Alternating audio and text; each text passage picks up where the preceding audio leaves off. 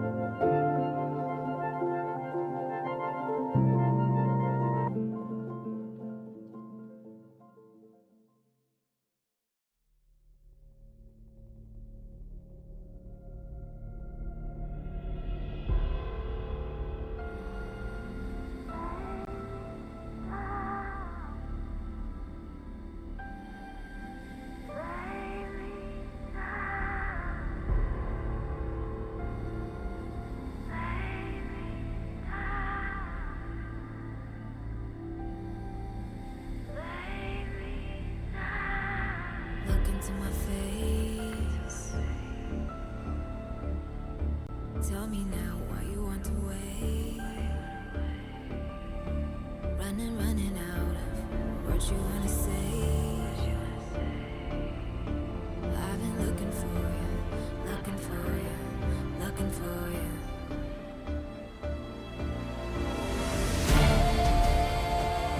Take me down, leave me lost and found. Take me down, loud without a sound, and I will rise, rise, and I will fly, fly,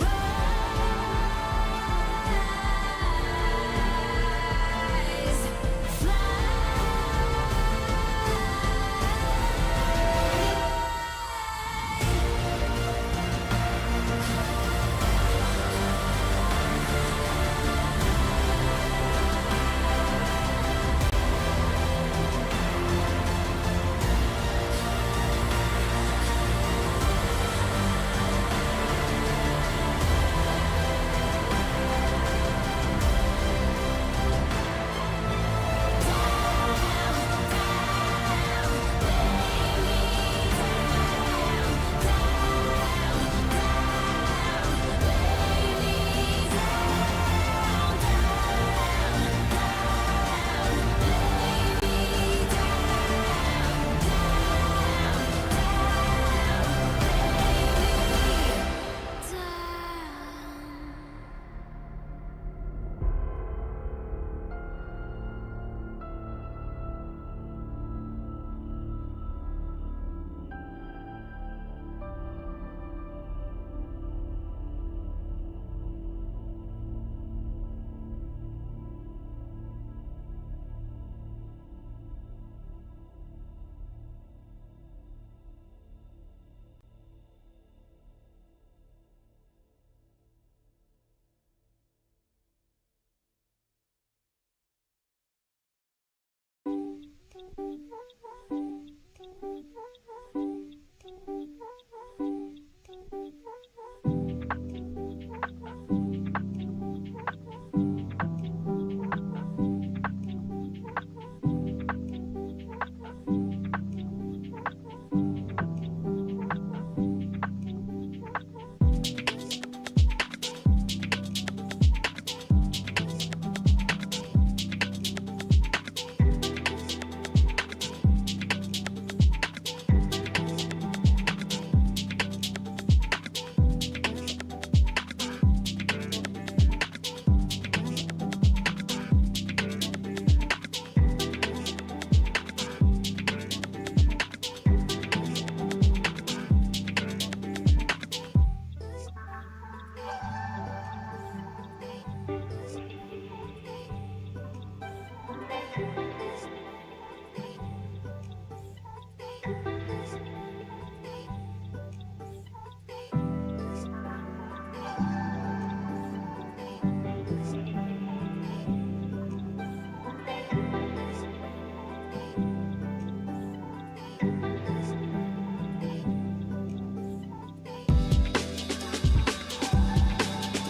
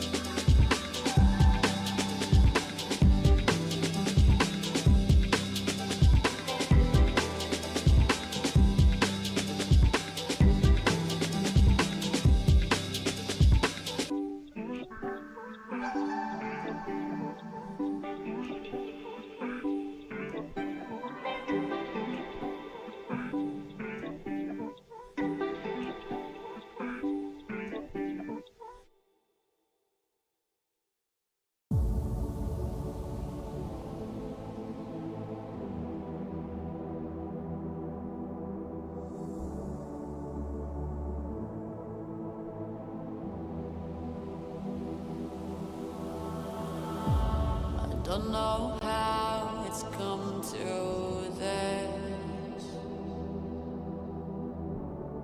Don't know how I could resist. I took a vow to never sin, but I saw the darkness from within. And if the sun can't break through, just let the thunder shake you. I know there's a hunger for the truth. Another moment of clarity. I see the one who breaks me.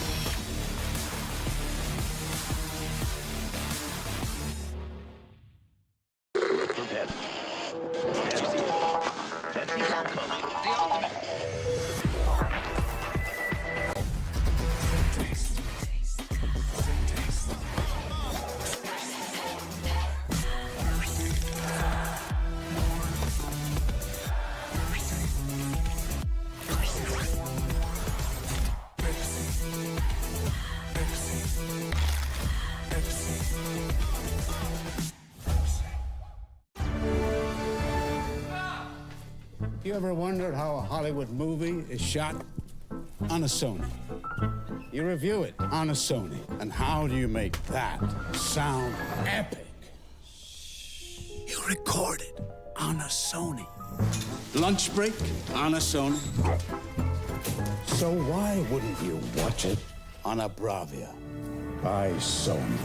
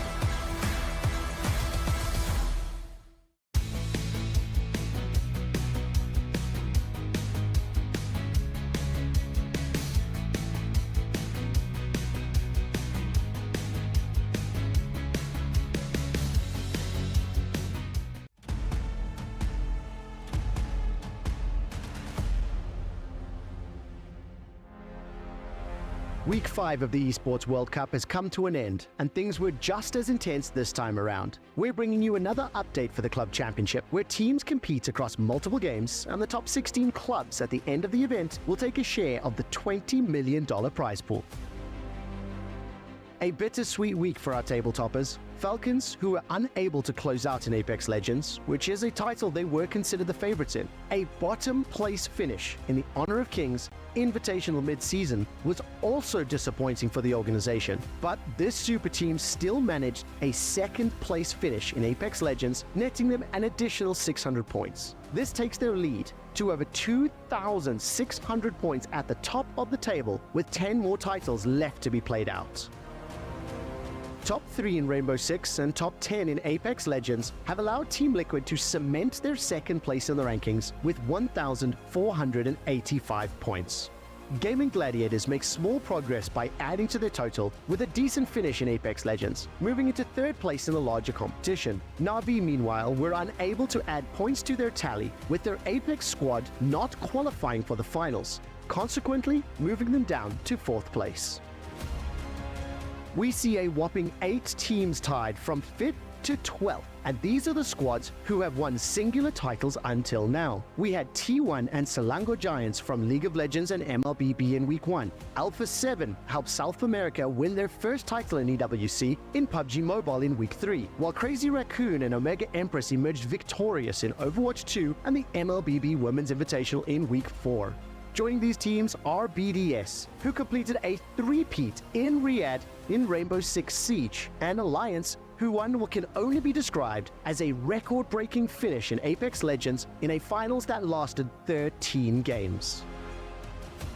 We have 3 more weeks of esports action, with this week bringing Fortnite, Street Fighter 6, and Teamfight Tactics. So keep watching, because the battle for the best esports club continues to heat up.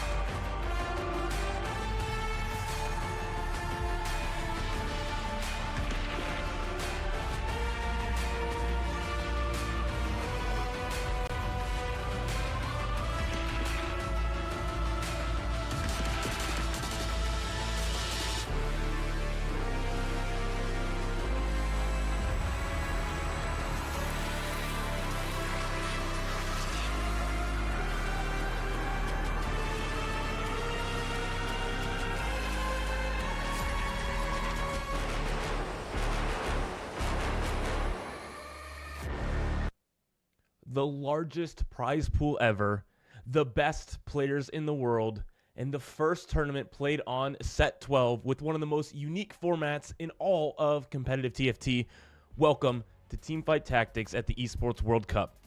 My name is CLE, and I'm so excited to be joined here by Crowan to take you guys through all of the games here on the B stream for this tournament.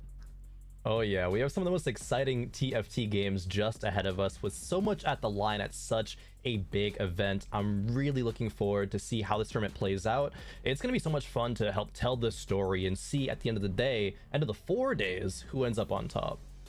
Yeah, it's going to be awesome. This is a 4v4 format that is completely new to some of us here on this stream. A lot of times we have the individual TFT tournaments going on, and so this is going to be a learning experience for us all.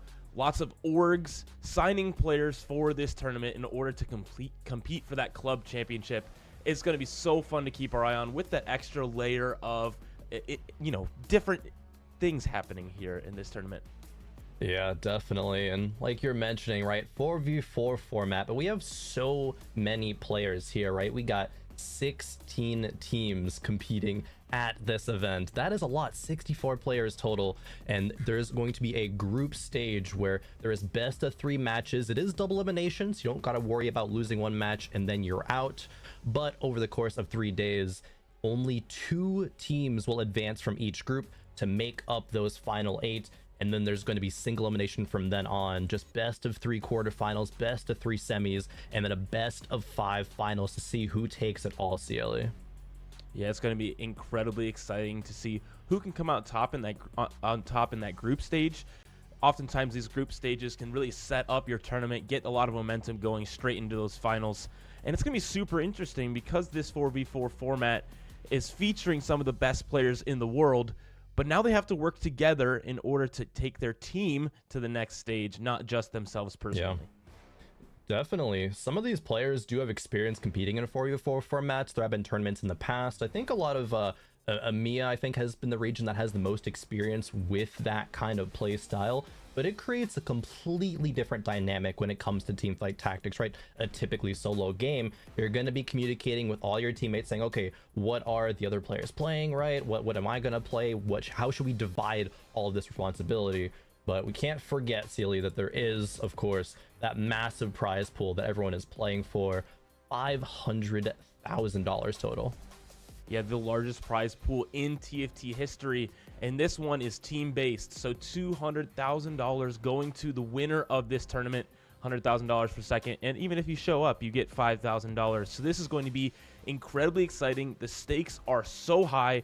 They're not just playing for these points, but the TFT players are, but the clubs are playing for points in the club championship, which has an even larger prize pool also.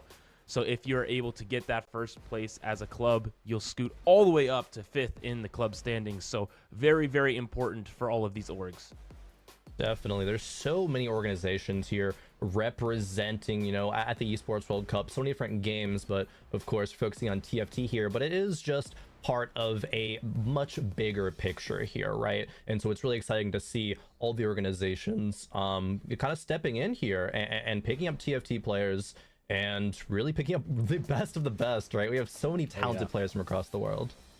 And speaking of teams, let's take a look at some of these teams and talk a little bit about these groups. So we're going to be following along in 2 of these teams from each group. We'll move on to our playoff format. But for now, we're going to be focusing on this group play. And there's a couple of these groups that really stick out to me. Personally, Group B is the one that I look at as one that is absolutely insane. You have KC, Twisted Minds, that are just absolute dominant in their respective regions of China and EMEA, plus the also popular Vitality team that featuring K3 Soju and friends. Oh, of course. You got the big names from all their different regions here in these teams. I do agree with you. I think Group B is the one that I'm looking at. KC may be favored, but I think China's Twisted Minds is not too far off. But again, there's just so much here to look at in terms of just prowess. There's so many different world championship appearances just on each team, let alone each group, right? So players have already been competing in a similar kind of, you know, international style, but then how do you bring that into that 4v4 mode, right? Your regional differences, and then trying to make it work in this format. It is going to be really exciting to see how all that hones out. And we have our first game, right, going to be in that group A between Branching Out and Geek Esports. Yeah, and we're going to be watching 4 different matches today that we're so excited to be featuring here on this stream. Starting out with Branching Out versus Geek, just a fantastic matchup here. And then our second match is one that everyone's looking forward to. And you touched a little bit on World Championship appearances, but how about World Champions? Fnatic having 2 of them on their team, facing off against Zeta later. Yeah, they got Malala and Dissoper on Fnatic. Match 2 is definitely going to be my personal highlight for the day in terms of expectations, but some other ones, right, could be just as exciting, right? Match 3, we got Team Falcons versus Na'Vi, right? Legendary organizations there. And then match 4, we're going to end off the day with Twisted Minds versus MSJ there. A lot of Worlds appearances, like I was saying. I think that's kind of the big thing, is all the experience that players bring to the table here. This is a big event, and nerves kind of do play a factor there. If you don't have as much of that experience, you might fall short, although you do have your teammates kind of there to just keep you level-headed, right? Bring you there along with the ride, but still, it's going to be so much action we're seeing. It's incredible, the amount of skill here, and we're going to take a look first at our first game that's going to be coming up here on stream of Branching Out versus Geek. Let's take a look a little bit at these rosters and talk about where they come from. Yeah, definitely. Branching Out, the #1 seed from EMEA. They got Volterix, who just has 4 Worlds appearances on his own, right? But Enzos, like Coco, and Potable rounding out that roster. I personally still have a lot of expectations out of this team. I think they could contend to win the whole event, let alone just this matchup here, where I think they are favored versus Geek Esports. Yeah, I do think Geek, though, is a little bit underrated. The Brazilian region that they're coming from in the Americas is very strong. I think featuring specifically VCLF, who has been at the World Championship, I think a couple times now, and has put up pretty good showings. Yeah. Oh, definitely. Yeah, VCLF, right? Don't want to, you know, undersing the praise of Geek Esports. There is a lot of talent on that roster as well, with Dobbs, VCLF, Miguel, Archo, and Babsera as well. Every single one of those players has been to a World Championships, right? We actually can say that about everyone going to be competing in this match. And I think another thing to be I'm going to be very interested in is that what are the players that have gone to like events like the Vegas Open, right? Are they going to have a bit of an advantage here? But we get to take a look at the Branching Out roster here, right? Volterix, Coco, Enzos, and Potable. Really exciting storied players amongst all of them. I mean, these are some of the craziest ladder warriors, the highest point earners from EMEA. Enzo specifically is someone that is always at the top here, and so it's going to be so fun to watch. We have Volta also, who has just been in the scene for so long, has been very consistently at the top of their game, and so excited to see what they can provide for this tournament, how they can lead their team. 100%. Volta getting 4th place at, you know, the first ever World Championships back in Galaxies, right? Set 3. Volta's been in this thing for so long and has had such consistent results, right? I think that's the very impressive thing, is players who've been able to get back to World Championships and still perform for the past, right, 9 sets or so. It's absolutely crazy. Yeah, they are just absolute powerhouses. And as we look at our other team here, Geek, our Brazilian representatives, they're not alone either on their competitive experience. They're looking to have a good showing as well. Yeah, definitely. VCLF player we kind of honed in on as probably one of the more storied players of this roster, right? Gizmos and Gadgets, set 6, got 12th place in that championship. A couple of players here did attend the Vegas Open as well. Dobbs actually got 24th in the Vegas Open, so a very respectable result with an, I would say, unforgiving format as the Vegas Open was. We get a bit more forgiving format here with double elimination coming out here in just our game number 1, but really the momentum and the tempo that you get from winning the first match is going to be massive, right? Not having to get set down to that losers bracket, just winning 2 sets, and then boom, you're safe right onto the playoffs kind of stage. Yeah, and as we see our audience predictions coming in, they're with me. They believe in the Brazilian team. They believe in GK. They believe that they can pull it through. I think there's something to be said about them all being from the same country and having played a lot together on ladder and otherwise as well. So they know how each other play. And so this is going to be a very, very exciting matchup to see who can come out on top. 100%. And yeah, if you want to get your predictions in, you go to stcplay.gg and vote for who you think is going to be the favorite. You can do that, I believe, throughout the day, so make sure to keep an eye out for that. But yeah, talking about GK being all from Brazil, and of course that camaraderie, a lot of times, right, Brazilian fans for these games come out with so much passion, and that's really, really exciting to see. Players going to be, you know, our fans getting behind the players on GK Esports and rooting for them to the top, right? Audience predictions does tell that story already. But I believe even branching out, I believe they're all from France as well, so we still got players all coming from the same country, specifically from EMEA there. Yeah, we now see our players here on stage at the Esports World Cup, which is so incredibly exciting to see them together, all on comms together, all sitting next to one another, which is just such a unique way to play TFT, which we don't get to experience very often. I just sit here at my desk and click the D key and find as many Synders as possible. But these players now sitting next to one another is going to be really fun to watch. Yeah, 100%. I feel like we've kind of leveled up on TFT here now, being at EWC, having a stage like this, being able to kind of, I don't want to say like have more of that like official feeling to it, but like it kind of is that, right? Like this is where the big dogs come out to play. You get your team format, you get everyone here set up, ready to go, got their waters right, stay hydrated, of course. That's going to be important going through this gauntlet, right? It almost feels like, because there's so many matches, right? Each match is a best of 3. It could go up to that 3rd game. It could be casting 12 games here today, CLE. There's a potential lot of action in store for us. I mean, I want all the action I can get. I want all of the silver scrapes, all of the best of 3s coming down to the wire. Keep it exciting out here. But I'm curious to see how teams will play this. Will they go aggressive in the first game to try to get that lead and put the pressure on? Will they play pretty safe in that first game just to try and squeak out a win? I'm very curious to see what their strategy is going in. And I know a lot of these teams have head coaches that probably help them strategize.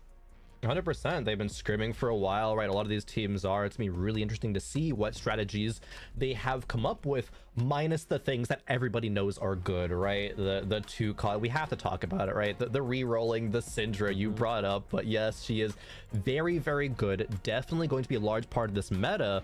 But what is going to be there with her? Is there anything that's going to just be stronger, right? We are so early in on the set and on the patch that there is definitely not everything that's been explored yet. There are definitely comps that nobody knows of, maybe besides for the teams who have practiced them, right? And kind of found that success in scrim. So we're going to be learning a lot amongst this weekend, I imagine, along with the audience, right? Everyone watching, and we can predict, you know, only so much, I guess, at the end of the day. Yeah, it's only been 8 days, right? And the set is 4 months long. And so we're able to experience a lot of TFT as it moves along. But as of now, the meta is where it is, and with a lot of 2-cost reroll. And so we're excited to see how these players will work around that, see what's going on, and see if they can figure out some new things to teach us all. And even just the 44 strategy, right? Like how many players from each team are going to go which specific comp is, maybe if someone's low rolling, are they going to be like, all right, you're the kind of sacrificial lamb. Your job now is to just, you know, target what the enemy team is going to be going for and trying to deny those units, right? There's so many interesting strategies that can come into play when you have this team format, right? Griefing is like allowed, encouraged, a good viable strategy. Specifically when it comes to denying things like 3 stars, right? I wonder how many players are going to just, you know, play a kind of fast tempo style, and you can do that specifically with Syndra. So yeah, going to be taking a look at how that evolves over this event. And something we haven't really talked about yet, Sealy, much, which, we're going to have a long time to this weekend, but the charms, right? And how they affect this set particularly. What are your thoughts on charms to start things off here?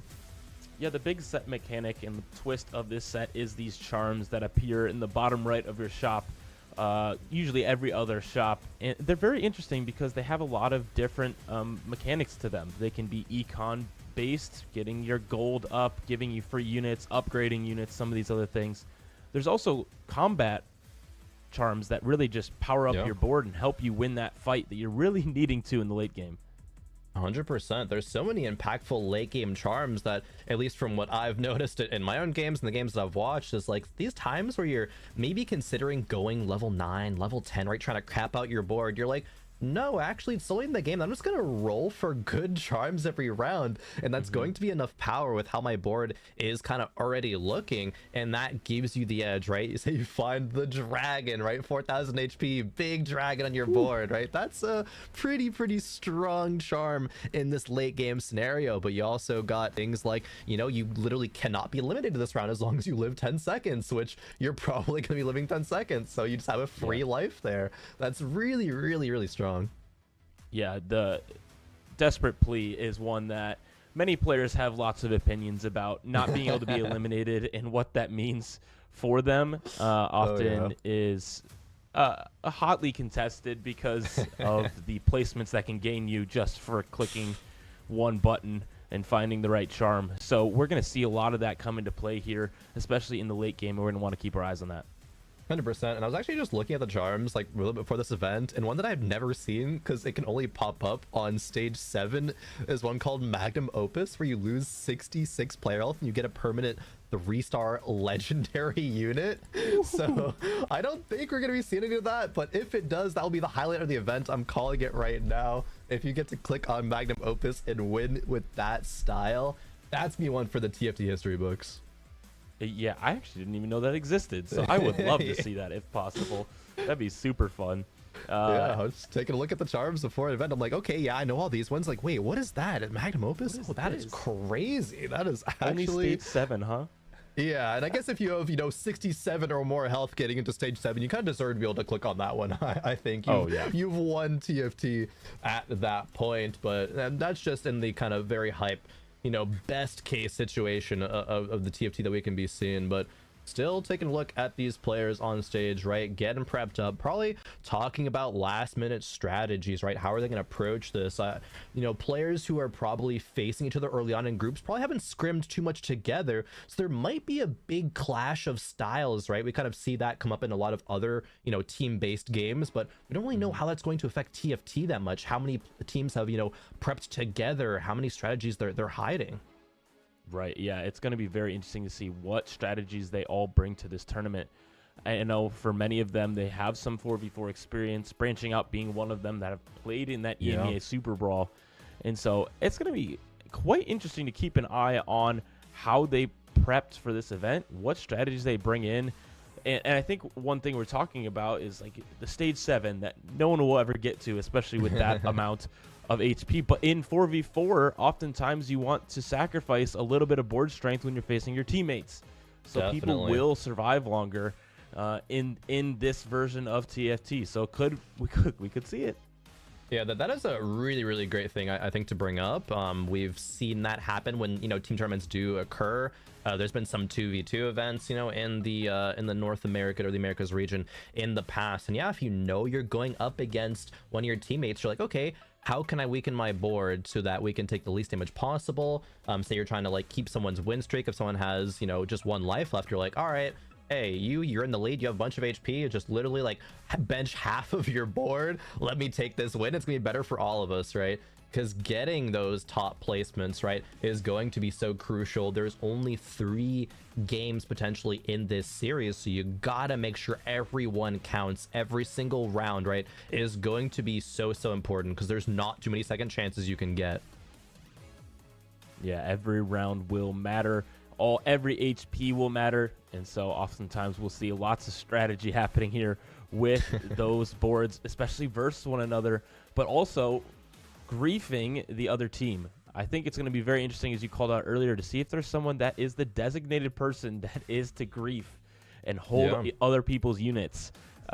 You know, if someone goes 8th, but they're holding everyone else's units and they go 4, 5, 6, 7, that's the round win for that team. So there's some strategy that can be done here that is a little counterintuitive to our solo queue TFT play.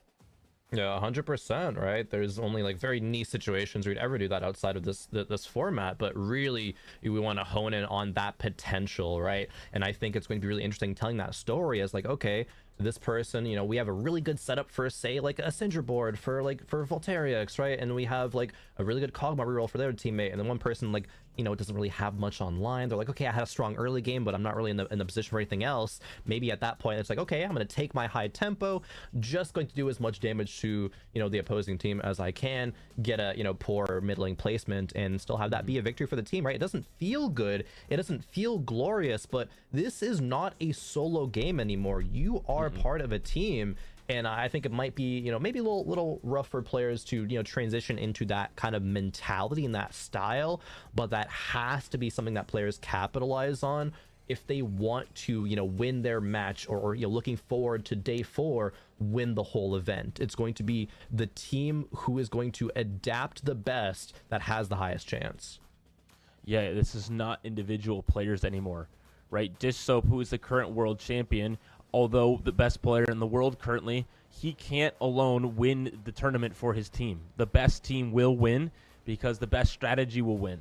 And so it's going to be super interesting to watch all of these great individual players come together and see which team will be the greatest team out of all of these 16 teams competing.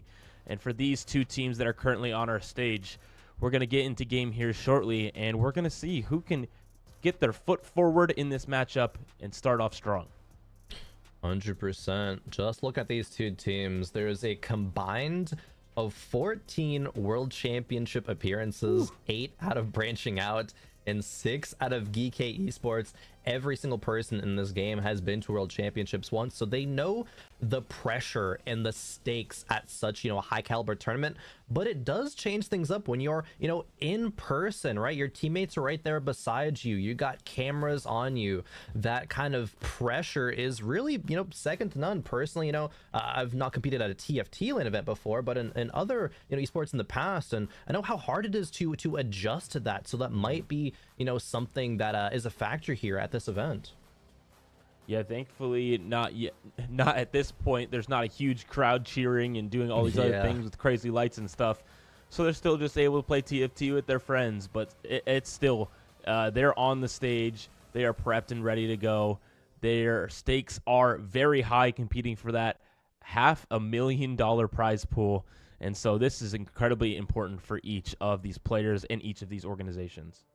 Yeah, definitely. And talking a bit more about the organizations, right? There's so many organizations that have stepped up to the plate here and gotten some TFT players on their roster. And it's really curious to me, yeah, which one of them, you know, sticks around for longer after this. Maybe they realize, oh yeah, TFT is like a great game, right? We have some very talented players. Let's have some more investment in here. You know, we love that for the TFT space, right? There was kind of a big surge of organizations in the beginning of it, a little bit of a lull, and then, you know, a lot recently, of course, once again. But really just love to see all that support and camaraderie for some very, very talented strategy game players here at, you know, TFT at the EWC. Yeah, one of these that I want to highlight that's in our current game is Geeke, who is a Saudi-based org signing all of these Brazilian players, and it's just very fun to see some of these orgs go all the way in on TFT, signing these players, giving them careers, treating them like athletes, and just for a game that you and I have played since the beginning and followed along with and commentated, it's really fun to see it finally get some of the attention it deserves. 100%. And I guess on the other side of that coin, correct me if I'm wrong, Sealy, but I believe branching out, they're just they're just chilling. They don't have any org representing them. Is that right? I'm pretty sure. I don't know of any actual org called branching out, but these players, I mean, if an org wants to come in and swoop them up, these are some of the best players in the world, as you were talking about. So many Worlds appearances, and so they are just absolute studs. 100%. We have such a star-studded roster with Voltairix, Enzos, Coco, and Pod Bowl.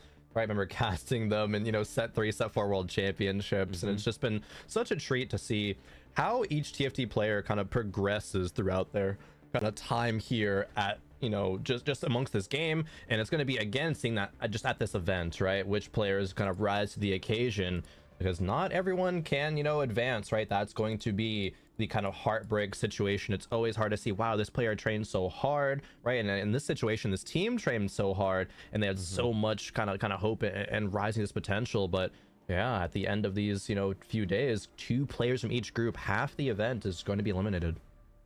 Yeah, 2 teams make it through, and so this first game is extremely important. As you looked at the bracket, if you win this first game, you go up to that top game. So you just need to win 2 games to guarantee your way through, no matter what. And so both of these teams hoping they can start off on the right foot, win this first best of 3 to get themselves in a good spot to move on. Yeah, we should be getting into game here right now, actually. Wow, look at the timing. Game number 1 of TFT at Esports World Cup between Branching Out and GK Esports, and everyone's on the same page, CLE, in terms of that portal option. Oh, until the last second. I love this. I love the team play, even with these portals, is so incredibly fun. The last second swap there, keeping it exciting even from the very beginning. Yeah, I wonder actually what the thought process was there for, like, oh, that strategy might favor Branching Out, you know, a bit more than us. So GK Esports with that last second swap over to the 3-cost champion. Maybe some of them have, you know, 3-cost you know, strategies kind of cooked up there. You saw a Bard, a Swain may be a decent one to start off with for the, you know, a shapeshifter opener. Yeah, Swain is a key one. A lot of these 2 costs, though, are really what we want to base our compositions around, if we can get that early Syndra, Kog'Maw, whatever. So we're kind of looking for those 3 costs that fit in to the front lines of those compositions, like a Swain or a Mordekaiser. 100% Dobbs here with that Swain. And wow, Namzi is not a unit that, like, I personally click on a lot in the early game. But what are some of your, like, favorite openers that you can have in, you know, stage 2 of current TFT? I mean, Syndra and an Orb is, you know, that's my favorite opener. Syndra. That side of the Syndra, though. We all know the Syndra. Okay. The Zoe opener is one of my favorites, though, as well. Able to get Zoe with Poppy and Lilia, who are all 1 cost as well. Just an excellent opener for AP. Able to, you know, get those 2-starred. You're going to have a great time in your stage 2. Yeah, 100%. Potable here with an Elise 2. Definitely a strong start. Like, I'm not too unhappy having something like an Elise 2. Maybe you have 2 shapeshifters, and then you get, you know, an Eldritch opener as well. I think Eldritch, you know, Portal, some of the really, really solid openers here. Pot of Bowl not really having that many items that is going to be happy to slam in the early game, right? I think that's going to be a big thing. But Called Shot, I do want to top up this augment really, really quick, because that's, if you have a very strong opener, you know you're going to be able to win streak. It is so powerful, but if you do fall in that lose streak, it's almost useless. Yeah, and these silver augments can be very helpful in the beginning, but they're not super impactful like the gold and prismatic augments are. So a lot of these choices, although they do matter, are not going to be the most important part of their game. I already see on the right side of the screen that we had a Kog'Maw 2 come through for Bapzera, so that comp has been claimed, and we now are over with Arcjow here, and a Kali 2 in shop is a really big upgrade here early, but not seeming like they want it. Yeah, no, there's not multi-striker potential there. I think if you had an item to slam on a Kali, like a BT or a Sterix, maybe add multi-strikers, that would have been a potential. Voltairix here going up against Dobbs. Dobbs has a much stronger board here, even with only 1-star champions. But Volta may be setting up for something of a multi-striker. There's no BT slam rate, so not locking it in, but just making Econ, keeping that option open. Because I think Cassidon has maybe fallen out of favor a little bit, but multi-striker is still very solid, especially if you're able to get to that 7-piece on that trait.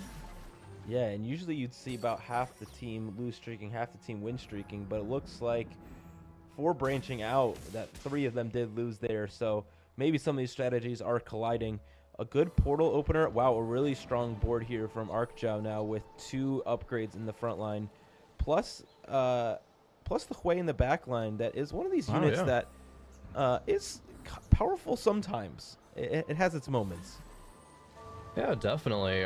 Frost is an opener that definitely have not seen too much of, right? The set is so new that there's not been that many things that have been explored, but Ionic Spark Slam in the early game as well, that Hui in the backline, no items for him yet, but I do actually really like that one. I think this is going to be likely to streak for most of the stage. I don't know if it'll be the whole entire stage here, but taking a look at VCLF, we see that Zoe, like you mentioned, a very strong start, right, with that Nashor's Slam.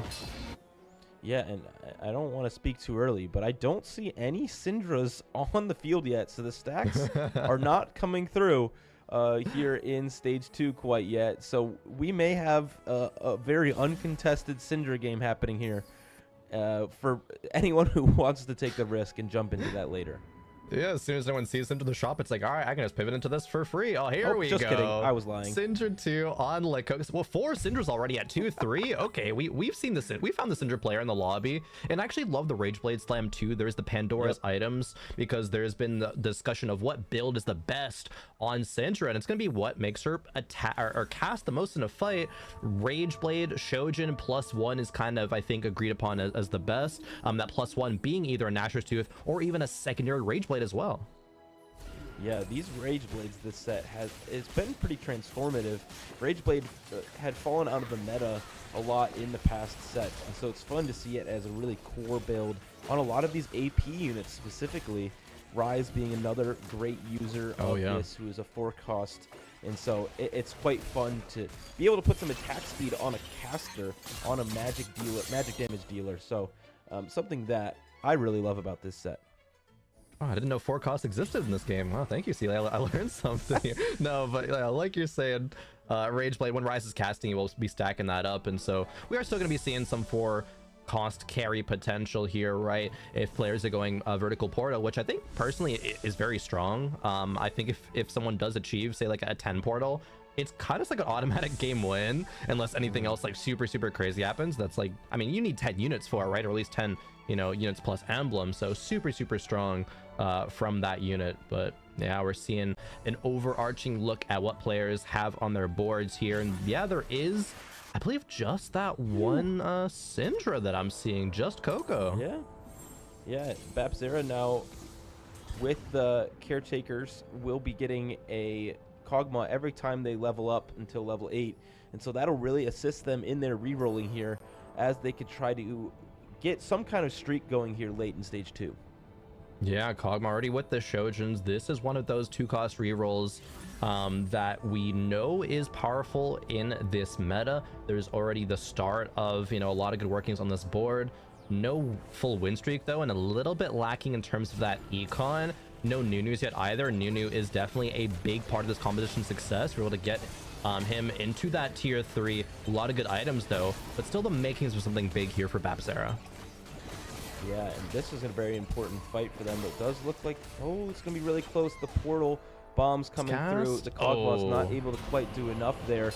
And so Babzera now back on that loss streak. But Arcjow, 4-win streak here is a great spot to be in.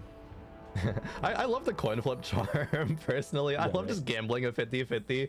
Hey, if you win +1 gold, it feels good. If you lose, whatever. It's, I was doing anything with that shop slot anyway, so it's fine. Copium. Yeah, no, but Babzera, like you mentioned, not able to get on any sort of streak on the end of this stage, but we got Enzo's here. Wow, okay, looking for a bit of a multicaster reroll here. You have the Pandora's Bench rerolling 1 cost every single round, looking for that early 3-star power for these multi-strikers. Yeah, and it looks like they're facing off versus one another, so one of their lost streaks will be broken between Lococo and Enzo here, and Potable taking the reins of the win streaking here for branching out. And so Enzo will be taking that loss streak all the way to the bank. Yeah, definitely. I'm curious how many stacks that Syndra from Coco already has. It's definitely over 15, but it hasn't made it to that 30 breakpoint yet, right? And then every 30 casts after that, it's going to be just so powerful. And it scales into the late game so well, but only player sold 100 HP is going to be Arcjow on Geek. Very strong opener there. On that Yep. 5-win streak, yeah. Here with that Frost opener, right? It actually was able to get that full streak. I wasn't sure if it was possible, but hey, I guess it is. Yeah, the 2-star Shyvana in that front line is very powerful.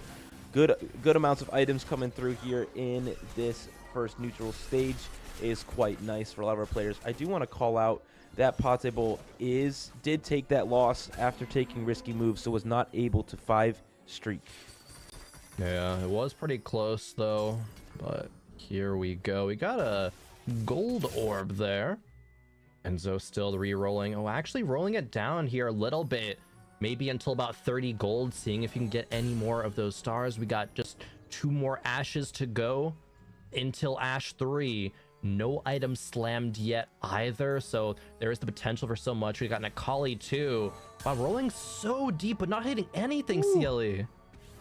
Yeah, they invested a lot there, and now we're gonna have to face the decision of they have to reroll something because they don't have enough bench slots, and so they're not gonna be able to pick up that Ash. It looks like.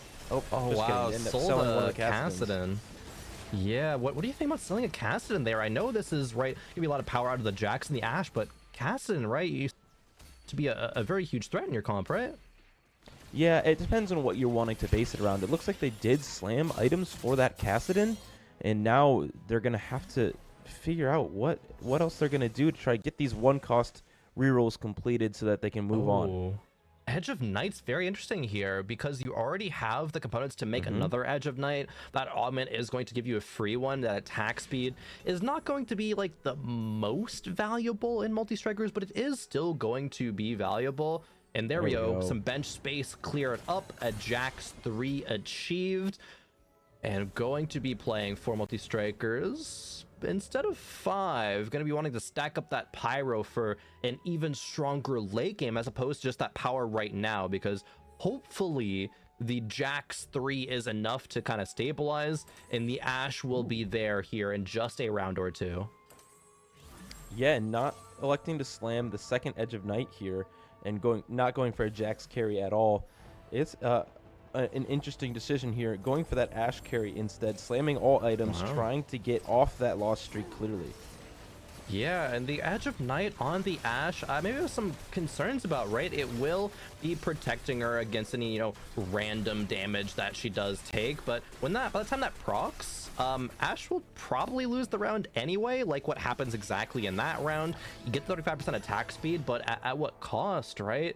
Maybe just Enzo not willing to re-roll that augment, saying, okay, it's good enough out of these poor choices, and thankfully, okay, does actually already roll into that Ash 3 from the Pandora's bench, so doesn't even need the one in shop, but now is going to be re-rolling those 3 costs to get some more upgrades, and now does actually swap in that Kassadin for the 5 multi-striker. Yeah, the shop kind of just trolled them also, having the Ash in shop and also re-rolling another Ash as well. So having 2 extra Ashes was quite comedic, but able to finally get those 1-stars upgraded, or 1 cost upgraded to 3-star, but gonna get Zephyr right away, so not even gonna be able to see it here early in action. Wow, that support golem, and the support golems, both at gold and prismatic, are very highly rated. The support items are so good. You get that golem being an extra kind of frontline tank for you, and that Zephyr, right? So many players are not going to be used to looking out for that, unfortunately, but now that Enzo's facing, like, okay, everyone, all right, make sure to look out. Zephyr, you got to keep reminding each other, right? And that's where that team play kind of comes into mind. There's so many things you got to worry about as a TFT player, but having 3 other players to help you out does really make a world of difference.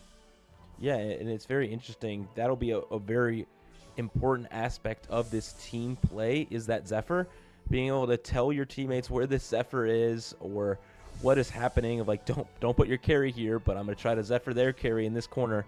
Some of those 100%. Interesting things that'll happen in the communication happening between the teammates.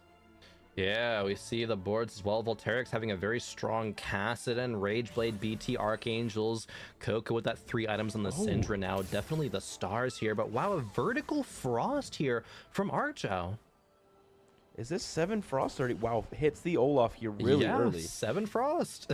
Rolls down at 7 a little bit. It's 7. This is massive. I actually personally have not seen too much a vertical frost, so I maybe like once or twice in just my ladder games, and I saw a 9-1. It's like, oh, those spirits that pop out when you kill enemy units, that's very, very strong, but 7 surely is enough to be a super powerful mid game. Yeah, sadly they did lose their win streak, but I imagine they would begin to start another one here. Doesn't have a ton of offensive items, which could be a problem, or an upgrade on that Swain. And so, I mean, wow, look at this. They now have a 3-star Poppy that is exploding, and this is looking pretty good. Yeah, these are some of the strategies maybe players have cooked up here. Maybe centering around that, you know, Hui and the Olaf, really the big carries of Frost. Late game, maybe getting that Diana and then getting another +1 emblem so you can get to that 9 tier. That's going to be where this composition will surely contend for a first place finish, but going to be checking in with that later as we see our Sport Golem Zephyr player here with VCLF, one of the stars of this GK esports roster. And it looks like there is a really good split right now. We have each of the teammates in 1, 2, 3, 4, like split up along the leaderboard. So it is very even now, about to head into stage 4. Lococo, though, is looking to secure a win streak here, and Dobbs looking for that loss streak. But for Volta versus VCLF here, who will put their team towards the top of the leaderboard heading into stage 4? Man, it looks like Volta, that Cassidy is just so strong. The Archangels, right? Typically, the third item that you consider on Cassidy is either Archangels or it's going to be that Quicksilver, maybe Edge of Night as well, especially if you have, you know, the Edge of Night augment, of course. But there's going to be no CC resistance there, no tankiness, right? So as soon as that Cassidy gets targeted by a big threat, he's just going to fall over when it gets to that late game. Yeah, for sure. And now looking at this board for Babzera here, this Hunter Honeymancer reroll is one that is very prominent in the meta right now. And with a great support to go along with it, I mean, these rods aren't very helpful, but able to get a lot of these Kog'Maws here because of this augment, now rolling it on level 7.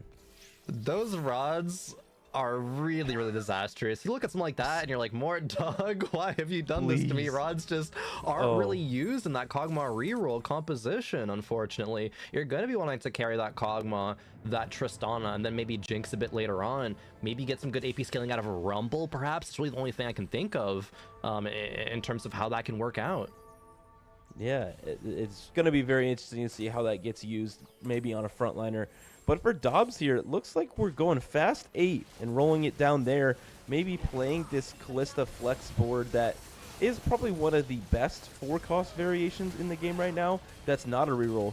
But I want to call out Category 5 on the other side, which buffs that Runan's Hurricane, but having double Runan's on a Jinx 2 is quite strong. Yeah, I think that's actually not a combination I've seen very much of, let alone just that augment picked with Category 5. But we get a prismatic augment here in game number 1 CLE. Some very, very exciting choices, and could go more into multi-strikers, but no, gonna re-roll that. Be presented with anger issues, but is it ever called a chaos here? Like, that hasn't been re-rolled yet, so it looks like that's being considered here. Oh, personally, I'm a fan of Chaos, so I was so down for that. But here comes the roll down here on level 8, trying to get some of those 4 costs upgraded.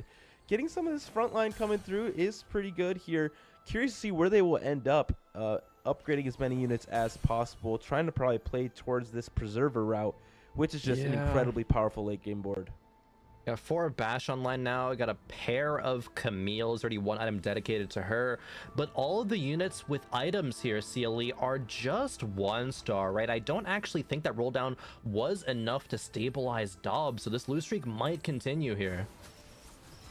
Yeah, no Callista 2 is pretty huge. Actually, not even a Callista pair. And so they're going to be trying to figure out whatever they can do as they take a pretty big loss here to Volta on the other side. What they're going to be able to do in order to stabilize this board and stop the bleeding out. Yeah, it has to be a just hit kind of moment, right? Maybe find some big charms to provide a lot of value here. There's some decent ones starting up in stage 4. And wow, look at this graphic actually. We get look at the gold spend behavior. Yeah, definitely. Where all the gold has gone into re-rolling the units. I believe like the unit strength on the board. you can clearly see who is leveling.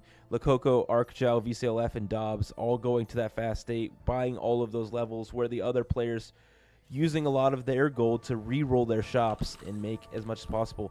Using a duplicator there to get more gold here for Dobbs to stay above that 10 gold mark. They are making some desperate moves in order to stay in this game. Yeah, 100%. Dubs still not really finding much, unfortunately.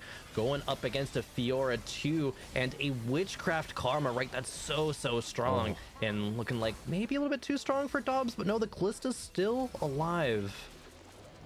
Yeah, lots of multi-striker procs coming in there, and so able to take that round win. Looks like there's a lot of multi-striker players in this lobby, at least 3 if I counted right. Many people playing this Callista unit. That is one of the premier forecasts. 100%. There is a Callista on this Carousel. Dobbs is right in front of it. Could pick that up if he's tempted, but no. Nope. Does go away from it, in fact. Maybe wanting to make just a good full item instead. We get a chance to see what components are left over. It is going to be, for Dobbs, a rod on the bench and a bow, it looks like, on the Camille. Perhaps just a Rage Blade coming through, or Death Cap. It did actually take the Callista. Yes, we'll be able to get that Callista upgrade, which is incredibly important, as we're now hopping on board with Volta, who's playing that Kassadin carry. But it's not reroll, only having that Kassadin 2 and no other copies on bench. Looking to continue to push tempo to try and stay up at the top half of this lobby. Looking clearly not for a first place, not re-rolling that Kassadin, but trying to get them a good placement. Category 5, Jinx with the re-roll Wukong is not something I had on my bingo sheet here at the Esports World Cup, but this is a super interesting strategy, and I think it's very creative, well thought out. Wukong is a very solid front line, and is going to be healed up a lot by that Preserver, so I think this is looking pretty strong. Yeah, let's talk a little bit about Wukong. A very unique 3-cost, not something we've really seen, because he has no traits. He is not attached to a synergy whatsoever. We see category 5. Oh, wow. Barely Almost losing out there. Lakoko able to keep that streak going. But Wukong just has no traits. Yeah, it's a very strange unit. Flexible, yeah. 100%. It's like, okay, when do I actually put Wukong on my board? When should I go for that is a big question mark, outside of, okay, I got the spin to win augment. Okay, I'm going to be going Wukong. But I think that's a very creative situation to say that, oh yeah, right, this is the time to go for that. I'm already ruling a 3-cost with Jinx because I hit category 5. Right, and so how is that power really going to be kind of manifest on this board? And Wukong 3, I've ran into it in my ladder games personally. It sometimes feels like it just never dies. Yeah, because it has no traits active, it gets a lot of extra stats that really just help it be a really premier frontline tank. Especially if you can get the right items on there and just solo frontline, it's quite good. Yeah, 100%. Dobbs on their side here did hit the Callista too, but not enough. Taking yet another big loss, down to 5 HP right there for GK Esports. Enzo, however, not too far behind from branching out with just 6 HP. Yeah, good news for Enzo, though, at the top of our leaderboard is the rest of his teammates in 1, 2, 3. So Enzo feeling a little bit more okay about going bot 4 here. But for GK, they gotta figure this out. Yeah, definitely. We got, Coco kind of running away with the lobby on an 11 win streak here. And of course, that is partially because of Syndra, right? The Syndra is a good unit. Now, with Karma as a duo carry, this is exactly how the level 8 board wants to look, even passively rolling into that Karma to add insult to injury, right? It's just such a strong board from Coco, getting that, Vanguard in the front line, having that dual carry online. Dobbs needs to find something right now. Even having the Jinxes on the bench, right, was denying this a little bit, but has to sell them right now, right, to find upgrades, and does find the Tarek 2, still just on the Camille 1, had to sell to that Camille pair, however. Yeah, this is going to be, a battle between who is going to go 8th. Who will drop out of this game first? Will it be Enzo? Will it be Dobbs? Which team will claim that last place spot, and it's looking pretty good here for Dobbs. The Kalista is ramping up, but the Axe is trying its best in order to hold off the team, but the Kalista is able to get that last proc off and will take that round win versus Enzo to send out Branching Out in 8th place. That was like 20 HP or something left alive on that Kalista to decide who goes 8th here in game number 1. It is going to be Enzo from Branching Out. Dobbs does live another day, and that could turn into more placements here, right? Potted Bull, the next Branching Out member, getting dangerously low here, just 17 HP, hitting that Wukong 3, but still 2 jinxes away. That denial from Dobbs, I think, paying huge dividends here for Potted Bull, not reaching that 3-star. Yeah, the Wukong 3, but also the Bard 3, which does a lot of damage amp for your team.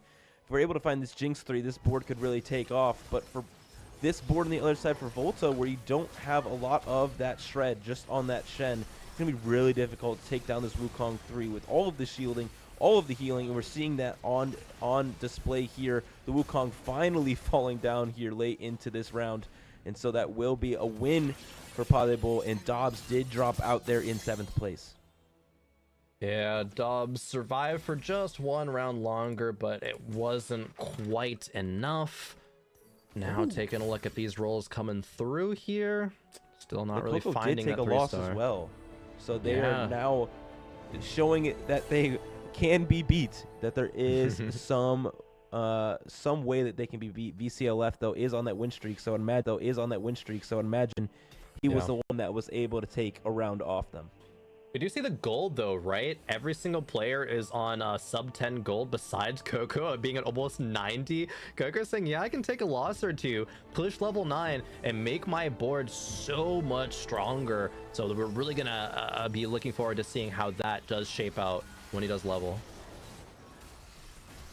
And we're seeing an Olaf carry here, that 7 Frost board that we saw earlier.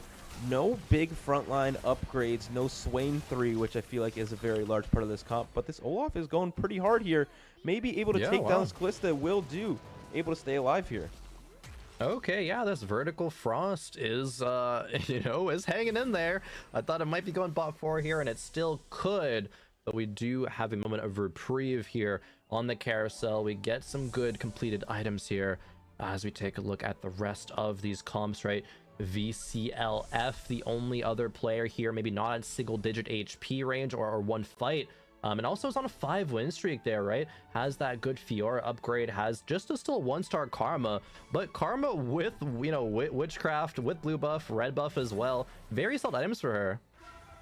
Yeah, and we see a lot of interesting plays happening on these carousels, saving items for your teammates, saving units for your teammates to see if we can get any large upgrades to come through. Definitely. And so some of these fights are going to be very, very, very important. With 3 people under 10 HP means they are all on 1 life. Yeah, we got Arcjo now. There's not much more that this comp can be improved with. We got the 3rd item now for Swain, just positioning, getting that Randuin's, right, with all of that increased range thing to buff out these units. As Zephyr hits the Swain, though. Ooh. Big frontline unit gone here. Now the Olaf is getting targeted here early, which will project that Edge of Night, so will not be able to survive one more time after this. But still no Karma 2 on the other side for VCLF, so not quite hitting that power mark. But this Fiora does not care about that at all, is now onto this back line and will be taking them. Giant cast to take down the Olaf, and with it, Babzera and Arcjal fall down. This is disaster for Geek. Yeah, Geek going 5th, 6th, and 7th. And so it's like, all right, my 8th isn't feeling too bad anymore, actually. So yeah, Branching Out, really coming out on top here in game number 1. Coco still on level 8. That does secure Branching Out that 1st round victory, if I'm correct, right? I mean, I'm doing math on broadcast is a little bit sketchy sometimes. We hate doing that. Yeah, I guess I'll get some confirmation on that, but I believe it should be, right? Even if Geek VSLF does go first, right, it should still be enough points for Branching Out. Yeah, that would be my understanding of how this format works, and so that 1st round win will set them up really well. But we still have a game to play. We still have to see how they are going to cap out these crazy boards. And this Fiora is an absolute menace, but will fall down to that Karma too. And so Possible also out. And VCLF did take a big loss, and so it's looking even worse, even if it was mathematically possible before. VCLF now taking a loss, setting them down within one life. Especially from how dominant Coco's position here is in this game. It had that Syndra 2 so early, so it's like, okay, you know this comp's gonna go far, but just how far can it go is the big question. Being able to get to 8 very securely, get 3 items on the Karma, get the Nami in for the 3 Mage, and you know, the 3 Eldritch, right? There's a very good kind of trait splashing that happens in this comp. Hey, just get a Nami 2 for free, why don't we? From the neutral rounds there, giving that 4 cost. And you get a Shiv on it just as well. Like, this is such a dominant spot from Coco, but very well played. I want to draw attention to, right? How can you make that Syndra 2 go far? And this is exactly how to do it. I mean, they're level 9. They have over 60 gold with lots of units on bench, trying to figure out ways to make their board a little bit stronger or a little bit weaker in order to help their teammate. See if they can get those top 2 spots in this lobby. Yeah, definitely gonna be getting the 2 cam here. We got a ghost fight from Coco here, but then VCLF versus Volta on the left. Yeah, the fight on the left is the one that we really want to pay attention to see who will drop out in 3rd place. The Fiora, though, now onto the back line, onto the Callista, but will be able to take it down. The CC comes through from the Shen, and so it will not. VCLF will drop out, and that will be a branching out dominant victory.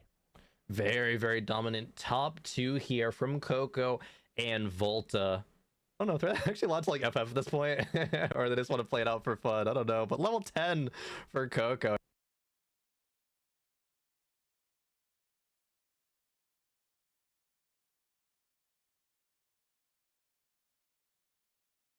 Roll for these 3-star 5 costs, have some fun with it. I'm sure we'll see that at some point in this tournament when it does not matter quite anymore. See if some people will have some fun, get us some good content in order to finish out games. There you go. No. I had a nightmare last night about the Syndra 3 unit, and I'm just kidding. No, but I mean, I think that was just all day yesterday playing. Yeah, it was not a fun day of solo queue yesterday, all rolling for 2 costs. And so Lakoko will be taking that first game win for branching out. Fantastic showing by them. You see the smiles on their faces as they know that they have dominated this game 1 and are looking to set themselves up well to get out of these groups.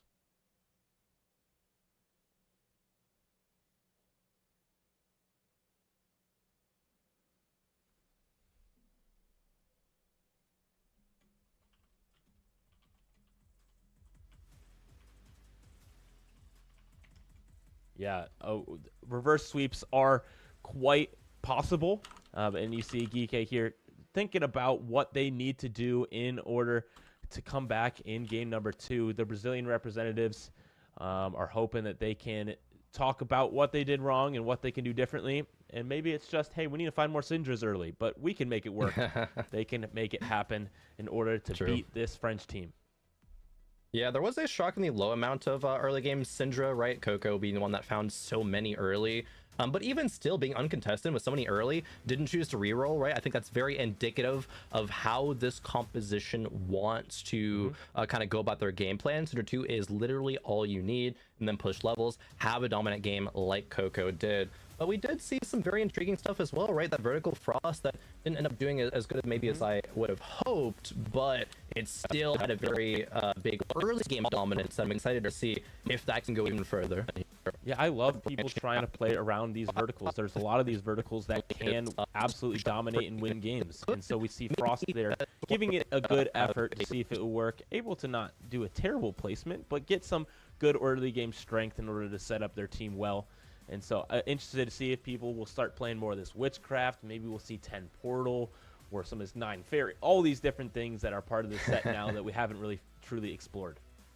Yeah, it feels like from the meta perception, just honing in on a couple of things, that there's so many potential compositions that haven't really been explored in depth yet. And that's something that I brought up earlier at kind of the start of day, is which of these teams have practiced this stuff, right? Scrims, which players have been, doing a lot of, are just scrims. They don't really, matter in terms of, besides just like learning that knowledge that you gain. You might as well be like, all right, I'm just not going to click Syndra. I'm going to play these other things, see how they kind of work out in terms of the whole game, right? How strong are they? So definitely I think we're going to be seeing some more of that. At least to us, it's going to look like a lot of innovation, and see kind of how far that can go. Yeah, it's one of the things I'm excited to continue to see throughout the day, is what have they learned from their scrims and working together. And it's going to be wonderful. And on the other side of this break, we'll be able to see more and more of this great TFT gameplay to help teach us Set 12 and crown a champion of the Esports World Cup for TFT. We'll see you on the other side.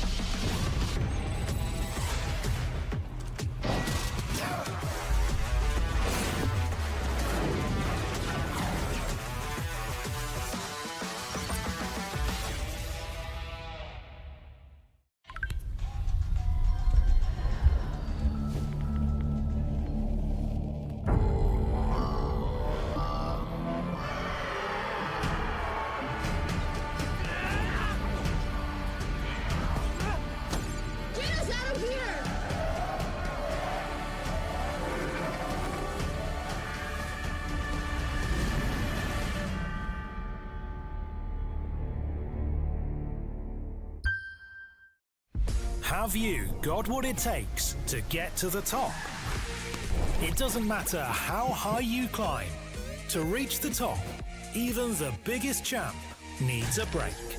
So you can recharge, dive back in, and dominate.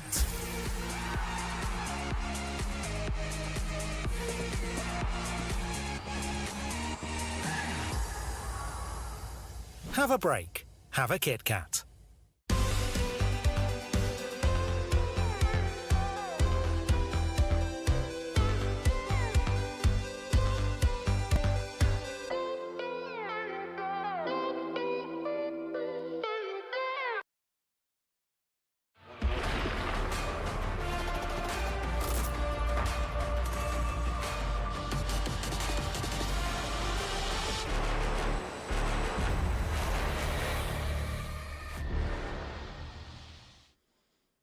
We are back with game number 2 from the Esports World Cup, getting ready to roll into the match point for our first matchup of the whole tournament. Yeah, 100%. We have some exciting action. Just game 1, I think, already speaks volumes as to the caliber of player here, the caliber of play that we're seeing. And it could be branching out, closing out the series, right? In just one more game.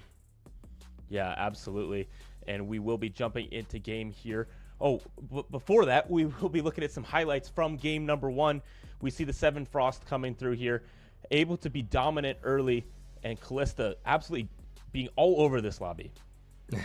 Yeah, Kalista is kind of that big question mark of how good can she be with that 4 cost kind of flex situation. It did dodge 8th place, but not too much better than that, unfortunately. It just is a unit that maybe not too powerful, hit it kind of way too late, was stuck on 1-star Tarek, 1-star Camille, and 1-star Kalista for just way too long. Yeah, we saw the AP units absolutely dominate this lobby. That Syndra with the Radiant Spear Sojin was quite powerful. Does fall here to Volta's board, but it's something that ended up winning the game outright later on with these Karmas as the second carries. Yeah, definitely. And all the way, right, Syndra, Coco took it from the start of the game all the way until the end. We had a solid performance right out of VLCF, the last reigning member of GK in that game, right? Got a 3rd place, but again, when the top 2, Volta and Coco just so dominant, right? Still won with 41 HP, a very healthy lead there to take that game with the finish. Yeah, it was an excellent game 1, and we're so excited to see game number 2, to see if Branching Out can take the first round win to move themselves into prime position to make it through the group stages onto the playoffs. But can GK make that comeback, make the streak that they need in order to have that reverse sweep? Yeah, there was a lot of, love being shown to GK from the fan prediction, right? Brazilian fans are always so hype, always so passionate about representing their players at various esports events, and Esports World Cup is going to be no different, right? GK has a lot of talent still on that roster, so I think they can make a comeback happen, right? They are up against the big dogs of EMEA, right? Volta, Enzos, Coco, Potable, all very strong, but gotta show some respect to Dobbs, VLCF, Miguel, Archel, and Babsera. They are all players who have been to Worlds before. They have been dominant in their respective regions, and so they can make a comeback happen. Getting that first match win moving forward in this winners bracket is going to be such a strong start to the event, not only for just where you are, but for your confidence too, right? You don't want to be playing from behind and have that kind of looming over your shoulder where it's oh, one more series lost and we're just out of this thing, right? That's so much pressure. Yeah, playing from ahead will be absolutely what they want to be able to do. And so for Branching Out, they're sitting pretty, knowing that they can lose a game and still have a shot. But for GK, this is it. This is a lot of their lives here in the top of this group stage. Dropping down, although it's not the end of the world, this is double elimination. It will be quite more difficult in order for them to make it out of groups, having to then win 2 matchups in a row. So, hoping that they can come back here in game number 2 and give themselves a chance to move on in the top of this group. 100%. And we had a quick break after game 1, so players got to chat with their teams. If they have a coach, probably will be able to identify any strengths, any weaknesses, and really want to shore those up for game number 2, right? This is a game, right, with so much variance to it that it's going to be hard to account for every single thing, but there are small improvements that you can make even in just your approach to how you want to play as a team here as we get into game number 2 here, CLE. Yeah, game number 2. Will we see any last-minute swaps of the portal like we did last game? It looks like we will, but in the positive direction, saving us some time. Everyone choosing Pot of Gold. Pot of Gold here, going to be the choice. So a lot of money there later on into that game. Coco here starting off with just a Poppy, but yeah, that's going to be very impactful when we get to later stages of the game, depending on how many players are left alive. Yeah, ooh, lots of 3 costs here, but not really the ones that we're specifically looking for, but able to get a lot of gold here, maybe even making that 10 break point earlier than the rest of the lobby. Yeah, they are, units that we did see being played in the last game. But yeah, 2 Swains here from the Orb of Volterix. That is interesting to keep. And even an early Frost angle again as well we can be considering here for Volterix. Yeah, and you can get a lot of these early lesser duplicators as well, which would be huge value. A 2-star Swain on stage 2 would probably nearly guarantee a streak being basically unkillable. Yeah, definitely. As soon as you find just one shapeshifter, right, and you're likely to find one of either Elise, Jace, or Shyvana. Maybe, you know, not quite getting that 3 Frost online yet, though. But it's really interesting to consider how that strength of that 3 Frost trait will be against other things like Eldritch or like Portal, right? In that stage 2. We do have an early Syndra sighting in the front line here to try and get some aggro, to get more stacks, to get that mana up in order to ramp this Syndra as much as possible. So Dobbs finding that Syndra and winning the lottery, but the items, though, are not towards the direction of Syndra. But Gold Augment here to start, and one of the most impactful ones is this Witchcraft Crest, something that we've seen be really powerful on Karma. Definitely. Some very interesting options throughout the whole board here. 2 healthy. If you're going for, you know, reroll strategy, can definitely be considered. You're going to be playing, you know, perhaps the Galio and the Cassiopeia, but built different, CLE. Built different is very, very good this set, but 2 healthy is also quite tempting with a lot of these 2-cost rerolls, and so will be 2 healthy being the choice, and looking like we're going to play Kog'Maw instead of this Syndra. Yeah, 2 healthy is very, very good. With the Kog'Maw composition, we actually got the charm for the Reforger as well as the temporary one, so actually leveling up, playing 2 Vanguard, 3 Honeymancer. I think the interesting decision here is, does Dobbs reforge an item? Yes, and it's going to be a sword. That's a big pickup here. That's exactly what he was hoping for, a sword or a bow to be able to put onto this Kog'Maw. But I do want to call out on the other side, Lakoko has School Mascot, which gives your Eldritch unit, the unit that's spawned by having Vertical Eldritch, gives that unit some items and some really powerful ones in the late game. Having the early Syndra pair as well, Lakoko in an excellent spot to run it back from first place. Yeah, 100%. Coco just finding these situations, right? Early Syndra pair even. No item slammed on it quite yet, but that is okay. That School Mascot is such a strong augment, and not something I expected to see there, actually. A full cell, maybe. I'm very curious to see if we're talking about Poppy, Lilia, Zoe pivot here, having that blue buff. Yeah. What are we doing here? This is very interesting. I am not sure, but I'm very curious to figure it out. There was that Zoe potential. We got a blue buff Nashers, which are 2 of Zoe's, you know, best in slot items here. But Potable just wants to be flexible, it looks like there. Make 20 gold, make some good econ, go on that early loss streak. Really, really interesting position. We haven't really seen a kind of full open fort style of play in a long time in TFT. Yeah, full open fort, getting his items re-rolled, so we'll have literally no direction here early in the game. No units for direction, no slammed items, because they're just going to re-roll every round. And so it'll be very interesting to see where he ends up. Okay. Interesting indeed. Enzos with a Kog'Maw as well. Affinity Edge being the slam there. Yeah, but has the Clockwork Accelerator augment, so probably will not be sticking to this Kog'Maw. Instead, we'll go multi-strikers, I would imagine, with this augment. I think there is perhaps potential for this Kog'Maw comp. It does scale well with getting attack speed every 4 seconds with units like Kog'Maw and like Tristana. Definitely not a very typical option there, as actually we do see Coco picking up a Syndra too, by the way. But yeah, the Clockwork Accelerator, definitely like a very poor augment in terms of the stats. One of the worst performing ones, in fact, but hey, maybe it can make it work out. I believe in each of these players. They all know exactly what they're doing. They are pros for a reason, world qualifiers for a reason, and so we will see how this ends up, and you know, we'll all learn something from this. Arcgel, though, on the other side, does take 3 bows early, so lots of attack speed on this Jinx with red buff and Guinsoo's Rage Blade slammed, and so a win there and still at 100 HP for them.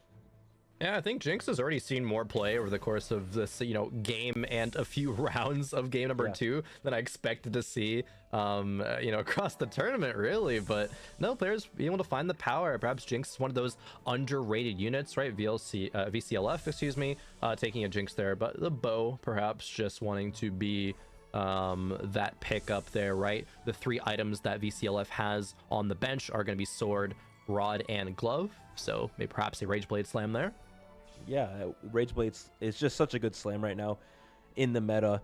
And we're talking about Jinx a little bit. As someone who played a lot of Sugarcraft on PBE, just really enjoyed the stacking a cake and decorating it, and then it giving me rewards when I got up to above the 7th layer. Jinx is quite powerful, and I hope that they didn't nerf her too hard at the end of the PBE cycle. And so I believe that some of our players are finding the value in that.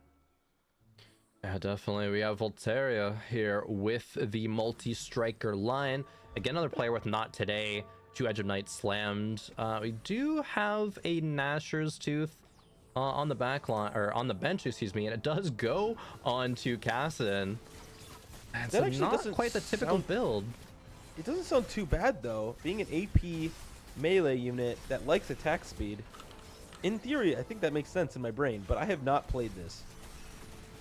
Yeah, I haven't either. Definitely not with these 2 items, right? Going to probably want some healing out of that 3rd item, right? When Kassadin's going to be attacking a lot, just, because it's Kassadin. And from the multi-strikers. Oh, wow, the dummy left alive actually gets that round win. That's crazy. The dummy left alive, that was the scapegoat also. Anyway. Yep. Yeah. Oh, man, that's a good one. But wow, Clockwork Accelerator actually going on a 4-win streak here in the opener. We have 1 player from Branching Out and 1 player from Geekay. Going to be 100 HP, trying to secure their win streak. They could face each other here, and win streaks aren't as important as they were in the past, but still, going to be +2 gold for the next couple of rounds. Going to want to, keep that moving forward here. Man, this is a very powerful board here with a lot of two cost upgrades. Facing off against Dobbs, who have the Spider-Man meme going on, looking at each other and seeing a very similar comp on the other side. So maybe this fight will determine who gets to play this comp and who doesn't. Yeah, we got a pair of Kog'Maws on Enzo's side, just the one on Arcgel, both of them having Infinity Edge as well. Kind of one of the only real good users of Infinity Edge, it feels like, this set. Maybe a couple others, but Kog'Maw definitely going to be a main one. Enzo is able to get that round win, secure the 5 streak, and Arcgel is as well. So a couple players here from their respective teams starting off very, very strong. Yeah, a lot of the plans working for each team. I imagine somebody is designated win streaker, someone is designated loss streak, and for both the teams that did work out here, for a representative of each of them winning and one of them losing as well. Padebo down to 69 HP, who we saw full open basically earlier in this stage, and now hoping to find some direction here after this neutral round. Yeah, funny to see the ghost of a Krug there because of that frost trait come out and fight his brethren. Babzera getting some units dropped here, getting another potential Morellos, which is not good because we already have one. Padebo did find a strong enough board to win the neutral round, albeit barely, but yeah, has a lot of gold to work with. A lot of tiers to work with as well, but they're going to get even another tier, but they get rerolled because the Pandoras as well. Oh, wow, but does have this Vex, too, to base this comp around. So maybe we're going towards a mage's route, possibly, with this blue buff. Playing Vigar could be a possible reroll here. Not one that we've seen much early in this set have success, but possibility for sure. There's a few potential lines here. Vertical Mage could be one. It could be a 4 Chrono kind of Karma style that Vex is a part of there. Running 3 Mage as well with that Nami. And, Nora, once you're able to pick her up. But double Gargoyle Stone Plate. Wait, did you get the jump augment where he jumped into the backline?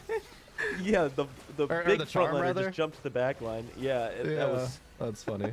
Quite silly. And now you see the tanky power of this Vex, though. With that build, it's going to be very difficult to take down, especially next round when it doesn't jump to the backline. Yeah, maybe a little bit grief there. There's just not enough damage though on the side of the board here. For Pot of Bowl, it's just an Ari blue buff, which is okay. She casts every 3 autos, but I guess not a bad loss there. 2 units, 6 loss streak, gonna be making a lot of gold. Pot of Bowl, the richest in the lobby, but not by too much though. And our second augment choice coming through will be another gold augment. And so this will help players get to the spot that they're looking for, continue to give them direction that they need. And for Pot de Bowl, really good option here with Magic Wand, able to get AP on all of these units, as well as just some more power from the AP that this trait provides. Playing some good synergies here, right? Not ones that are super conventional in the early game, but ones that are still, you know, going to get a little bit of value here. We got 2 Vanguard with the Rumble and the Galio as well, right? We're going to have the Sugarcraft being stacked up in case we play that in the late game. But the Rod here, I think that gives a lot of good direction towards this AP line. You're going to be playing AP units that benefit heavily from that extra bit of damage, perhaps even making up to, you know, 50 gold here in this round as well. If we win, and if we lose, yeah, I think we can just sell that Mordekaiser. It's not too detrimental. But going up against Voltarius here, who has committed to multi-strikers now with that emblem. The multi-striker emblem is quite powerful, able to get 7 multi-striker very easily on level 7. And so I imagine Volta will be heading there soon. But able to probably swing together a couple wins here to keep you healthy. Very good spot for Volta here in this mid-game. Yeah, Potable just doesn't have the damage. Only able to kill 2 units there. Does the Mordekaiser for Econ. As we take a look at some more boards here, VCLF. With that, you know, Wukong Jinx, but the spin to win augment here is a big one. CLE having all that power in this Wukong, going to be such a strong frontline threat. Yeah, this is going to be very interesting to keep our eye on. One of these hero augments that really does change how a unit works. And so this Wukong will be extremely powerful and do a lot more damage because of this augment. Yeah, you can still build him tanky, but he's just going to be doing good damage, going to be very survivable as well, but gets that, you know, stacking attack damage and attack speed. The dummy in the front lines, right? You got that scapegoat, want to get that +1 gold, but then right behind, boom, that Wukong. No items on him yet, and still only a Jinx 1 for the backline. So this composition still has a long way to go, which is represented by, you know, VCLF being at relatively low HP. But there is the start of something great here. Ooh. And yeah, that's represented by the 5-unit win there versus Bapzera. Man, if you're able to continue to win here and able to keep this streak going and then re-roll these units on level 7 and hit them, this could be something that could absolutely skyrocket them into the late game. Gonna be the stage 3 carousel right now. We still got a couple players rocking with that Kog'Maw at this point. Coco with that Syndra 2 Rage Blade. But really, I think the big things to look at are how like players like Arcjao, you know, gonna be able to, you know, keep their win streak. Because look at that comp, or not win streak, but like high HP, right? Because looking at that comp, right, it doesn't look very good. But still 90 HP. Just that board strength out of those, you know, just that unit power. Yeah, just upgraded units, 2-cost units. And I believe, wait, that second augment, that's the one that if you get a ton of gold, you get a really powerful reward. Yeah, so you know, like the 161 gold. I'm actually blanking the name of that augment, but okay. Arcjao gonna be at, you know, 76 gold. It's going down a little bit, maybe just buying out the shop there. Yeah. But wow, okay, not something I expected to see. Gonna be potentially getting that big reward. Gonna be saving gold, not leveling, right? Gonna still be on level 5. The board quality is good enough to maybe not take bad losses, so that's gonna be huge. As soon as that 160 gold is found, want to see what Arcjao gets.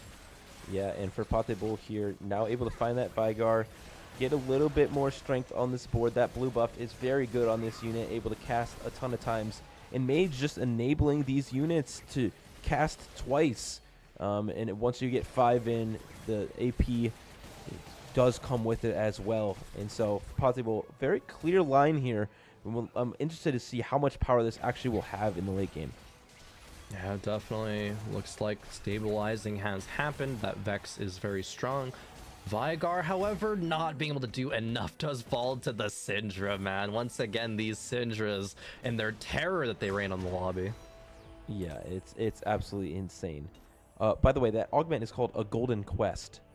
Right, yeah. I was trying to rack my brain for it too. I was like, what is that? Yeah, no.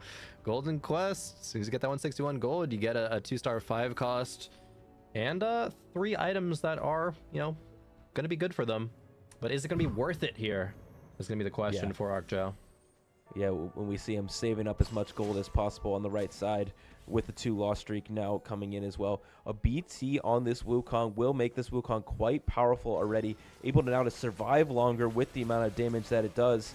But will this be the face-off? Will we break the loss streak here for Pate Bull heading into stage 4? Not sure he wants to, but this fight's looking not too bad. I was actually gonna say, I probably want to keep the streak at this point. Maybe make it a good loss, but no, that Vex is so powerful.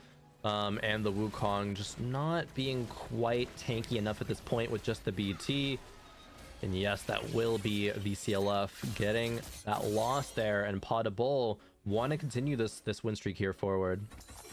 Yeah, and that Jinx 1 just didn't have enough damage to get through this Vex with the double Gargoyle Stone Plate there and the healing that comes through.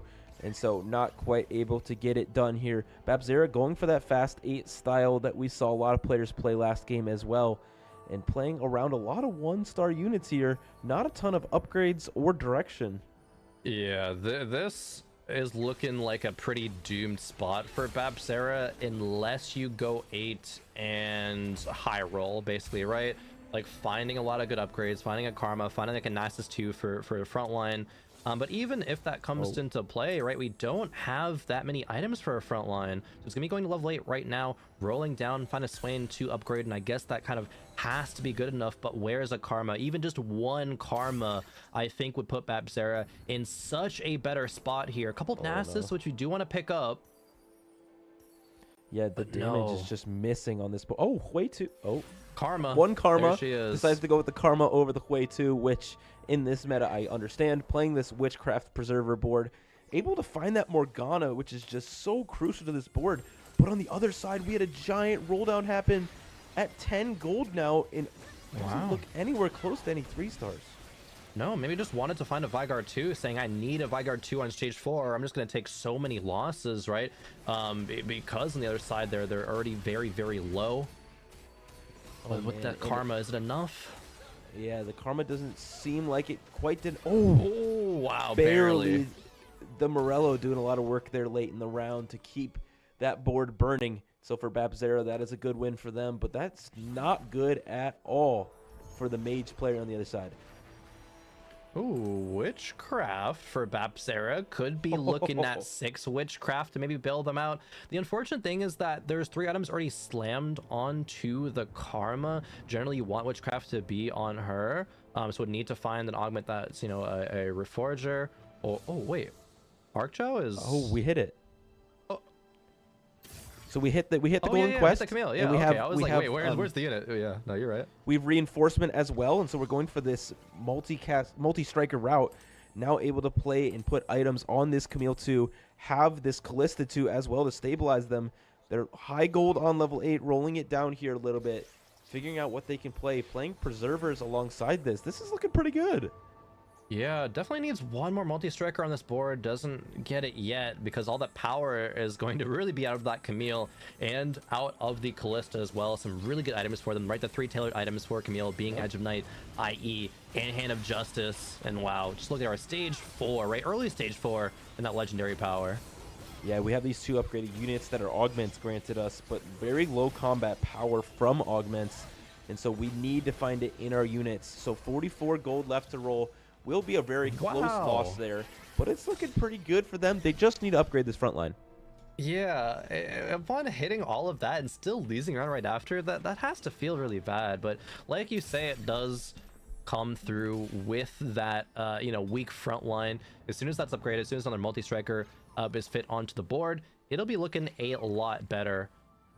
ArcJoe here trying to roll for a few more upgrades, does find an Akali, and that's really, really good when it comes to getting that Warrior, Multi-Striker, and Pyro online, right? All 3 really good synergies. Yeah, lots and lots of synergies here for ArcJoe. Now just needs to upgrade some of these. We're still sitting at 50 gold. He is not sending it all the way down, even against some of these boards that have 0 gold now. And so it's going to be, I'm curious to see why they're holding on to this gold. Are they planning on going level 9? Do we think that this board is strong enough? And right now it's looking pretty good into this Kog'Maw. Yeah, 100%. The Kog'Maw, right, hit a couple of big upgrades with the Nunu and the Tristana, but still being one off of the Kog'Maw wasn't nearly enough. And yeah, this is the healing that we wanted to see on the Kassadin. It is a close round, but Kassadin from Volterix does close out the round against Bapsera. Bapsera falling very low here, 22 HP. You have Volta keeping that HP lead at 82 over the rest of the lobby on that win streak as well. Hotly contested are some of these 4 and 5 costs here on this carousel. Arcjow now able to find that Fiora 2 as well. Yeah, big. And so that is going to really stabilize them. 100%. I think the other upgrade they were sitting on was a pair of Rakans, just that 1-star Nasus though with no pair. But Fiora, right, with that BT, as soon as you find a couple more items for her, she is going to be a big threat online, especially with that warrior buff in there helping her out too. That oftentimes you don't really see when you're playing 4-cost flex. Warrior is kind of omitted there, but she's gonna be more powerful than we do expect as we take now a look at a board from Coco that does again feature a Syndra, 5 copies of the Syndra, but there's not really too much else going on there besides the frontline power on that Wukong. Yeah, it looks like they didn't quite hit the mark for what they were hoping for in this game. The 5 Eldritch is pretty good. If you get to that 7, then it's really powerful, but no Eldritch Spat makes that quite difficult. But having a lot of these powerful mages will be helpful. Having that Nora and Yuumi here to help power up your board is quite strong, but you see on the other side, Arcjow's board that just upgraded that Fiora as well, being quite powerful, and it is going to really put the lobby on watch here for them to win this game. Yeah, definitely. Fiora and Camille both found their way into the backline pretty quickly there, which made that fight really, really dominant. Pot of Bull finding another Vigard too, but I think still a little bit too far away here. We hit Vex 3. We have a couple Wukongs that are being denied here. One more Vigar, but it's probably just not enough here. Yeah, Vigar 3 would spike this board a ton, but just not quite able to get there. They even got Spellblades as their last augment, which is one of the most powerful ones in the game, especially for those that are casting a ton. But it's not looking like it's going to be quite enough. 8 HP means 1 life, 1 little mistake, 1 bad matchup, and they are out. Let's see it. Potable versus Coco. Potentially a team kill here, but Potable might be strong enough for this board. Yeah, this board from Le Coco is not super strong, but they don't want to kill either of them. It might just be better for Potable to fall out of the game here in order to sacrifice for their teammate, but that's not quite looking like what it's going to be as the main tank for Le Coco falls down, and now the Syndra as well was able to hit that Nora 2 on the other side, which didn't really swing the fight though. Yeah, it's almost like it's not just a waste of 10 gold at that point, right? Getting a Nora 2, it didn't really do too much there. It's, you know, better scaling with that Yuumi with whatever unit it's attached to, but besides that, you know, not too much more. Potable does get another round though to potentially find the Vigar 3, so I wager it is still worth it for Potable to, you know, not be the sacrificial lamb there and not go 8th. Yeah. I think if Potable does hit, Vigar 3 could turn this game around at least a couple of placements, if not more. Yeah, they're looking to secure this game number 2 to move them on handedly. Getting that clean sweep would be ideal for them, but able to get some of this gold in the bank to try and power up this board here. Looking for anti-heal, but instead we'll be going for some shred in this front line. The roll down here for Vigar 3 will determine their life in this game. Rolling down here, trying to find the Vigars is going to be picking a charm, but no Vigars. We could sell a Wukong. Actually going to be selling a Nami, getting the pair in there for an Ionic Spark Slam. I actually like that a lot here, buffing up that Vigar and that Vex damage a little bit, as they are the main carries here. Another Wukong, but no Vigars.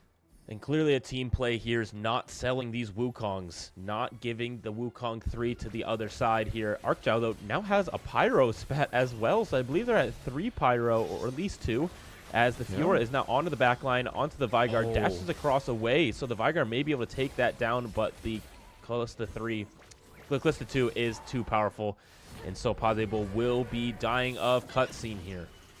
Yeah, and at this point, you kind of have to call into question, is it worth it to hold those Wukongs for just that round? Because if you're going to die anyway, they go back in the pool, so you might as well just sell and try to be strong enough to survive your round. But Potable did not do that, did hold Wukongs to the grave, went 8th, VCLF and Bapzera and Coco actually, next 3 players in the chopping block here. A bad loss from any of them could be going out in 7th. Dobbs with this cog reroll, still 2 off, 1 off on the Rumble too. There's so many upgrades. And there's the duplicator on the bench, however, though, but doesn't want to expend it this early. Man, Dobbs has 1 more life, probably it's 2 lives left, so is holding out hope here for both of those upgrades. Enzo on the other side, though, has that upgrade that he is looking for, and it may be disastrous if they're not able to hit here soon. Didn't want to Nico the Rumble quite yet to get them in a spot, but I do want to keep our eye on the right side of the screen to see if Lakoko was able to get that win last round, and if they get another win, will set up branching out to be able to secure this win. So Dobbs taking a big loss here versus Enzo's board. VCLF, though, does fall out, and so does Bapzera. Wow, okay. Oh, no. There's a lot of pressure on the 2 remaining GK Esports members, but Dobbs, if Dobbs falls here next, I think that's going to spell defeat. Dobbs does hit the Cog 3, though. That's big. Cog 3 is huge, but not having... still being level 7 is quite difficult against all of these other boards that are so incredibly powerful as well. And so this matchup will matter a ton. Will they be facing their teammate or somebody different? Let's see. Dobbs facing up against Volterix. Volterix is so strong here, CLE. I don't know if Dobbs can hang on. Lots of 3 stars on this other side, but this Kog'Maw is on to this cast in here early. The Edge of Night does proc, but the Tristana able to knock the Akali out of the backline to save this Kog'Maw, save some time here. Kog'Maw doing lots of damage, but the front line falls down, and with it, so will Dobbs, and with it, so will Geeke here in this first matchup. Wow, Geeke, there's so much potential there, but not being able to make it happen. Unfortunately, Bapzera was just too behind with the Karma board. VCLF did not hit that spin to win. You know, that griefing from Pata Bull paid big dividends there. And then Dobbs being contested in that Cog reroll. Everything went well in this game here for branching out in terms of the denial, the contesting each other's comps, and then just the really good standard play here from Enzo and Volterix to be here out on top here in the second game. Man, and this board from ArcJow looks so incredibly good. This was a very well done game, able to win streak a lot of the early game, take this really risky augment that has one of the worst average placements in all of the game, and pilot it to a victory, able to sack the mid game to get this gold that they needed to get all the way up there to get this 5 cost, take reinforcement to stabilize. What a fantastic game. Yeah, 100%. So well played.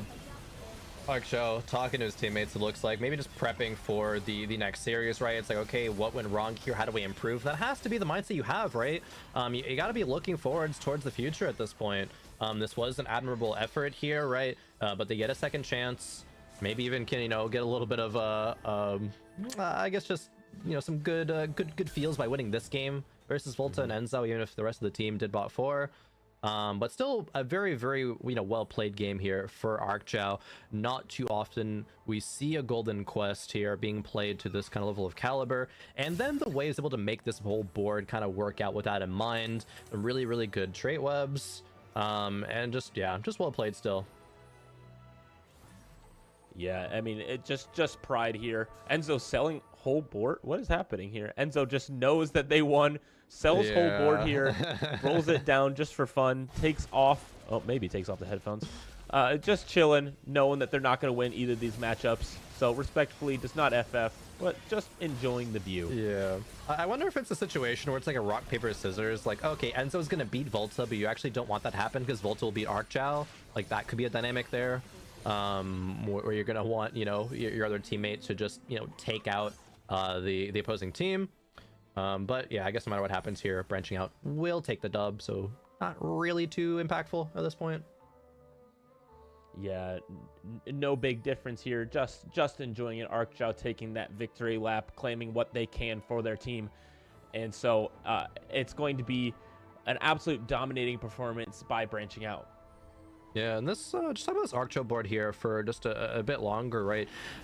Vertical Pyro is definitely something that, at least personally, I think is like underrated, right? Players are talking all about, you know, the Karma, the Syndra, but Pyro, even around the Varus, if you're able to, you know, get him online, get 5 Pyro, it does a lot of damage and really strong work. And just looking at ArcJao's spot specifically here. Oh yeah, this pot of gold, right? I forgot that we had that portal here in this game. So 3 players sharing a whopping 250 gold. ArcJao being able to go to level 10 at that point. And finally Varus have that 5 Pyro online. Love to see it. Yeah, and we do have this champion duplicator picked up, so I'm hoping to see a 3-star 4 cost or 5 cost here from ArcJao just for fun. The roll down happening here, not quite able to find what they're looking for. Will probably just make, yep, this 2-star Briar and really stake their claim as the winner of this game. Yeah, maybe BT on the Briar. Yep, that's exactly what it's going to be against the multi-strikers of Volta. However, getting the calling the backline. Just kidding, the Akali dashed away, and so the Kalista will not fall. And so ArcJao continuing to win here. Enzo does drop out after having some fun here in the late game, and ArcJao knows that he may win this game, but his team does not, and so there's a lot of mixed feelings happening. Yeah, definitely. Still, you know, I respect that. Out of, you know, a competitor, I can respect it, wanting to play for the win no matter what happens, right? You still get valuable experience here in these late game high pressure situations. Being able to just play good TFT at the end of the day. Got to give a shout out to ArcJao from Geeky Esports for that one. Is there anything that Volta can do here? I'm not so sure. Camille won, right? There's no many other big upgrades that can be found. Does have a duplicator on the bench, but so far away from any real impactful upgrades. A couple more rounds, and this might just be it here. Yeah, Camille 2 could be helpful, and switching those items could be good, but I'm not sure that's in the cards. Very hard to find, especially with a lot of them out of the pool already for Volta here. And this Briar CC coming through onto the back line. This is looking pretty decisive here, and will probably continue to throughout the rest of this game. Yeah, 100% here. Just kind of the victory march here at the end of the day. And I'm excited because I believe we're gonna be getting some interviews in here, so being able to talk to branching out after this, and we get, you know, a little bit of a deeper look into how their preparation has worked out for them. Yep. What that kind of means, preparation for this event. Volta selling whole board to try to find Tom Kench 3. Just one off. That would be a fun way to end the game, and there we go. We hit it. Boom. It's gonna be a lot of CC. Yeah, I don't know anything, something. Rolling to 0 for fun here. Just wanting to hit that 3-star. Have a little fun as the game ends. Oh, I thought he sold whole board for a 3-star 5 cost. I was ready for a second. Oh, 3 items TK. That would be fun. Boom. Big heal, big CC. Boom. Wait. Is there's like not a ward? No, there's not a ward. Okay. But if you had other things on that board, there was a chance, right? That could have. Yeah. That's pretty crazy, but that will be the win for branching out. ArcJao able to put together a great performance, although the team could not quite keep up with him at the top of the lobby. Yeah, 100%. That is a really, really big performance there. Actually, is this a 1-1? Wait, that is a 2-0, right? That we just had?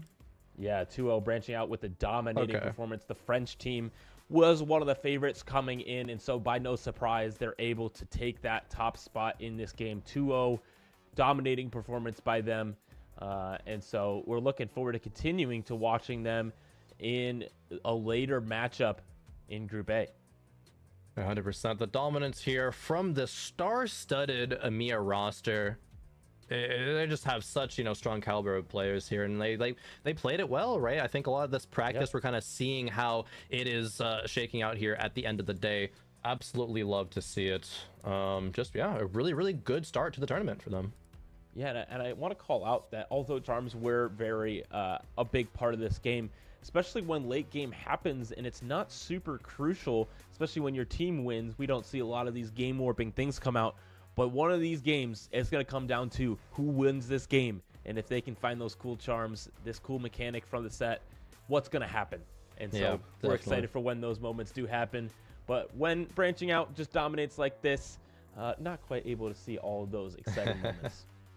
And talking about charms as well, right? Something we haven't seen too much of yet, if any, is going to be how Xerath kind of is able to bring these upgraded charms into the situation. There's a lot of very, very, very strong power that the Xerath charms do offer if you're able to, you know, slot him in later on, because there's so many more units that you want for just good synergies, right? We see a lot of Preserver or like a lot of splash traits be put in, but Arcana is one that we don't see too often. So definitely going to have to keep that in mind a bit later on into the day if players are kind of, you know, playing around that unit, seeing what charms they can utilize to make their boards so much stronger. Yeah, as we go back through the journey of this game and look at some of these highlights, seeing some of these early game plays that really set up these players for success. We saw this Vigard 2 try its best to stabilize Potable, but wasn't quite working for them, even with that 3-star front line. Yeah, definitely. Potable not able to get the job done, unfortunately, but going to the grave with those Wukongs, right? Being griefing in terms of VLCF, or VCLF, excuse me, getting that spin to win augment, not able to get that online very quickly. So a 8th place that doesn't actually feel as bad, considering, you know, your team took the W at the end of the day. We see the Volta Cell board here did find the Tom Kench 3, which was very fun. And yeah, like you're saying, maybe if there was a bit of extra gold and actually had a board there was some potential. But, you know, not the case here for Volta. Yeah, the Kench was unbenched, and it was quite entertaining for sure.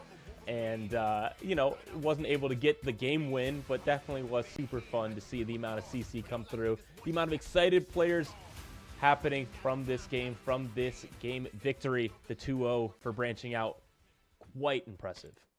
Yeah, 2-0 strong start. Gonna be curious to, you know, check in over the scope of the whole tournament too, to see kind of what teams are going to also be finding 2-0s, you know, who is going to be going into game 3, how long the day is going to be for them. That's not something that we have talked about quite yet, as these are long days, and it looks like we're going to be getting an interview here soon with Volterix.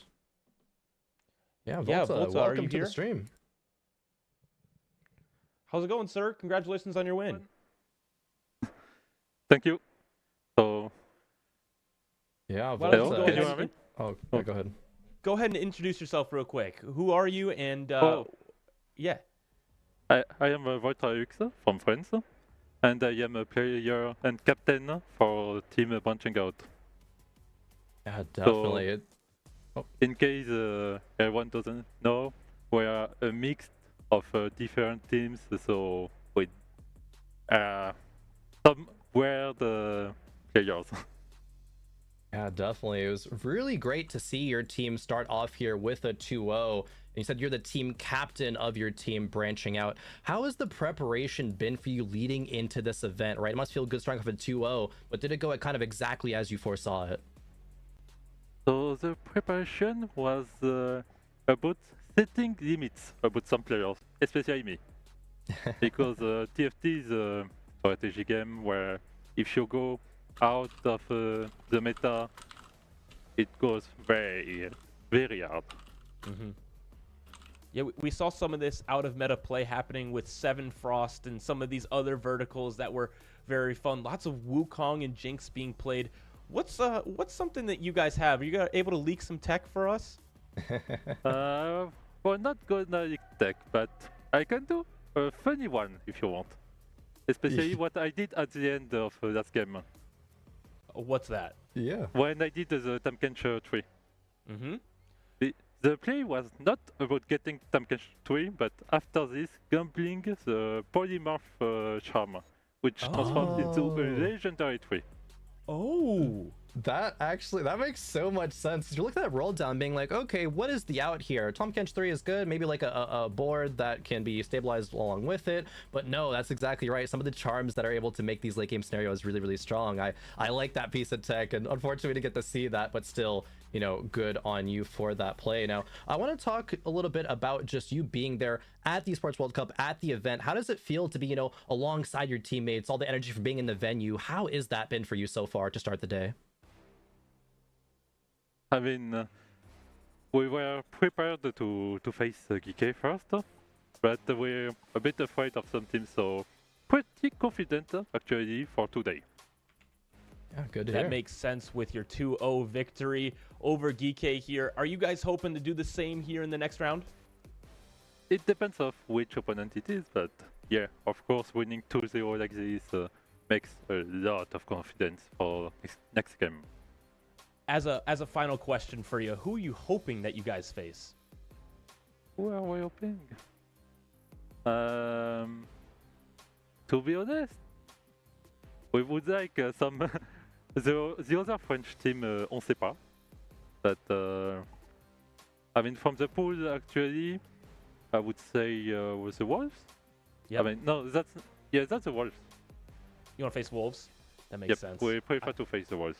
Yeah, absolutely. And that would be an electric matchup. And we will be seeing who you guys will face here shortly. Volta, thank you for your time. Well done on your victory. Appreciate your time here after this game. Now go and lead your team, be the captain that they need, and get ready for your round number 2.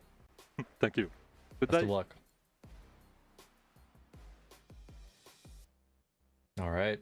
Talking to Volta there, get to see inside the mind of a team captain here of one of the, one of the greats out of EMEA, maybe even one of the greats among the world. Really strong stuff, and we're learning something every day. The tech for the Tom Kench 3 into the charm to upgrade into the legendary. I'm like, oh, that makes so much sense. Actually, I don't know why I wasn't thinking of that before, but that actually could have been game winning there. I was thinking about why they were just rolling and not picking up any of the units, and that makes a ton of sense. Able to find that upgrade to 5, the 5 cost 3-star would probably win them that game, and so that would have been absolutely crazy move to pull. And so we will be heading to a break here to get ready for our round 2 matchup. I believe we're heading over to group letter C here after this. We'll be watching some Fnatic versus Zero Tenacity gameplay. We'll be heading to a break, and we'll see you shortly after.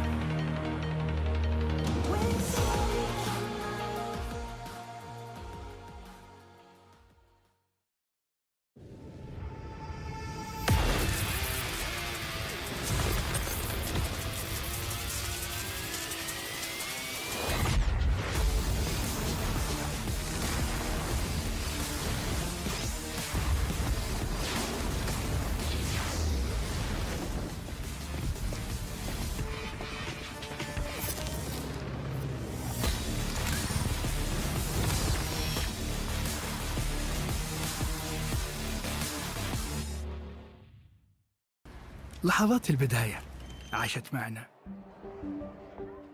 كنا نحسبها وقت للتسلية بس، نحسبها بس ذكريات. عبود أعطي أختك اليد يا ولد. ابتكرنا فيها ابتكارات، وإذا بغينا قلبناها خرافات. كنا نحسبها بس لمة وصحبة وسهرات، انتبه نوب ترى نوب. لكن كنا نشوف عالم ما حد يشوفه. ليت يشغل وقته بشيء يفيده. الله عليك على اليد سود. عالم كبر وعاش فينا، عالم الحماس فيه يوصلك كل مرة لحلم أصعب، بس ما يصعب عليك. بارت معك وين ما تروح.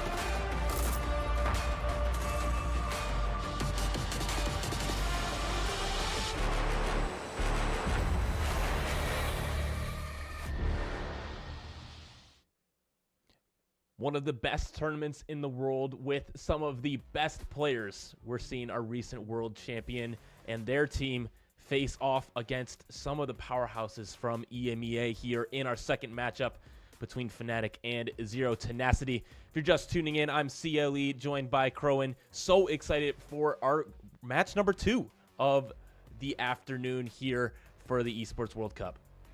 Absolutely. Take a look at these powerhouse teams, right? This is going to be absolutely insane, right? We got Fnatic versus Zero Tenacity. I believe Fnatic, of course, you know, boasting a couple world champions between Malala and Dish Soap. So some big prowess there, some big expectations to have to live up to here, CLE. Yeah, this is the team that has the most amount of hype surrounding them in this tournament, having 2 of the most recent world champions alongside some of the best players in NA, with Wajan Iverson and Kiyun representing the Americas. Yeah, 100%. I think Kiyun has been a player specifically who has been very interesting to me for a long time, right? Been into TFT since the inception of it, but hasn't really had as many results, right, as his teammates. So can Kiyun step up to the plate here at EWC is a big question for me. And if you would like to chime in and give your opinion, you are able to give predictions down right here. Right here on the screen. If you head to stcplay.gg, you can have some predictions for the next game. Tell us who you think is going to win this game. And personally, one of our dear friends is the coach for one of these teams. Frodan, one of the only teams with a coach, is on site there with Fnatic, able to give them all of the tech and keep these players organized. Oh yeah, very funny. Kind of tuned into Dan's stream a little bit beforehand because he's co-streaming it, but also he's gonna be running back and forth in between games, coaching Fnatic there, trying to balance that out. But wow, look at this roster here. This is insane. The caliber of player here. Dish Soap with the L and pointing to everybody else that's not Fnatic, right? Absolutely love to see that level of confidence here going up against Zero Tenacity. But you know, we can sing praise about Fnatic all we want. They are our boys, right? We're being a little bit biased here, but they are kind of the stars of North America, but they have earned that title, I think. They really have. This is what was described as the super team heading into this event. Dissoap, one of the best players in the world, the perfect player, as many of us call him. But that doesn't always work out here in this game. We'll be facing Zeta Division here as well. Yeah, Zeta Division boasting title, right? One of the most decorated players from APAC. Having, you know, a world championship under his belt as well. Really, really big stuff. I'm a little confused here because I believe that Fnatic was facing Zero Tenacity and not Zeta here. And so, you know, as much as we're excited about Zeta here, they are playing currently on the mainstream versus Wolves Esports. And so I'm not sure if either the spreadsheet's wrong or, you know, what's happening, but it's all right. Yeah, it's fine. We can hype up both of the teams. It doesn't matter who faces who. Yeah. We can hype up every single person here. Because I mean, surely we'll be seeing, you know, one of the two either right now, one of the two a bit later on. But Zeta Division, you know, number one out of APAC, they're going to be so strong. But yeah, I've seen on the screen. That looks like those are all of our Polish players. Yeah, Zero Tenacity. Yeah, that is Zero Tenacity on stage here. Our Polish players that we're really looking forward to facing. Audience predictions did come through. Fnatic on top, like would be expected here. 72% saying that Fnatic is who they're choosing to win this game. But I want to talk a little bit about Zero Tenacity, though, having all of these Polish representatives. Yeah, 100%. They have kind of the powerhouses, you know. Alan ZQ, a player who has had success over multiple games, right? It's actually Legends of Runeterra World Championship. He is in his Zen state right now, going into this game well rested, well prepared to lead his team into victory. Oh man, love that from Alan. Great guy. He is in the Zen state. I want to call out Lelouch as well. He is a world's representative and has been at his peak in EMEA competitions for a while now. Is a dominant force there alongside Travis, who's the other Polish representative who is always consistent, has won many of these Polish TRCs, but not quite ever risen to that championship level.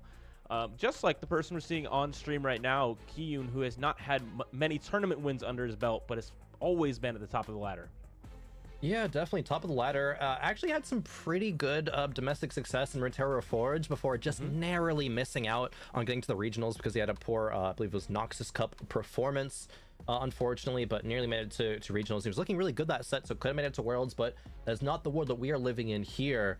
As I believe we talked about everyone on Zero Tenacity, besides for Zusso, they're kind of in a similar kind of bracket there. They did get second place at the Inkborn Golden Spatula Cup number 2, so some good results coming out of them as well. But talking about you know, World Championships appearances, like I have, you know, at the start of the day in that first matchup, there was a lot of them. There's significantly less here. Only one World Championship appearance out of Zero Tenacity's roster, and that's with Lelouch getting 10th in Dragonlands.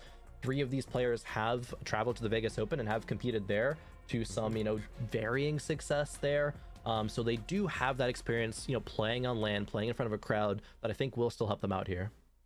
Yeah, absolutely. This crowd atmosphere, this studio atmosphere is one that is very new to all of these players, especially the studio atmosphere with cameras on them, with lots of different things happening. Sometimes it's just best to be like Alan and take a nap. Sometimes it's best to have some fun. He's just enjoying his time here on stage. Maybe that's just like, you know, flow. You know, like some teams, they'll like, you know, sing songs before matches or something like that. Some players, you know, get really hyped. Some players just, you know, do like Alan and really just try to find their peaceful state. Love that. Looks like Fnatic just talking to each other, making sure they got their game plans underway, knowing what lines they want to take. And actually, something that I haven't talked about quite enough yet is surely for all of these teams, right, some players have practiced some lines more than others. So it's like one player is like a, you know, a Syndra specialist, one player is like a, you know, reroll like Kog'Maw specialist, things like that. They've probably focused on a bunch of different strategies so they can, you know, share the information together and make sure they all can run them, but some players will be able to probably do it a bit more effective than others. Yeah, it's going to be very interesting to see how they strategize as well. This is a new team. We saw a match last game. It didn't seem like there was way too much strategizing happening, at least not what that was clear to us. And so I'm curious to see with these players, what's going to be a little bit different? What's going to happen between them? Yeah, definitely. I know Dish Soap, in terms of his, study group that he's played with and prepared with in North America for a very long time, has had a lot of success, a lot of high caliber players in there, and just making sure that everyone is kind of doing their stuff. I know, in the past, something Dish Soap loves to do is send out, Solus on these little missions like, hey, this tech might be good. Go jam like 20 ladder games with it and report back, and Solus will do that and be like, yeah, no, this is really good, this is what's good about it, this is what's bad about it. So I wonder if Dish Soap has kind of taken any of that influence and kind of brought that here to Fnatic, right? But like, okay, your task is to figure out this line, your task to figure out this line and report back. Let's see what works, what doesn't, and how we can kind of make that the most effective here. Dish Soap kind of, the perfect player, as you were saying earlier, the PP amongst this group. And with that world championship performance to back it up recently here too, definitely expecting big things out of him and that whole roster, really. Yeah, he's really cemented himself as the best player in TFT currently, as he's currently holding that world championship crown. And the first crown, Tactician's crown, that anyone has ever won is in Dish Soap's possession. And so we're curious to see how that experience, how that gameplay knowledge will translate here. Malala, we see on screen right now, also a world champion from 2 sets ago, also the TFT Vegas Open champion. So on land like this, was able to come through and get a big win. So lots of experience there also. Yeah, set 10 was a set that I don't know if we'll ever see the amount of dominance out of anybody from what Malala showed during Remix Rumble. It was absolutely insane. Did fall off, I guess, a little bit, unfortunately, in Important Fables. Would have made it to the World Championship, but he didn't qualify for regionals, just barely. Oh my god, he's awake. That's crazy. He's ready to play TFT. Hibernation over. He has now visualized his boards in his brain. And he's ready to roll and lead his team to a victory here. Maybe versus Fnatic. Would be awesome to see an upset come through here so early. To see possibly Fnatic fall to 0 Tenacity to an EMEA team that, people might be sleeping on a little bit. Yeah, 100%. And I actually want to, pose a question to you on that kind of vein. And you can have as much bias you want to in this situation. Well, actually, let's get into that in a second as we get into game here. Game number 1 with Fnatic versus 0 Tenacity here in match 2 of the day. And who will win the portal? And it will be Fnatic here with the golden finale. That portal, whoever wins that portal wins the game. It's secretly written in the rules for sure. And so Wasian and Fnatic now get their portal of choice. Golden finale, not really much to write home about. Just plays a normal game, and then all of a sudden at the end, you just know it's going to be a gold augment. Yeah, I think actually that lines up to what Fnatic wants. I think specifically Dish Soap is a player who's outspoken about, I want actually very low variance. I will just play better TFT if I have not crazy stuff going on around me, and I can just win that way with just playing better than my opponents. And he's proven that then, time and time again here. But actually, back to the question I was going to pose to you just moments ago, CLE, and you can be as biased as you want to here, but between all of the Americas teams and all of the EMEA teams, if you were to take, their average level, what do you think is favorited amongst the whole, competition there between EMEA and Americas? Man, this is a loaded statement because Fnatic is very, very, very good. But there is an EMEA team that is absolutely terrifying to me. And that is Carmine Corp with the KC brothers, Cambiz and Double 61 brothers, cousins, and some of the best German players, Dark Hydra and Wet Jungler, who we'll see later on in this tournament. They are so good. So if I had to pick a team that I look at and like, this is the favorite to win this whole thing, I probably have to pick them. Oh, okay. EMEA number 1. Celia spoken. Can't take it back. Ship it. Post it to socials. No, ladies and gentlemen, we got him. Oh, no. You're cooked. You're cooked. No, there's a lot of respect on these EMEA teams, right? Of course, they have some very, very strong players. We'll be seeing some of them a bit later. For now, of course, honing in on the Fnatic versus 0 Tenacity. Wait, hold on. You're not going to escape this. Who do you What? think is going to win out of all of these no, teams? I thought we would. Dang, No, I no. thought we would get past that. Okay, what No. if I were to tell you, in theory, my answer might actually be the exact same as yours? Look with at him. Carmine Corp. He's trying to escape. I know, I didn't dodge the bullet. I mean, just look at Double 61, right? Nearly won last championship, just so, barely made it. Double 61 is probably one of the most storied, if not the most storied player in all of, TFT history. Dominance from all the way from Galaxies, right? A really good performance at Vegas Open as well. He just has the results to back it up here. So, yeah, I mean, pretty good. Similarly can be said about these EMEA players in this lobby as well, of course. With, Lelouch having a lot of good success. Alan ZQ similarly as well. Players have been in the scene for a very, very long time, all around here in this competition. And I think something to note just about some of these EMEA teams, as we're looking at Zero Tenacity a little bit too, is they have more of these 4v4 tournaments in EMEA. They have their Super Bowl, they have some of these local 4v4s as well, and so many of these players have experience in this format, which to me, in a completely talent equal thing, gives them the little edge in every matchup, just having experience in that.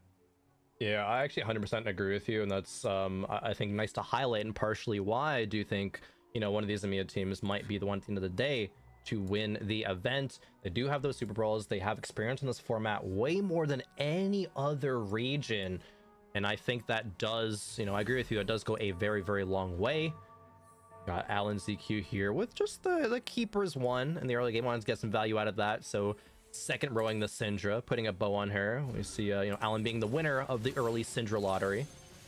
Oh yeah, the early Syndra, we start getting those stacks. We know that at 15 stacks, this unit starts to actually become something that has some power.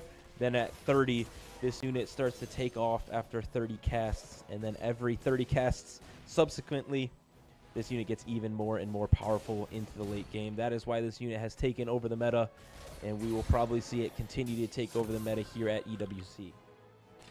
Yeah, definitely losing out that round, unfortunately, because there was some other very, very strong boards in this lobby. Even a level 5 very, very early on from Zusso here as well, with a Morello's slammed on an early Jax. We get 3 Eldritch online, right? Another Syndra, of course, a tier for a Syndra item in just a little bit. Now the question is, what unit do we want to put in? It's probably just going to be this Neela. It is going to give a little bit more of that power to the Eldritch. Okay, it's the Ashe as well, right? More back end of value. But the important thing here is CLE. There's already potential 5 Eldritch as soon as we get a slot online for it. Yeah, not able to justify taking out this Jax just yet.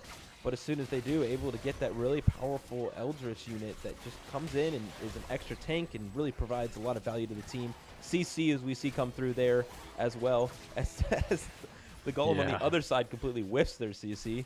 And so it will be a pretty good start here. Being level 5 already increases the odds of getting more Syndras.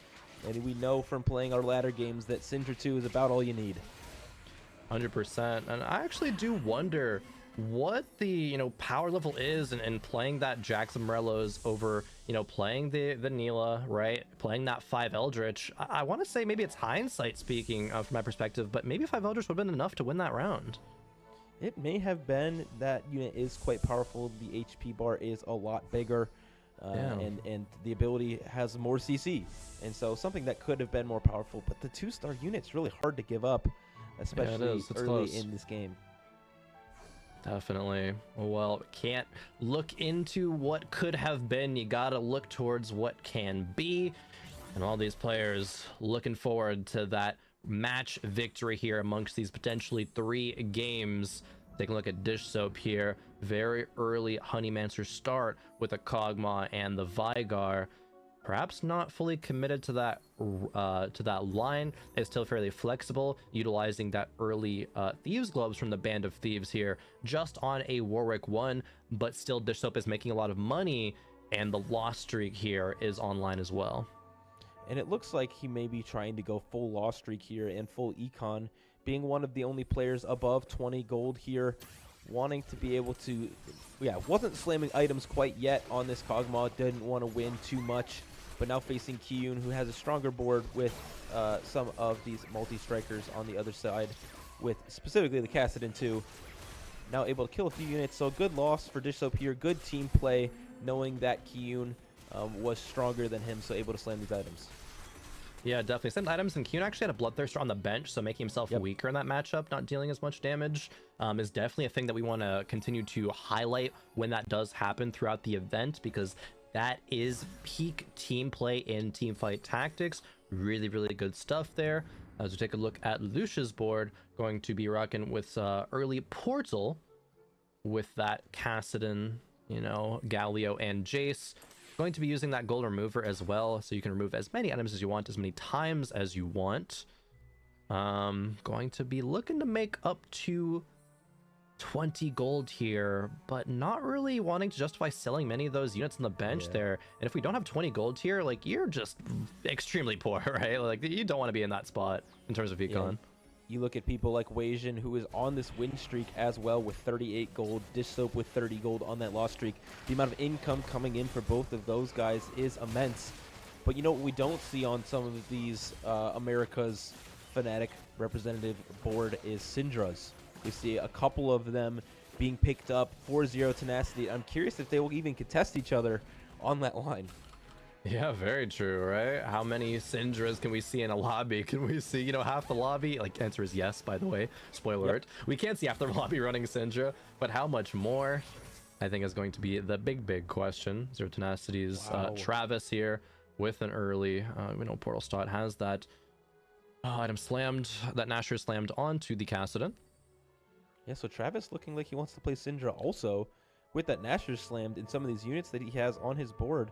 So this is looking like they're contesting one another, while the Fnatic team has 3 streaks going. Win streak for Weijin and Malala, and a loss streak for Dish Soap. So they are quite rich in having a pretty good early game plan. Yeah, I actually think that makes a lot of sense. If multiple players in your team has the spot for early Syndra, you might as well just all go it. Like, that's fine. Even if you hit, you know, Syndra 2 a little bit later than you would perhaps like, that's still perfectly fine. There was a spat drop there on that board, so maybe we see some vertical portal or something, but have to take a look a bit later. But yeah, a lot of players can still be running the Syndra early, and you can roll down on 3-2 pretty heavily to find upgrades and stabilize your mid game. Yeah, this is an interesting spot from Dish Soap here. Obviously playing towards this Kog'Maw, has 2 of the 3 best items on this unit. But also, Weijin was looking towards that way as well. And so is already level 6. I imagine he will continue to push levels and push tempo for the lobby. But need to get off that line as well in order to not contest one another for the Fnatic team. 100%. I think at 3-2, we're going to see a lot of indicative direction, especially when it comes to the members of Zero Tenacity. It looks like most of the members of Fnatic already kind of have their early game and mid-game game plans kind of online. Dish Soap, you know, kind of turning this one around versus Travis. Now, very, very strong. Yeah, Dish Soap wanting to change his fortune here. And we will be seeing another silver augment come through. The golden remover is an excellent one for flex gameplay. And for Suso here will be the choice. Now going with more Eldritch units. And Nyla too, if he would choose to get it. Yep, we'll be making that unit to try and stabilize this board. Seems worth it, right? You get the star up on the Eldritch unit when it comes out. But rolling until Syndra 2 and frontal upgrade, I think, is a big thing. But how much more is also willing to roll? I think it's going to be a bit more. Really want to find one of either, you know, frontline or Syndra upgrade. And yes, look at the right side of our screen, we see that Alan, Dish Soap, and Kiyun all rolled down to 10 gold or below. And so they have rolled all the way to see if they can stabilize. Kiyun, though, does hit Cassidon 3 here on 3-2, which is quite early. Has 5 multi-striker in here as well, finding that Callista. Wait, this is an insane spot from Q. Not only is it the Cassidon 3, but it's level 7, right? On 3-2, and I guess you had the level to get the extra Cassidon, right, from that augment to get that online. But 2 items already slammed. This is such a strong spot. Q, I don't imagine would lose any rounds here in stage 3. And Alan is holding all of the Zero Tenacity members are holding these Kog'Maws as well from Dish Soap. So I'm curious to see if he was able to hit what he was looking for. We see 1 on the bench here. We saw 4 on the bench of Alan, who is now on a 4 loss streak here. But Kiyun stabilized super well here in this mid game with that casted in 3. Yeah, Lelouch here having a pair of Callistas, perhaps going with that kind of 4-cost flex style of play. We saw it a bit early in the last match, it do all right. Maybe some early Callistas, however, will make it appear a bit stronger. We do have 3 multi, 3 portal, and some decent frontline with a Jace 2 and an Elise 2 as well, with 2.5 items. She is still fairly tanky. Yeah, I mean, this Callista with a Rage Blade is quite powerful. Malala on the other side with this AP tree that he's going for, still carrying a Zoe 2, which is quite good in the early game, is probably why he was able to streak a lot of that stage, and will now take another win, breaking that loss streak that he was on. Yeah, a big question, I think, to me, noticing how many players of Zero Tenacity are holding these Kog'Maws. Does Dish Soap just pivot, right? Is he like, okay, you're all griefing me, I'm just gonna stop playing this line? And I think that might be the case because the Thieves Club is on the Nunu, right? If the Thieves Club was on literally any other unit, I'd be like, okay, you're maybe going to be considering the style of play because you're going to have your Nunu with these 3 big tank items going to late game. But with TG, there's too much variance there, right? And, you know, Dish Soap hates variance in that way. So I think he's actually just going to be using this as a pivot point here. But we'll see here soon because he is only at 10 gold. So it's kind of hard to pivot from that point, especially when it comes to, you know, this fast 8 style of play. And I do want to take a look at our leaderboard. We do have our top 4 and our bottom 4 being from each team here. And so it is Fnatic on top here early in the game on stage 3. Dish Soap is putting a little bit of a streak together, but is incredibly far from all of these major upgrades, all of the 3 stars possible. So it's going to be quite interesting to see which of these teams can pull it together. But that Witchcraft spat for Travis is very powerful. Yeah, extremely. Finding a Karma on level 7, right? Still being on about 30 gold. Really big for Travis. Has 1 tier and 1 rod. We could go either Morello's, could go blue buff, right? Blue buff generally would be the choice there, but it'd still be fine with the Morello's. Get a little bit of attack speed, a lot of cast here. That Witchcraft debuff that Karma spreads so well. Yeah. And it looks like Zuso will be the one going with this Syndra line here for Zero Tenacity. And so that will be very important for the team to find their identity. And it will still be Fnatic on top, though. 6 win streak now for Kiyun and Dish Soap on that 4 win streak. Very important matchups for both of those players heading into stage 4. Will they be able to keep their streak for this neutral round?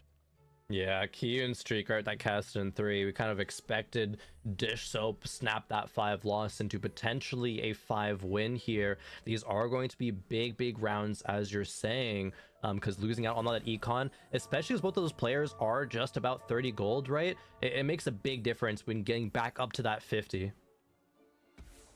And this will be a very important matchup here. Will Dish Soap be able to beat Lelouch and his early Callista? Rageblade stacking up, but not a ton of multi-striker procs here early. The 3-item Jace, though, will be falling down here shortly. And so will his Kog'Maw be able to delete the backline? It will. So Dish Soap in an excellent spot here. 5 loss into 5 win. Excellent econ here. Able to recoup a lot of what he spent in order to streak. 100%. Kiyun doing just the same. Really strong start for Fnatic in this game. So a lot of pressure on Zero Tenacity. You know, is all of their, you know, griefing the Kog'Maw is going to be worth it? Looks like Travis already sold out of theirs. They recognize that, oh, okay, Dish Soap's not going for Cog anymore, so we don't need to be, you know, griefing on econ. And wow, a couple of Namis. This is actually really good when it comes into that 3 mage style of Karma board. Travis maybe going to be considering picking those up here soon. Yeah, he already has man, it would be an interesting spot here to pivot all the way back towards this mage spot, but both of those Namis are very interesting while already playing Eldritch also, so would slot in quite nicely here for Travis. 100%. Perhaps it will depend on what items he gets here. There is a sword, so we could go into a Shojin for the Karma. That's not quite as good as blue buff, but definitely a solid item. Do have 2 Reforgers though, and wow, a big upgrade here for the front line with that Mordekaiser too. Really strong. And we do have that Cinderace on that dummy in 3rd row, so it's gonna be finding a lot of value here, and maybe a reason why there's no Morello's, you know, gonna be considered. Oh wow. Are we playing? Yeah, we're playing Vertical Portal here Vertical for Portal. Wasian.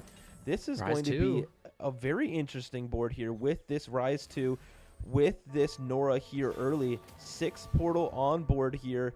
3 Vanguard. I mean, obviously you want 4 Vanguard with that Tom Kench in shop, but not quite able to get it here. This board could be quite powerful. Ooh, okay. Wasian slamming every single item, right? And there's actually a lot of power out of Guard Breaker on Rise specifically because he hits so many units that it's very likely to get a Guard Breaker proc on a shield. I actually really like that slam. 6 Portal is so good at this stage of the game. Hitting Rise 2, Wasian is in a very good spot here. Even hitting an early Nora for that extra Portal there. 8 Portal might not be, you know, game winning potential. 10 Portal kind of is, but still very solid in terms of just playing high tempo. And as promised from the Portal, this will be the golden finale here in this game. Combat Caster chosen for Alan ZQ, who has no mana items on this Syndra, but instead is double Rage Blade, which, you know, gathers mana from auto attacks. But holding 6 Kog'Maws is crazy. Yeah, this is the most insane target griefing. Dish Soap is still level 6, of course, so perhaps has decided, like, you know what? No, actually, Kog'Maw is going to be the spot that I want to go. Maybe get a remover a bit later and take that Thieves' Gloves off of the Nunu. But Dish Soap's still streaking, you know, for a while here. Still on that 6 streak, saying, you know what, it's good enough. Even if I fall kind of off a cliff and power level a bit later on, it's going to be enough, right? I'm already taking a lot of value in this game from forcing my opponents to deny so much from me. Oh, Lelouch not able to get all of the value from this item Anvil glove. Yeah, the artifact glove, sorry. And so not able to quite position the way they want to. But trying to figure out this board, not a ton of upgrades yet for Lelouch, and still it will be a couple of losses coming through here. Oh, just kidding. That Callista absolutely popped off there and was able to take the round win. I actually thought it was going to be a Hull Crusher diff there, but no, Yeah, thankfully not. Don't gotta, you know, punch yourself about that one because it's chill. But with Pandora's Bench, right, it's going to be rolling a bunch of 4 costs here, trying to find a Callista, Fiora, Nasus, but no hits there at all. Man. Yeah, this is not looking ideal for Lelouch here. Needing to stabilize here at 45 HP. A little bit of direction happening with some of these items, but not having any upgrades makes it very difficult to use them well. Yeah, 100%. Still even just that, like, 1.5 items on the Callista open bow. There's really good items on the Nasus, right? And the Blacksmith Gloves on the Rakan is solid. Maybe not like the best case situation, but it's like a Sunfire on the Fiora. That's not going to be very good. Lelouch is trying to just scrape anything together at this point. And so each round that goes by where these Pandora's Bench doesn't roll into upgrades, it's just that much more devastating. Yeah, the good news is they do have that golden item remover, so they can move things around as needed, including this TG that just will have lots of units that can be more useful with those items each round. So they will continue to win here, which is a little bit surprising without these upgrades. But still, no one able to touch Dish Soap. Oh, just kidding. He lost that last round, but is at 50 gold once again and hoping to roll it down and maybe hit. Yeah, still going to be rocking with that Kog'Maw style. We take a look at all of the boards here. Malala rolling with a Nami as the primary carry, it looks like there, but also Diana on the board. There is a little bit of shakeups in those standings, right? Fnatic had all 4 at the top of the standings. Zero Tenacity had them all on the bottom, but now Malala is currently in 6th place, has taken a loss here, while players like, you know, Alan Lelouch are finding a couple of wins, few wins back to back to back. And yeah, the lack of Kog'Maws from Dish Soap, I guess that's expected with seeing how many are being denied. Man, this is a really difficult game to play now. We saw Alan ZQ with 6 of those Kog'Maws, holding them from Dish Soap. Dish Soap giving the favor back, holding Syndra's Karma and a Fiora on bench as well. But what is he going to do now? Is he going to start to level? Is he going to start, you know, this board gets a little bit stronger on level 7 once you're able to get that Jinx in. So what is the game plan here? I'm interested to see what the perfect player will do. The perfect player, Dish Soap, whatever he does, right? Surely it's not going to be a wrong decision. The perfect player can't make a wrong decision. Absolutely never. Now, facing Malala here in this matchup, the Nami wave coming through, disrupting that backline. Not even going to be able to be taken out there. Has 4-unit loss. You know, Dish Soap now 2 losses in a row now. Yep. Kyun actually did find a round win though. Wow. Man, this Camille board too. also needs to stabilize, and I think that Camille 2 will be a huge part of that.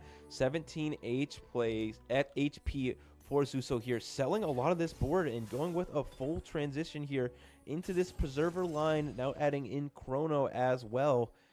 Man, this board has a chance to be pretty good, but is a little confusing with its makeup. Yeah, definitely confusing. A big thing here is there's no real secondary carry, and at this point in the game, with Syndra getting you through the early game, you really need a secondary carry. Camille could be that if she actually had items, but she doesn't. The bow doesn't even go on her for the Titans, which I kind of agree with. The bow instead goes onto the Zillion. It is just going to be, of course, that golden remover, so we can swap that around. But yeah, Zuso, not this round, I don't think will fall, but perhaps after the Raptors is going to be very, very likely to fall unless some big board improvements are made. Yeah, and the problem is for Zero Tenacity here is that they have 3 players that are not looking too good here. Travis not having that Fiora 2 or good items on that Fiora 2 makes that board a lot more challenging. Lelouch finally hitting a Callista 2 and has 2 more on bench, so we need to be on watch for a 3-star Callista here as well. But really needs to upgrade that front line. No 2-star Nasus, no 2-star Fiora, no 2-star Rakan, so a lot of these units are not upgraded either. Yeah, definitely that win condition being the Callista 3 would be massive, but even just the stabilization of finding a Nasus 2, Fiora 2, right? Really, really need all those upgrades to come through. Definitely gonna be more rolls here. Okay, Nasus. There we go. Big That hit is huge. off of the Pandora's bench. Morgana being found. Can that slot in? No. Looks like they want to re-roll it for what is most likely a Camille here, hoping that they can get in this board to get multi-striker on and keep Chrono. Now moving some of these items over to this Rakan and swapping things around. The Zero Tenacity team really likes this golden remover. Golden remover is, really, really solid. Zuso is going to be swapping over the items into a Karma, but Karma nearly got one shot by that portal. Man, this board from Wasian looks very, very good, and something that I'm hoping to try later with this Rise carry on this portal board, especially if you can get that +1. Oh man, this Karma went down. The secondary carry Zillion here on this board can't do enough. So Wasian now able to be on this 4 streak, looking good towards the end of this game, and Suso will drop out. Yeah, Suso's not being able to translate that Syndra into anything else. See Malala even here with the Syndra 2 on bench, just making sure there's even less in the pool for the other players. But very interesting board here, playing around just Nami being a solo carry, and like I said with Zuso's downfall, not having a secondary carry is exactly the kind of trap that Malala is falling into here as well. There's really, some solid front line, not the best as there's still a lot of 1-stars there, but Nami cannot be a solo carry. No, definitely not. That's why you see her played alongside a lot of these other units that have that single target damage, where Nami is super useful, having a lot of CC and doing a lot of AoE damage, applying Morello super well, not able to quite get the damage through to each unit that is needed. We see Dish Soap here with lots of copies of lots of units, but very few 3-stars that are needed. Did hit the Nunu, did hit the Tristana, but the most important one is not upgraded with that Kog'Maw. Yeah, it needs 2 more Kog'Maw still, and has a little bit of life to play with until we get that. Very close round, actually. I thought Dish Soap would lose by a lot more than that, but I think we've solved the answer of what the perfect player will do, and that is going to be level to 7 and then roll for the rest of the upgrades. It is just big enough of a difference to get that Jinx in there and online. But still, right, there's not too much more HP that Dish Soap can lose. Maybe 2 more losses until he is out of here. What I've learned is that the perfect player never pivots. He sticks to his guns and he rolls it down no matter what is happening, knowing that Alan has spent a lot of his gold to hold the units that he needs. Now seeing Malala here at 6 HP, looking towards death here if he can't beat Allen's board on the other side. The Tom Kent CC is huge, but the Nami wave coming through will do lots of damage here and apply a wound and a burn to the other side. But some of these units just are not falling. Needs to rely on some of this portal damage and Nami to continue to stay alive here. But the Diana into the back line does a lot of damage. The Ionic Spark able to do quite a bit here, but not quite enough to finish off the Syndra, which could be disastrous here for this board. The wave does come through, but Malala will fall out in 7th place. Yeah, unfortunate. And if there was another damage dealer, you know, would have been enough. But no, just with the Nami, not quite. So Fnatic goes out in 7th place here with previous world champion winner Malala. But now Lelouch and Dish Soap next on the chopping block here. 6 and 12 HP respectively there for them. And for all those watching, this does mean that Fnatic currently has the advantage on the leaderboard. It's 1 point up on Zero Tenacity for this game.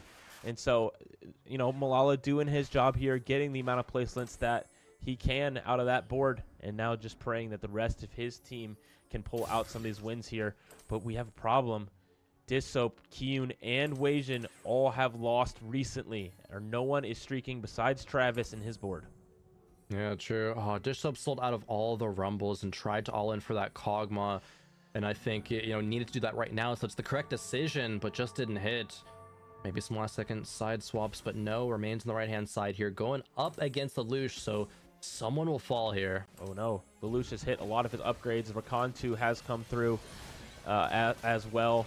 And so this will be quite a strong board. The Eternal Winter will slow the attack speed of this board dramatically, which will be a huge problem. The Tristana Frozen, oh man, will be disastrous for Dissoap. And I think this is a big enough loss to even knock him out. Oh, just kidding. A few more units killed. It's going to be really close. No, not quite enough. -1 HP there for Dish Soap. Man, just one more unit. Now Fnatic looking not too hot right now after Dish Soap took the 6th. Yeah, Dish Soap taking that 6th. Weijin losing it once again with that portal board. Travis on that win streak. It's looking pretty doomed here unless they can turn it around and hit something big. Allen with the Karma now on the board, the 4 Vanguard style, and with the Keepers, right, still positioning the front line to get maximum value. I love seeing that, but not sacrificing any of these back lines to buff them up even more is going to be Kiyun's Ghost, it looks like here, of course, with that Cassidon 3. Yeah, this board from Kiyun still looks pretty good here if you're able to get a Camille 2 or something like that. Switching over now to Lelouch versus Travis. Travis on that win streak may be knocking his teammate out here with that Witchcraft board, and that will be the case. Lelouch dies of one of the newest cutscenes in the game. This Misfortune Chibi is awesome visuals. The only thing, Lelouch like looked over to the side of his teammate like, hey, what the heck, man? Like, why are you taking me out, bro? Yeah. Oh man. Our top 4 already in this lobby. Completely even in the standings now we have here, so it's just gonna matter who can place higher in this matchup. Yeah, let's see. What actually how does it end up if the scores end up as they are in HP right now? Who wins in that situation? I don't know. You know, because that I don't know either. Generally in 4v4 tournament that would be a format that'd be a tie. Maybe winner gets some advantage. I don't know that. We'll get some confirmation about that soon, hopefully, because that is a case that very well might happen here with, you know, Kiyun, I guess, is not like super strong. I don't think that's a board that's necessarily lobby winning. Weijin, unfortunately, isn't really finding that many big upgrades either, but does find the Nora too. Gonna find another item for her, or perhaps frontline, but no, it's really just the even shroud, which you don't really get value off of at this point. So yes, just the Nashers for the Nora. Getting more cast for her is going to be strong.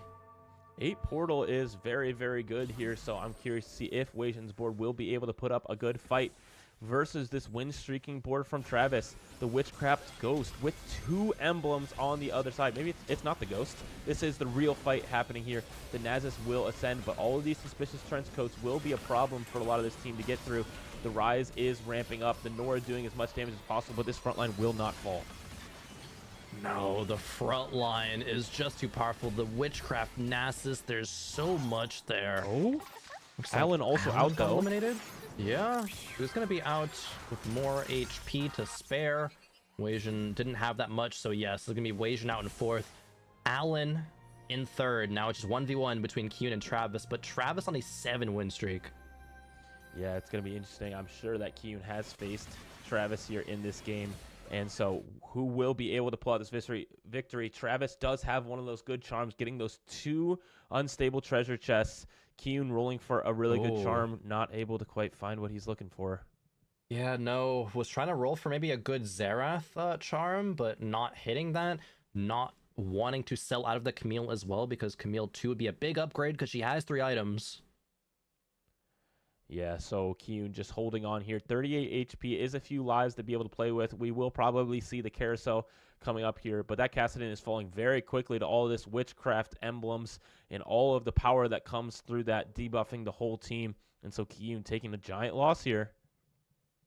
Yeah, really, really big loss. Unfortunately, Kyun maybe on just 1 life left, trying to again just hit a good charm. Not happening here for charms. No good charm here for Kyun. Looking pretty doomed here. Travis with an excellent play here, able to get 2 of those witchcraft emblems naturally, able to get the spatulas needed, will put him way ahead. Yeah, 6 witchcraft. Actually, 1, 2, 3, 4, 5, 6, 7. Yeah, that is okay. That's 7. I was like, is there 8 here? Is my math, failing me? But no. Okay, I can do some caster math sometimes. It is just 7. Not able to get to 8, but still such a powerful board. Kyun might fall here.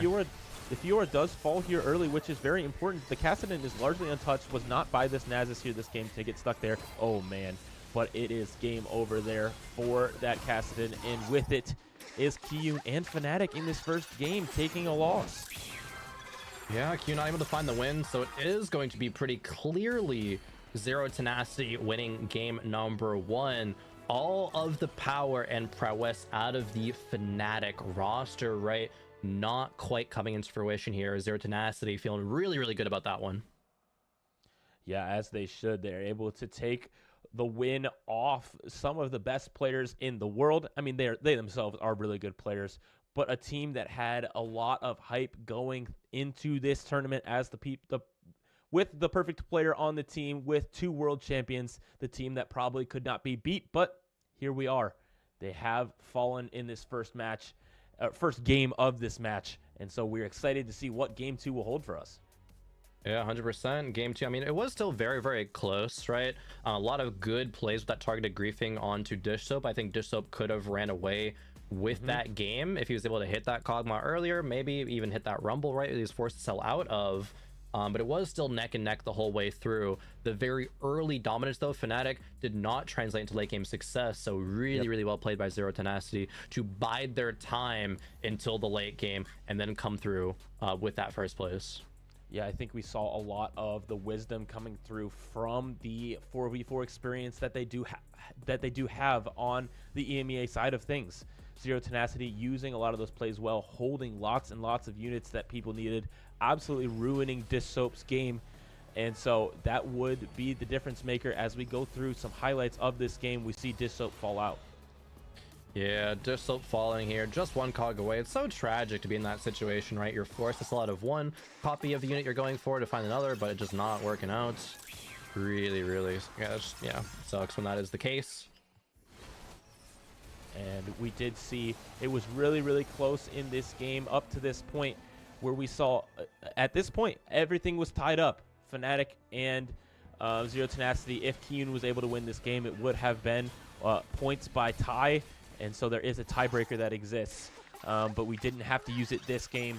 Travis able to continue that win streak in the dominance, taking out Weijin and then Kyun in succession. Yeah, those witchcraft emblems are just so powerful, especially when you put one onto a Karma. It just can kind of run away with the game, not even getting to the 8 witchcraft, but not needing to at that point, just because the whole board was so strong. You get multiple big carries out of that, Karma and Fiora just being the only regular 2, but still being able to slot more in there, getting a really solid front line. Just well played by Travis from early to to the end game there, with playing the early portal into Syndra, into finding early Karma, and just playing it super, super well. I'm curious to see how Coach Frodan will help his team adapt, what these players will do to try and equal up this series and send it to a game number 3 possibly. But we'll be back right after this break to be able to see what will happen in game number 2.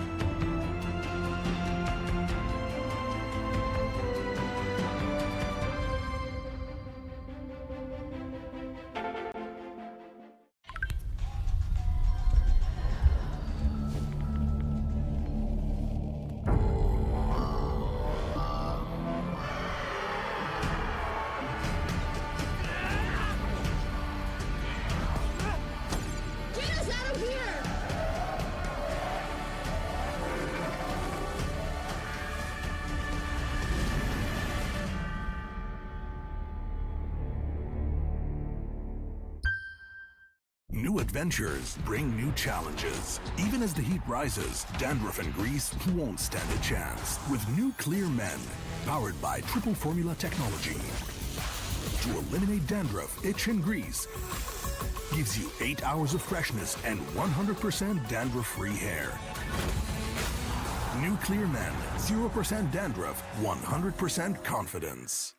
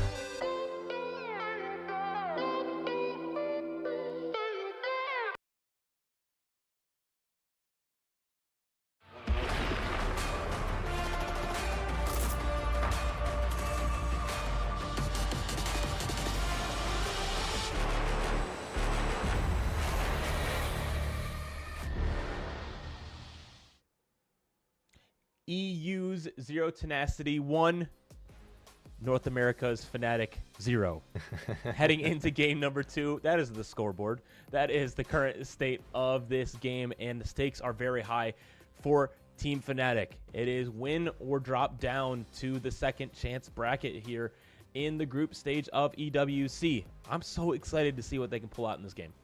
Yeah, stakes are extremely high here. You don't want to get sent to losers bracket after just the first match. Fnatic down 0-1 after that first game.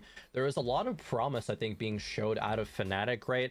They had come out the gate swinging, a lot of very strong tempo play, but just not able to convert it into, you know, a lot of success. And partially that is because Zero Tenacity did a great job of recognizing their win conditions across their compositions, but also had denied the win conditions from Fnatic as well, right? These are the strategies that we're going to be seeing this weekend in this 4v4 style tournament a lot, and Zero Tenacity just kind of showed a masterclass on how to do that. Yeah, they absolutely nerfed a lot of the players, taking their units, stealing their game plan, and so they weren't able to hit the units that they wanted to scale into the late game. They weren't able to get in a spot where they could absolutely dominate.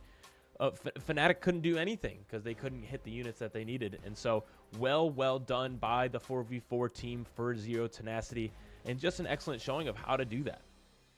Yeah, 100%. I think, you know, maybe Coach Frodan sprinted across the venue, gave Fnatic some pointers, was able to kind of steer them in the right direction.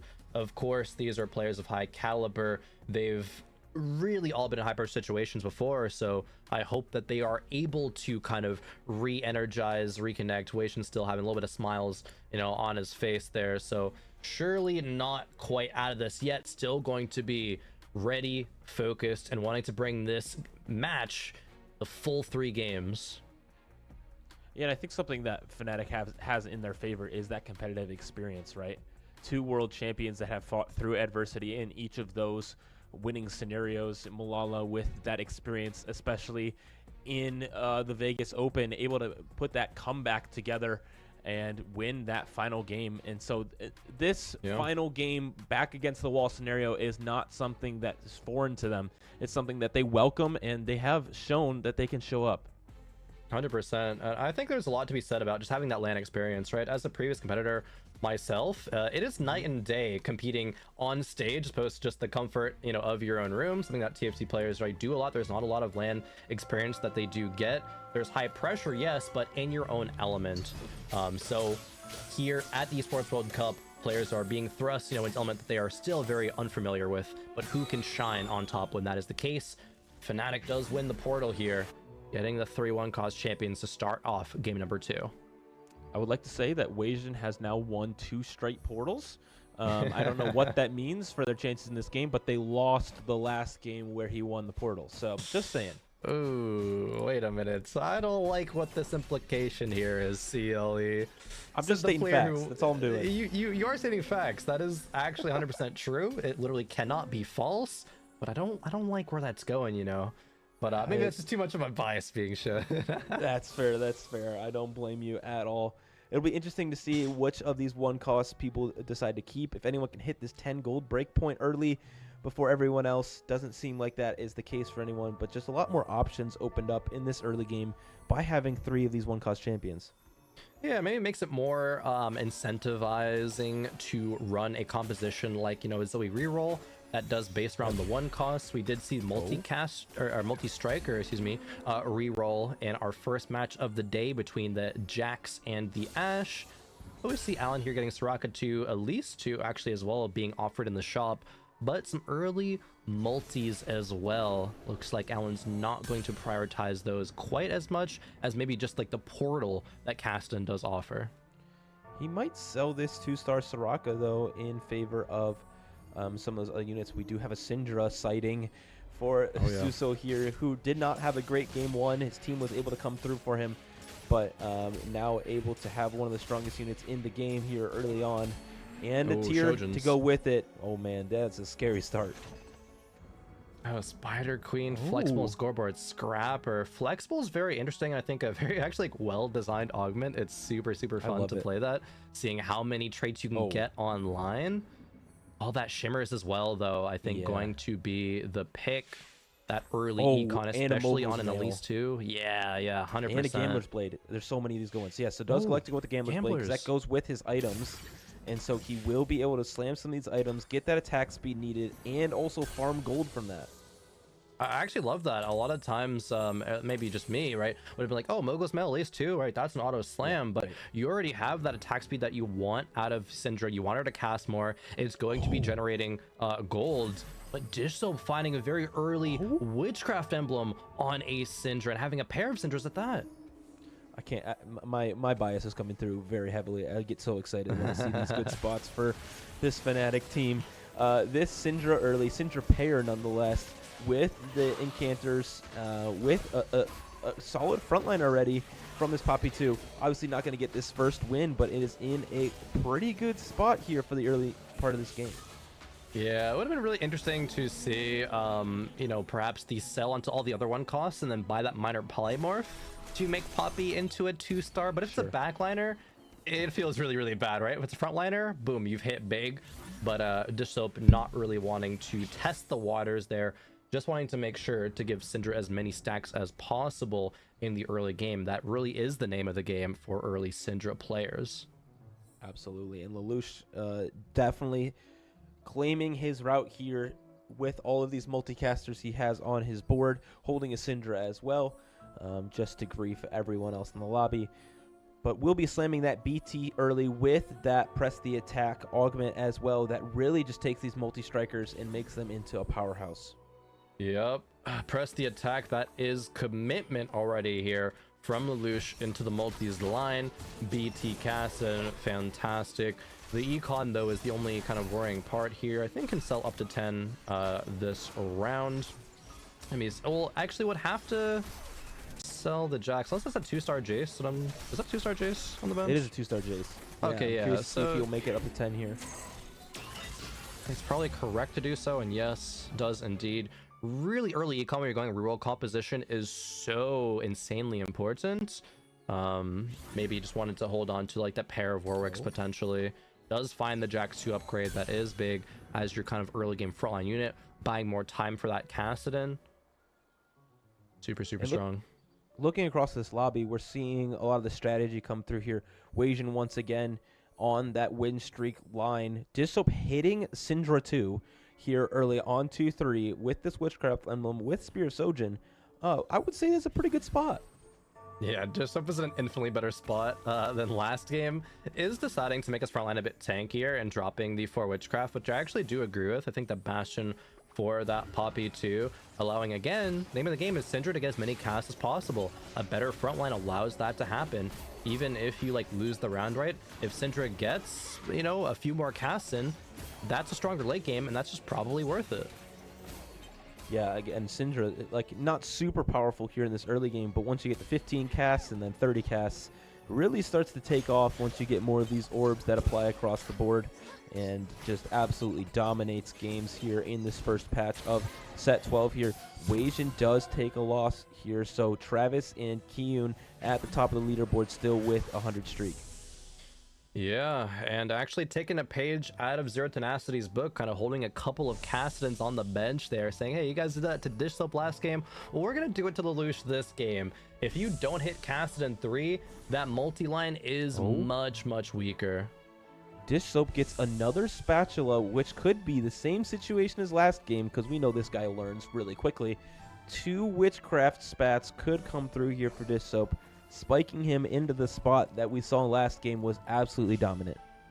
100%. 8 Witchcraft is not necessarily like an auto win in the game, but it is so strong. Wasian even getting a Kassadin too, and can play early portal with it, right? So that is really strong. I think we'll level up here, put that Galio back in. No, unless he just sells it and moves the items over to Poppy. Not wanting to go up to 6 portal, perhaps just being content with this 3 portal opener. Yeah, we'll use the remover to move those items onto the Poppy or the Kassadin, I would imagine, just to establish a good tank. But he's removing this to see if he's facing his teammate, Kiyun, on the other side, who has a streak currently, hoping to keep that streak, so we will not slam items here, even though this board is super strong from Wasian in order to help his teammate. Yeah, if Kiyun actually gets the round win here, that's going to be huge. But yeah, like you're saying, maybe. It's not guaranteed. But I think it actually is an item slam difference here in this round. Oh, absolutely. I think Wasian would have absolutely won this round versus Kiyun here. Hopefully able to kill one more. Not quite able to do so. So Wasian will take another loss here, but doesn't matter as much because he had lost the round before. So Kiyun keeping that streak alive is quite important. The sacrifices that you have to go through, because if Wasian had won that round, would have gotten up to 10 gold, but instead was forced to sell the Galio to make econ.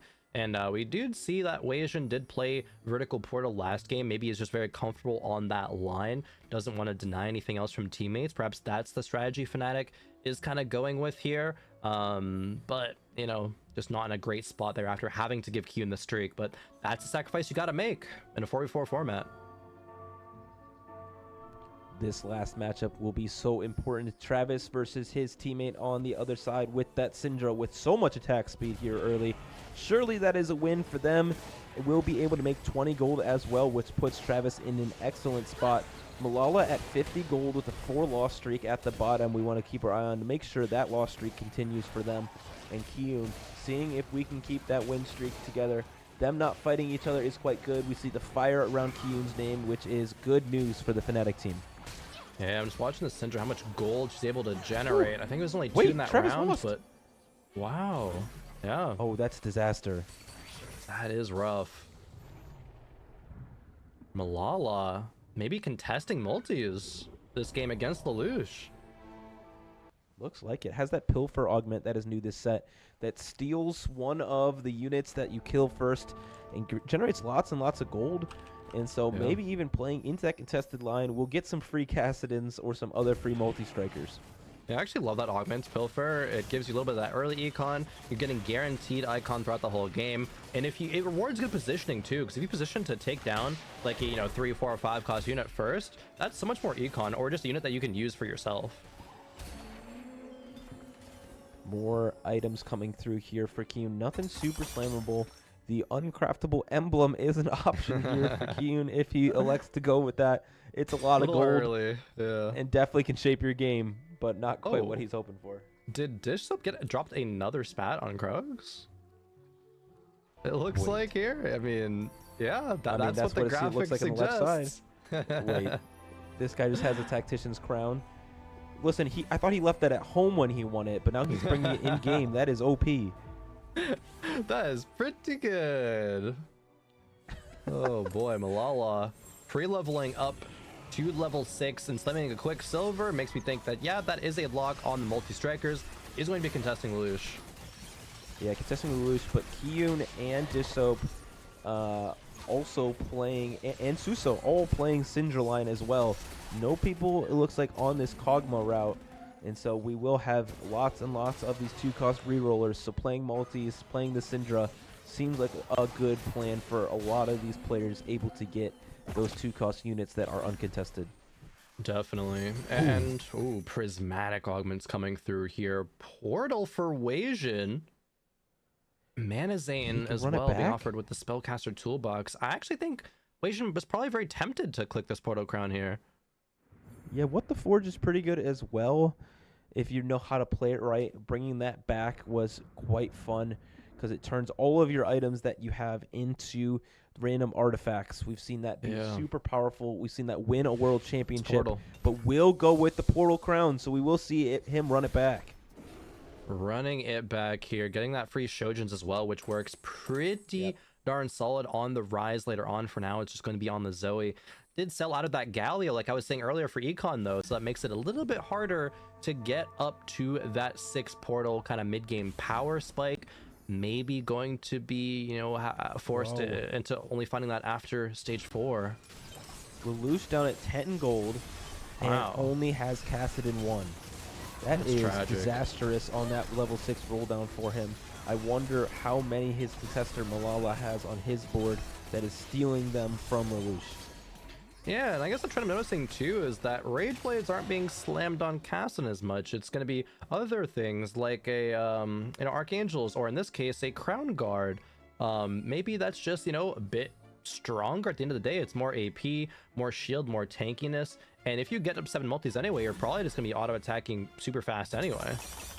For sure. We do see Kyun finally lose the streak here on 3-2. Suso now taking that streak away on that 5-win streak, playing that Gambler's Blade Syndra. And Dishsoap with this Tactician's Crown is incredibly powerful in this lobby. And now we'll have the option to always slot in one more unit than everyone else at their level. Yeah, and even hit the really, really widely regarded as one of the best prismatic augments, as I'm the carry now. Get that Sentinel with the 3 tailored items, as Bloodthirster now going to be upgraded to a Death's Defiance a bit later. But a lot of players pick that up and are very, very happy about it, being, you know, a little bit of extra damage. And I think that's the frontline capabilities of it too is definitely going to be what players consider valuable. Especially if you can play some of these good traits in the late game, like Preservers or Arcana or whatever else can upgrade that carry with the global buffs for your team. This Golem can be absolutely terrifying and win fights outright. Yeah, 100%. Malala on an 8 loss streak now, has lost every single round of this game. 41 HP, very, very weak right now. It did hit actually multi-strike crown at 3-2 though. So if Malala does get up to that 7 multis, if he's able to find a Camille, that's going to be very, very strong. Very huge bounce back from him. Malala picked up that Callista on Carousel here, so he will be able to level 7, will be able to play this Callista that will give him that 7 multicaster that really spikes this board. Something I didn't notice either is Alan actually also committed to playing multis. So there's 2 players of Zero Tenacity who are playing Kassadin, while also Wajan is holding Kassadins because he's playing Portal too. There is so many Kassadins in this game, CLE. I think it might be some players never hitting Kassadin 3 and being eliminated. Yeah, the problem is Malala's in a good spot, right? Has that Kassadin 2, has 7 multi in, just needs to upgrade some of these pieces around there. But with Alan over here with 6 multi, as well as Lelouch, who's committed to multi as well, who does not have the Kassadin 2, this is not great teamwork from Zero Tenacity. We saw the opposite in the last game, and now they're contesting each other. 2 of them playing Syndra, or well, at least 1 of them playing Syndra, and 2 of them playing this multi-line. It's very interesting. Very surprising, I would say. I wonder what Alan's spot was to be like, hey, Lelouch, I know you got Press the Attack, right? The literal best augment for this composition, but I'm 3-2. I see multi-crown, and I need to take this, even though we have Malala contesting us and is in a better spot than, you know, both of us. So that's a little bit rough there. Wajan, however, looks like has oh no, is not on 6 portal yet, just still on the 4 portal, still needing that Galio, positioning himself to go level 8 and hit that roll down to try and hit a Rise 2 that is really needed on this board in order to have any kinds of damage. So it's okay losing a lot of these fights here. We'll hopefully lose to Kiyun here for the sake of Fnatic's teamwork here to keep their gold up as high as possible. But this level 8 roll down for Wajan will determine his game. 100% will. Is about 40 gold right now on 3-6, so is on pace to level up at 4-2 and have a decent amount of gold. I think even getting 1 copy of Rise, you know, 1 copy of another portal unit, be it Galio or someone else, just to get that 6-piece trait online will be strong enough. 5 losses in a row though, definitely going to be a bit rough. Oh, Zuso, wow, look at this board, right? And look at the HP. It's a Syndra 1. And the front line is 2 1-star units, a couple upgraded ones, right? But like, this is crazy. I mean, he has the best item in the game, which is that Radiant Spear of Sojin on this Syndra that is just printing him money by auto-attacking with a Rage Blade as well. This setup's really good. If he's able to hit a Syndra too, he's looking even in a spot to be able to win the game. Vex 2 being potentially upgraded there, but no, rolls past it instead. Looking at Alan Nami, here. Though. Yeah, Nami is big for that. Alan trying to find 1 Callista because that would mean he goes up to 7 multi-striker as well, just like Malala, but the rolls are coming through. Wow. And Callista is not being found here. And we actually have mentorship here, right? So if units are next to a higher star unit, they do get buffed, and actually going to be second rowing that Xerath just to buff up the Shen and the Hecarim as well. Doing everything he can to try to continue that win streak. We have Dish Soap on level 7 on the other side. We switched off that POV onto Wajan's side. He is level 8. He has rolled down. He does not have a Rise. No, rolled it down at 4-1 instead of waiting an extra round. Maybe felt the pressure, saying 5 loss streak. No, if I take 1 more bad loss, that's going to be a really, really bad look. Tarek but and really Shop needs to does keep not rolling. Buy Tarek either. Oh, wait. Huh? Another Tarek in shop. Okay. Well, that's going to be a 6 portal. Okay, with 6 portal now. Really, really, really need that rise. A rise would be 8. Oh, actually, it's 8. It's 8 now, yeah. As soon as we get this emblem in, somehow. Oh, right. Yeah, has to sell the poppy. Yep. Oh, and there's rise. Let's go. Really, really big. Awesome spot here now. 8 portal going to be slotted in here this round. Yep, swapping those out. We do have the replacement Zoes on bench, which is fantastic for them. Can put these items straight onto this Tarek. Did possibly miss that Tarek 2 that was really needed, but will be in a fairly good spot here. Once you get Mage in as well, will be really powerful with that Nora. Yeah, did opt not to swap the items over onto Rise for now, which, I mean, there is Spell Blades, right? So Zoe does do a lot of damage with that in mind, maybe even more than the Rise, and just hoping that the strength of the 8 portal will carry, which, I mean, it's very strong. Look at all the value it's getting in terms of damage, extra frontline with the Krugs that it sends out. So Invasion actually might be correct here, not swapping items over yet. I love the design of this set and all the fun that they had, clearly, with some of these things, with the portal spawning Krugs, with Sugarcraft just building a cake. Some of these fun things that they were able to put in the game are just an incredible piece of TFT. And, you know, and we got pretty close to Food Fight Tactics. Maybe someday we'll have that much fun. Maybe someday. Taking a look at Travis's board here, the level 8 roll down. Oh, we have Dragon's Will on the Nunu. That's one of the best like frontline items that you can get in terms of a Radiant. We have 4 Witchcraft as well, but the backline is not looking too good for Travis here. No Karma's found yet is the big one. Yeah, and Keelan on the other side, playing a lot of these strong units. That Radiant Rage Blade on the other side with so much attack speed spawning. Will it be able to get through that Nunu in the front line with all of that magic resist from that Radiant Gnasher's Tooth? It's not looking like it's going to be enough. The amount of casts on there are not enough to take it down. So Keelan will be losing his streak here.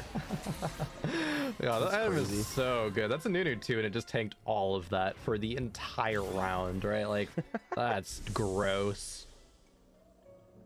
Man, we see Malala again with the rest of his contesters, with Lelouch and Malala at 7 and 8 position here, with Alan not too far behind at 45 HP.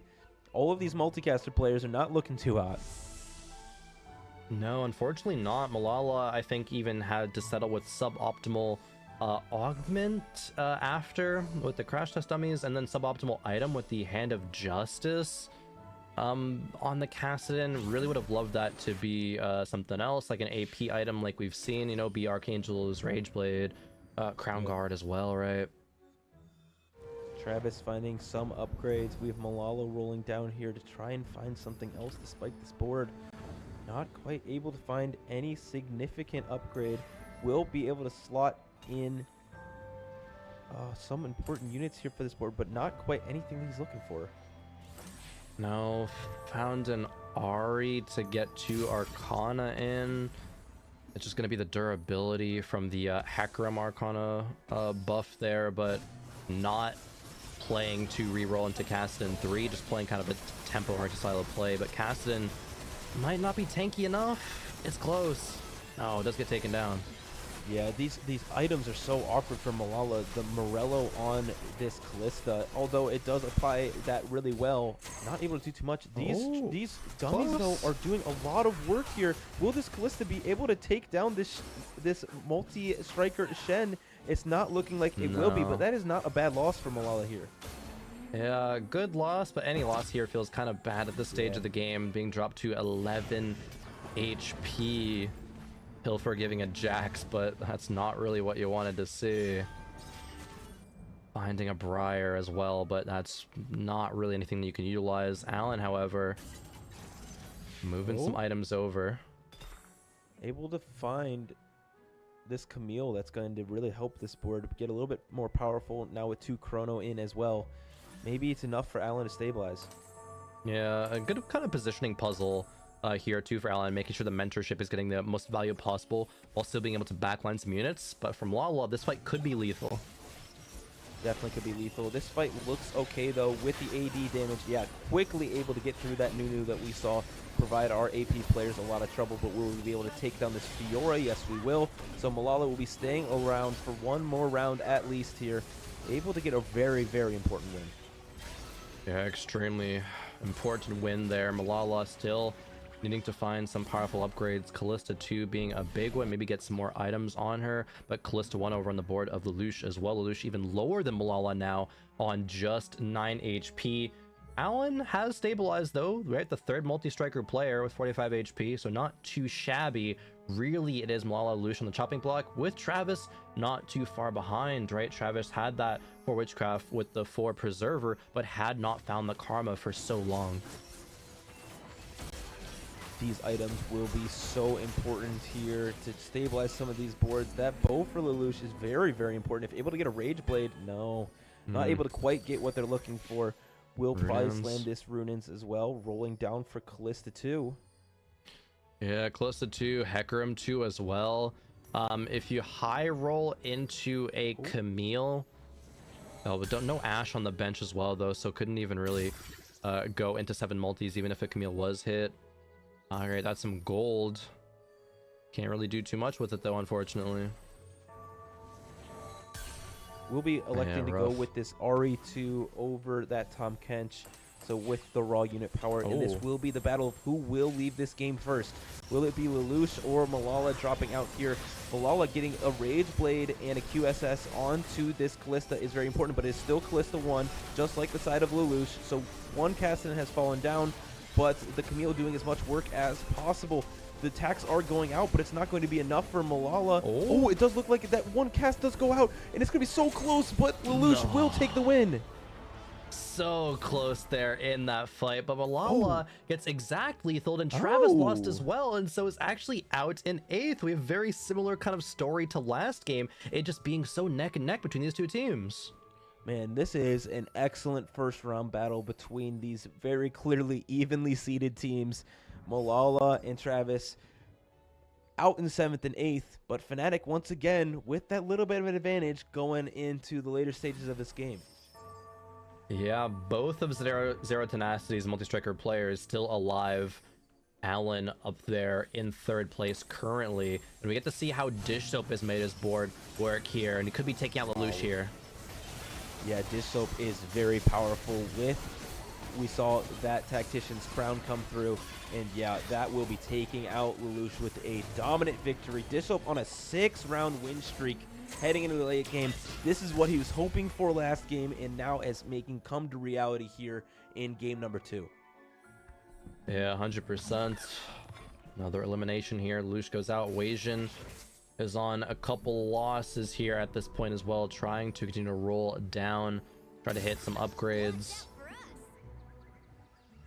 Is still on 8 portal.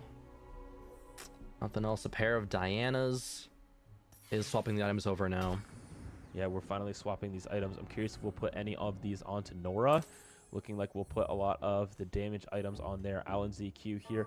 The multi-striker left alive will be able to hopefully use this Kalista 2 that his teammates could not hit, that Malala could not hit, and see if he can get a top 4. Yeah, Kalista grab off in the back, but like this Castan build is so subpar. It really just is, hey, I threw what I could together, and that's good enough. This is not like a lobby winning composition, but Alan even getting to this point is impressive, and it could even win this round. This Syndra with that Radiant Spear Sojin is doing so much damage, and so Alan will take another big loss here. I'm not quite sure what happened with Weijin's fight. It looks like he is still alive in this game. We'll be seeing this next carousel. Yeah, seeing the carousel did win the fight. Now we get some potential upgrades. Is that a Xerath 2 for Alan? I believe it is. And I think that is a Diana 2 for Weijin. So a lot of these 5-cost upgrades coming through here for the players that are looking towards death here soon, that are at the bottom of our leaderboard left alive. And so curious to see what that will do to change their boards. Yep, Xerath 2 here. Quicksilver, not bad of an item. Already have one on that Camille, but can throw one onto the Callista in the back line as well. Wanting to find a good charm. Items. Yeah. Oh, Dish Soap having the support golem as well, so 2 sentinels. Yeah, it isn't such a good spot here, man. This is an excellent spot. The 6 Witchcraft is very, very powerful. No need to swap items over to this Karma yet. No Karma 2. 8 Portal now with the Yuumi attached to the Diana 2. Will this be able to do a lot of damage to the opposite board? Yeah, let's see here. Alan now red buff on the Xerath. It's gonna be a lot of damage in the back line, but the front line still hangs on with that Diana dashing all the way back there. It's so much damage. And yes, a dominant Wasian win in this fight. Alan is going to survive, however, on single-digit HP. Dish Soap, though, does take a loss now, and it looks like Suso, with that Syndra board that we saw early on, with the gold printing that was happening, now on a 4-win streak here late in the game with the normal-looking Syndra board. Yep, we got the Vanguards, we got the Mages, we got everything that you need and love online. Nami even upgraded and has the Shojins of her own to provide a lot of very strong CC. Got the tower here.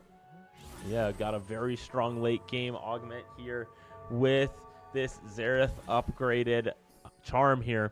And it will be this tower that's going to zap the opposite team, but will be enough to take down Dish Soap. I'm not sure. Yeah, I don't know about this one. The tower is providing a lot of good tankiness, right? But no, it gets dealt with easily. Fiora's on the back line. She gets to cast, does dash away. Callista is still alive. It might actually be enough for Alan to hang on, and it is. Wow. Alan staying alive in this game, and it looks like Wasian does drop out. Kiyun able to take him down. And so, Fnatic only up 2 points once again, heading into this top 4 scenario where they have a win streaker again for Zero Tenacity, and Dish Soap and Kiyun, who are just going back and forth. Oh, such close fights. So that was a tower difference in that last round as well, which really just goes to show the power of these late game charms, especially the Ascendant ones with that Xerath. This is absolutely massive. And we have another scenario where we're possibly thinking about tiebreakers once again. If Alan beats Dish Soap or Kiyun, and if Suso does end up continuing the streak to the end of the game, we don't know who will win. Yeah, we'll have to see here. Suso on that 5-win streak.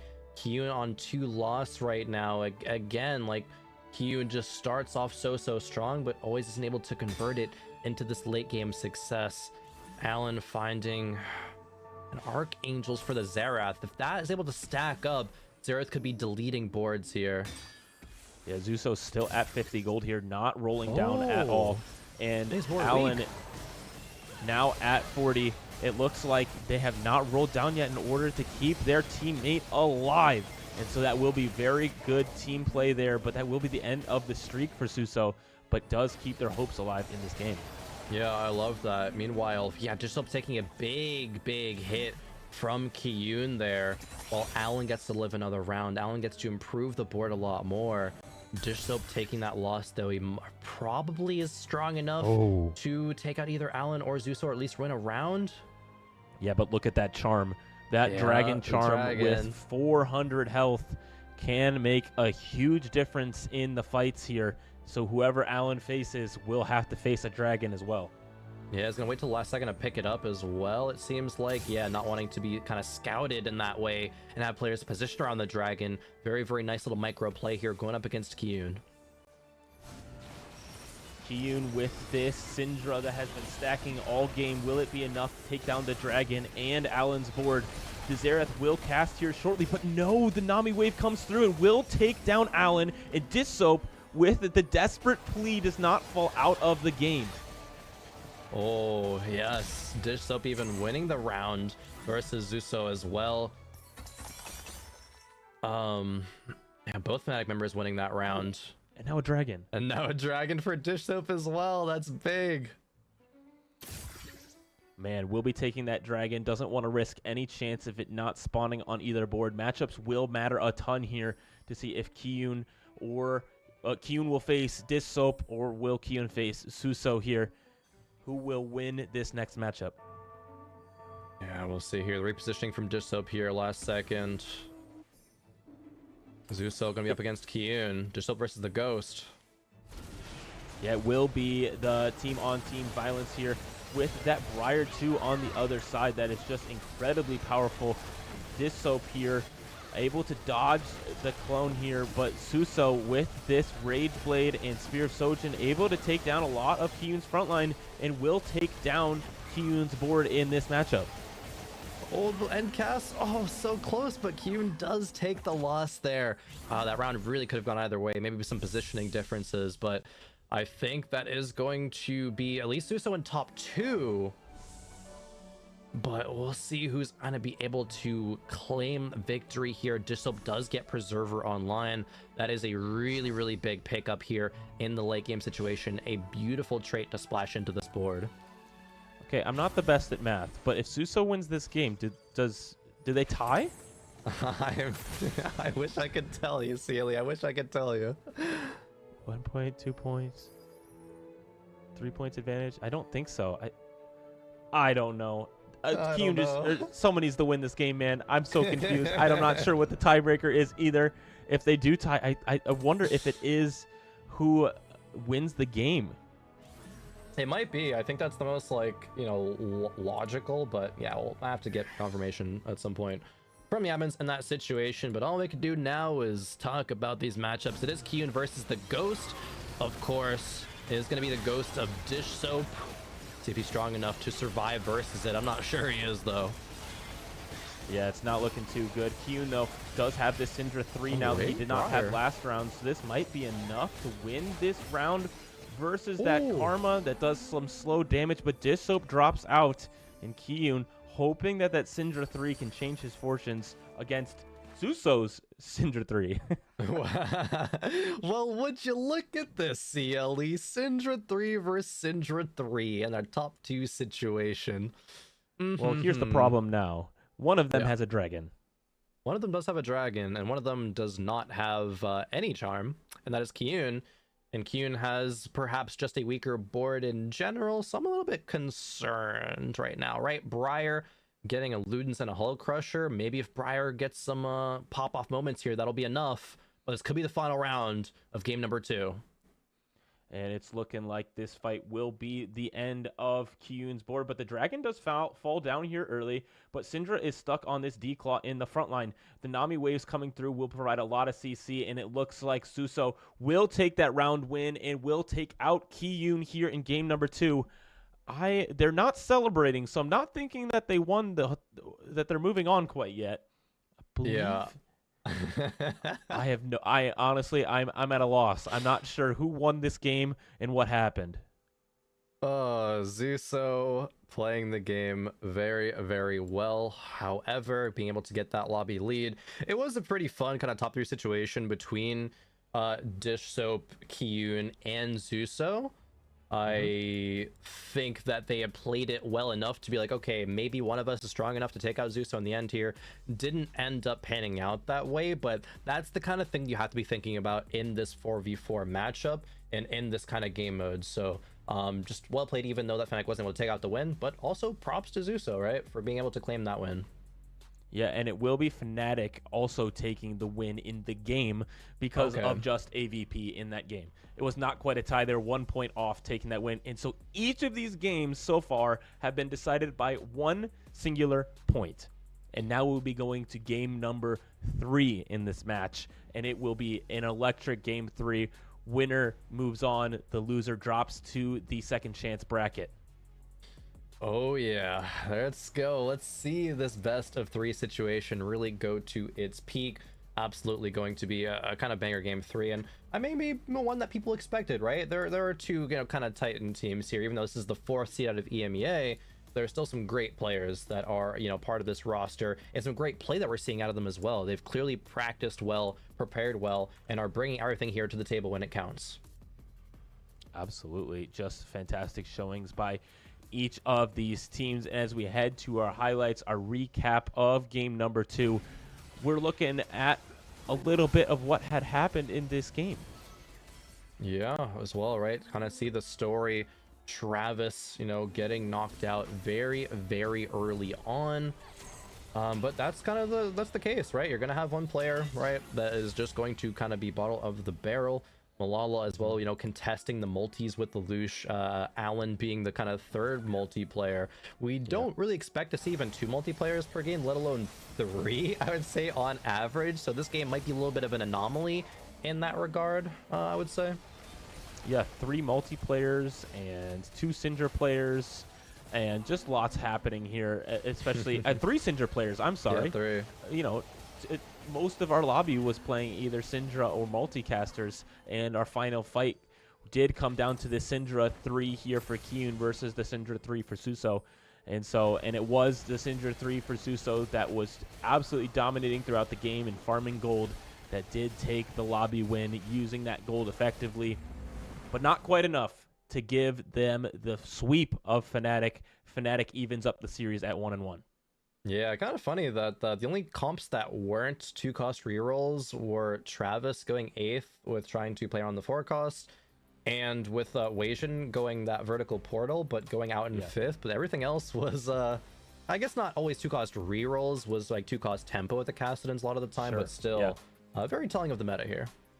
Yeah, absolutely. And we'll continue to see this meta form around this 4v4 format. We saw a lot in Game 1. We saw some of it in Game 2, mostly contesting one another.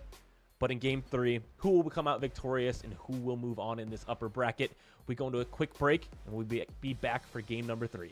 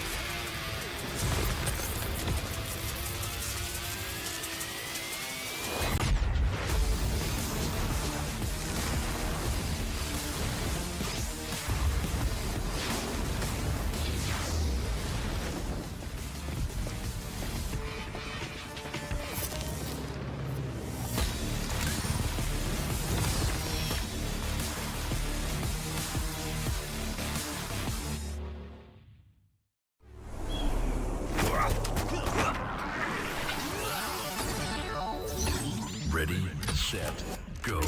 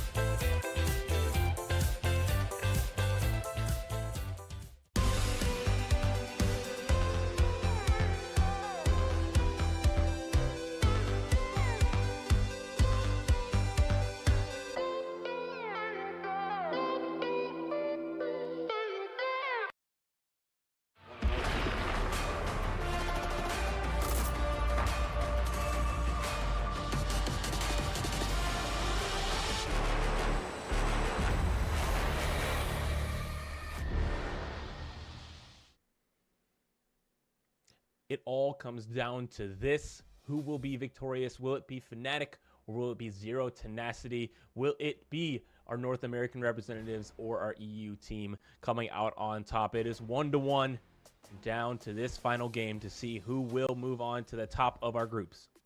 Yeah, and while it is 1-1, I think each game could have really gone either way, and I guess that's indicative in us being tied up into this point, right?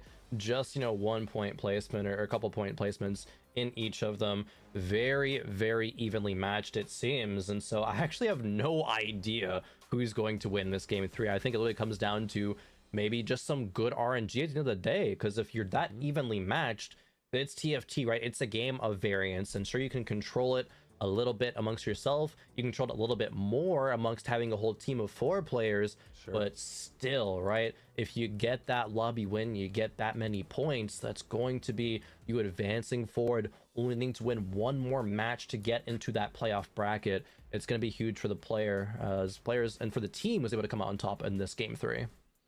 Yeah, this is a huge, huge game for each of these teams. Moving to that top of the bracket really gives them the opportunity to propel themselves into a great spot for the rest of the tournament. If they win this one, they only have to win 1 more match, and then they're moved into that playoff stage at a high seed as well, and don't have to fight their way back through having that 3rd match. And so this will be do or die for both of these teams. Both teams showing shining moments, right? Both these teams winning either game. But we've also seen that Zero Tenacity is able to close out and win these games. Both of these matches won by Zero Tenacity.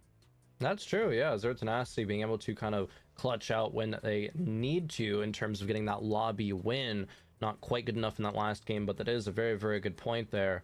And kind of, I guess, a leg up in their favor, a little advantage that they have. And I actually do want to kind of briefly at least talk about this this format and how many games these players have to play. If you get knocked down to losers, right, sometimes in some games, like, oh yeah, you're like warm going into your next matches, you just play it in losers. But I think fatigue can also play a big part too, because this is going to be more games than I think almost any TFT players are used to kind of playing in a day, at least as high stakes of kind of games. And so if you're going to losers bracket, tomorrow you're gonna have to play so much. It might actually just be, to your detriment right there. You're gonna be kind of suffering as it gets to that later on kind of part of the day. Yeah, it is absolutely crucial for them to be able to make it to the top side of this group.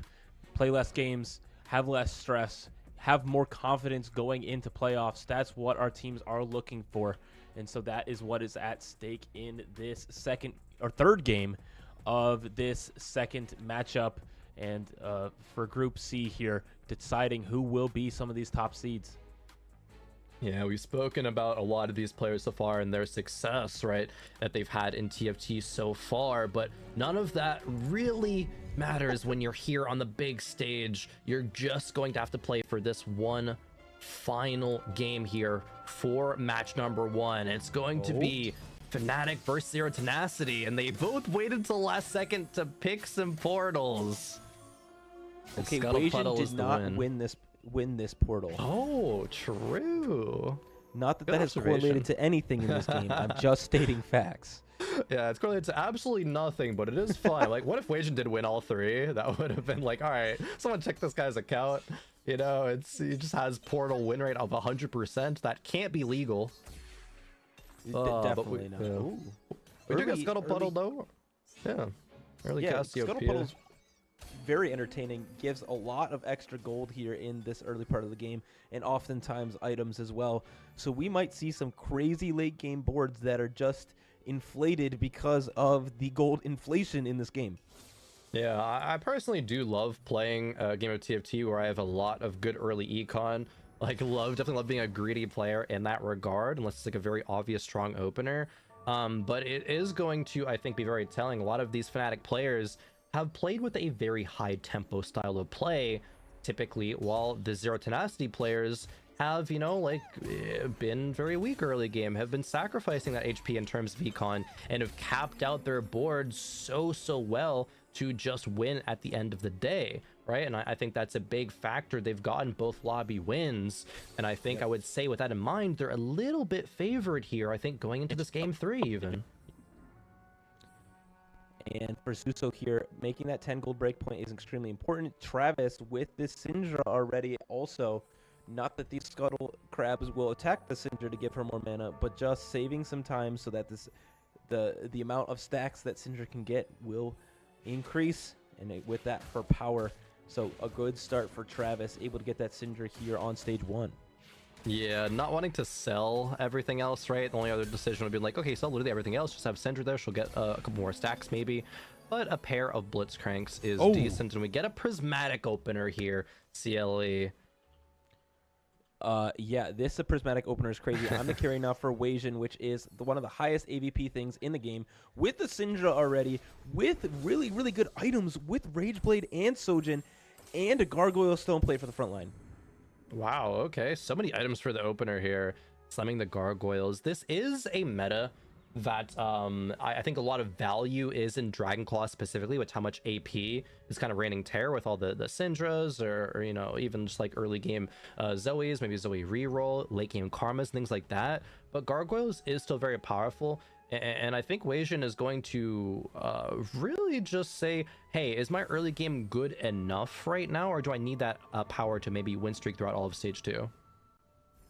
And we see on the other side Giant and Mighty, which is another one of these really strong augments that we see. And so Fnatic set up, at least for these two guys, really well here in this early game. Kyun not slamming any items yet. Now just putting a Gargoyle Stone plate onto the Blitzcrank. And so Wasion clearly is hoping to win here, get as many stacks on this Syndra as possible. Kyun slowly slamming these items. Yeah. Let's see. Oh, this a is like bit of healing from the Sentinel. How many casts has this Syndra gotten? Oh, that was okay, insane. Well, but still, yeah, that's a lot of value. There's at least like 7-8 casts. That was some crazy team play happening there. Clearly, that was their intention, to get as many casts as possible.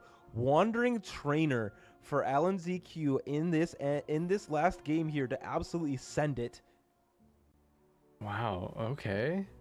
Interesting. Malala also took Wandering Trainer. Okay, we're gonna have to see what Malala got as well. It's not looking great. Oh, it's Syndra. Either. Yeah, it's Eldritch, it's Incanter, so it looks like Syndra. We just need her to you know, actually show up for Malala at this point. I would imagine he just plays Vertical Eldritch with this, would be my guess. You know, playing that Syndra that fits really nicely into that with Incanter, and just opening up a lot of the slots on the board so you can go for that 7, maybe even possibly 9 Eldritch that is just incredibly powerful. Yeah, slamming a Bloodthirster though, not wanting to greed components, because that could have just been saved up until you find a Shojin. But Malala is going for this early win streak anyway, so is not going to have a fast, you know, or an early carousel pick. And so I really like that decision, actually, from Malala. Yeah, absolutely. Lots and lots of power coming through there from Malala, and making a statement to put Fnatic at the top of this lobby, not letting Zero Tenacity have any sort of advantage here. Lelouch with 39 out of 40 gold and an empty field. Absolutely empty, not quite 40, but with that prismatic ticket, right, gonna want to reroll something at some point soon, so we're gonna figure that out. And oh, level up for Zuso. Level up, not all I see really many people go with this set here so far. Yeah, I'm curious to see where they'll end up, right? With level up, you obviously want to get to that level 8 quickly, and possibly level 9, but we haven't seen that have much success quite yet. The level 8 rolldowns have been underwhelming, and you know, the portal boards have not been great. The only thing that we've seen succeed in that way is that witchcraft board, which without an emblem is quite difficult to get to. Yeah, very, very difficult. We see on their side there, Radiant Nashers on a Syndra. She's going to be casting a ton, not win the round, but everything is just all about those Syndra stacks here in the early game. Dish Soap even pre-leveling up to level 5, wanting some better shop odds. And Dish Soap does have that prismatic ticket as well. Dish Soap also playing that Kog'Maw line that he played early on. The problem is, though, another prismatic ticket player with a Kog'Maw on field is Lelouch. Yeah, Lelouch was full open forwarding and said, oh, you're going Kog'Maw? No. I'm going Kog'Maw as well. We hold hands with the Kog'Maw, and that happened to Dish Soap before, and it very well might just be happening again. Here we go into the back half of stage 2. Dishsoap now having another good item to slam here, possibly slamming that Warmogs on this front line. Has another option to slot in a unit. Will go for the Honeymancer. Yeah, Honeymancer does go in, does slam the Warmogs like you were talking about. That's going to be so strong on a Nunu a bit later. But for now, Galio too, right? That is a big, big, strong frontline unit. Oh yeah, that should keep him quite healthy through the rest of this stage. I am surprised that he's taken a loss, but facing now against Malala, who now has that Syndra with Razeblade on it, starting that stacking here early. Not quite hitting 5 Eldritch yet with the 4 out of 5 as we see on the left side of our screen. But maybe even enough to beat Dishsoap here if he can take down that Galio. Yeah, the Galio so tanky. Does have a little bit of that CC as well. Just a ton of damage though. Even just Twitch holding these items, it's just a bit too much. Another Syndra here, of course, but she's not stacking up too terribly much here in the early game, as Dishsoap does take out Malala in that matchup there. Looking to go on a 3 streak. Wonder who Dishsoap lost to actually, because this board's like really strong, but did lose to somebody on 2-2. Yeah, Kiyun possibly is on this win streak now as well, leveling to 6 here early. Will be putting in Frost and Chrono, and so this is a quite strong board here. Wow. Also curious where this board will end up with the items slammed. Yeah. These items together, we don't see on very many units besides Nami. Yeah, definitely, and doing the old, Bebe leveling, I guess we'll still call it here. Going to level 6 on 2-6, really wanting to carry the streak forward, but, streaks only give +2 gold now if you hit 5 streak. You need 6 to get that +3 econ. Maybe wanting to, grief someone else's. Unfortunately, he's running into his teammate here with Malala, so is not going to be very good here for Malala, taking a 5-unit loss. Or actually, 6-unit loss. Frost taking that training dummy was really funny to me. Yeah, Frost just walking around not doing anything. Yeah, but Malala though is on a loss streak anyway, so not a big deal. Lelouch and Allen both on 5 loss streaks with tons and tons of gold here, but not a lot of HP to speak about. They're about 10 HP below the entire rest of the lobby. But for Lelouch here, looks like we're playing this Wukong Jinx board again. Yeah, Wukong Jinx, of course. This is certainly, I think at this point, it's not just a coincidence. It must be something that these players have practiced a lot coming into this event and seen some good success to be able to, bust it out on day 1 of the competition and be like, no, I will play this comp. I have a good situation for it, and hopefully lead to a win. Yeah, we will have that Bard, which is an important part of this comp as well. Not a ton of good items here. We'll definitely slam Runins and probably another one of these redemptions on the front line, looking towards level 7 to roll it down. Yeah, level 7's big, but Lelouch is very, very rich at this point. Malala hitting Syndra 2 good items. This is a great start. But we're seeing the same exact thing happen once again, CLE, with Fnatic starting off very strong, and Zero Tenacity going on those comfortable loss streaks and then spiking a bit later on into the game. But can Fnatic carry on this early game momentum that really needs to happen here for them? I think what a lot of what Zero Tenacity is doing well is understanding what they need to do in this game. They do need to absolutely take those top spots in order to secure them.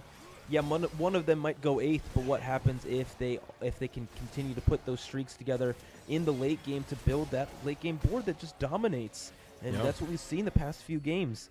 But can Fnatic save enough HP in order to set themselves up well for when that happens to put themselves in the top 4?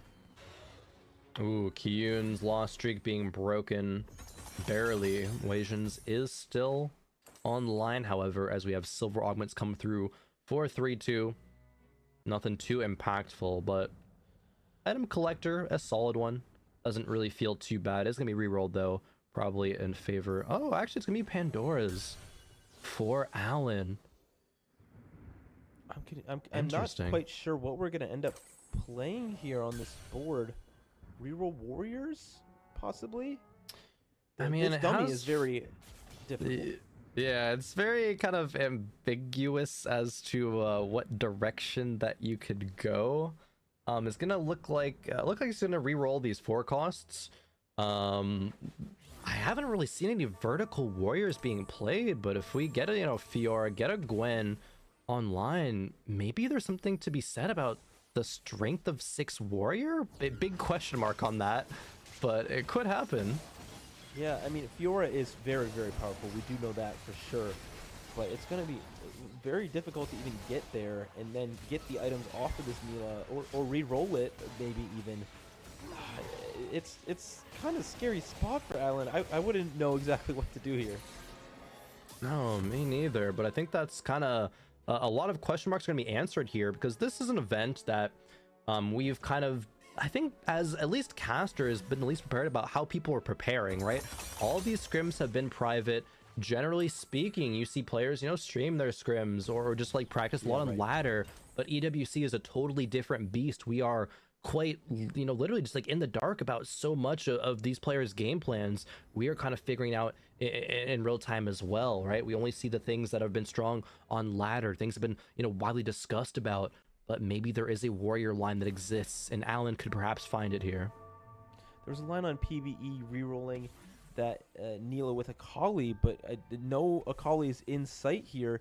Now finding that Gwen, though, it seems to be a very important part of this board with the Morello slam, but also being able to slot in full warrior now, which does a lot more damage. But I'm not so sure. This board is definitely unproven, and so I'm excited to see where it lands. Yeah. That's a good word for it. I think unproven really is going to be the story here of this kind of more vertical warrior style, and not that it's going to be, bad per se. In fact, it's looking like it has potential right now as Alan finally snaps the loss streak after getting Gwen in there, after getting that 4 warriors. And when we get a Fiora 2 online, a Gwen 2, I think those are 2 very strong units. I do kind of think that Gwen is a underrated unit right now, but how highly rated should she be is maybe a question that we're gonna have answered this game. For sure. And I think one thing to point out as we look at the bottom of our screen, we have 4 Syndra players in this game, 2 from each team. Wajan and Malala for Fnatic, and Travis and Suso for Zero Tenacity. But also we have other rerollers happening. So Dishsoap has committed to that Kog'Maw once again in this game and will be attempting to reroll that as good as possible. And also the Wukong Jinx is confirmed as well. So we see for Dishsoap here in a pretty significantly better spot than he was in that other game. A lot more gold, has the 2 stars upgraded, but not quite getting where they want to. Slams a Morello though on this Kog'Maw. Yeah, that's really interesting actually, because we know that red buff is a pretty good item on Kog'Maw, right? He spreads it well, gives a lot of attack speed. Morello does something similar. It does spread the anti-heal, it does give a little bit of attack speed, but it's just kind of worse. However, what else is Dishsoap going to do with, 2 rods and a belt, right? I think that's the biggest question that Dishsoap has to answer, and he's found that answer here. Frankly, it feels weird, but I agree with him. Yeah, it's an excellent way to use those. And we do see him actively being griefed once again on this Kog'Maw line. We see 5 Kog'Maws on the other side, including some Jinxes as well. Not quite the same front line, so that is good news for Dishsoap this time. But again, the Kog'Maws are heavily contested. Yeah, it's something that's happened in 2 out of the 3 games for Dishsoap so far. He's still in a decent spot here, top half of the lobby, albeit barely. 71 HP to Zuso's 69. Q not too far behind. Lelouch, right? 6. Going Going for that Jinx and the Wukong reroll. Has 2 stars of each. Yeah. Absolutely insane having those 6 Kog'Maws already. It's just the prismatic ticket difference, right? Both of them have it, but one of them has used it more. Dishsoap has more gold, where Lelouch has more of these Kog'Maws. So it's just a trade that they have made consciously.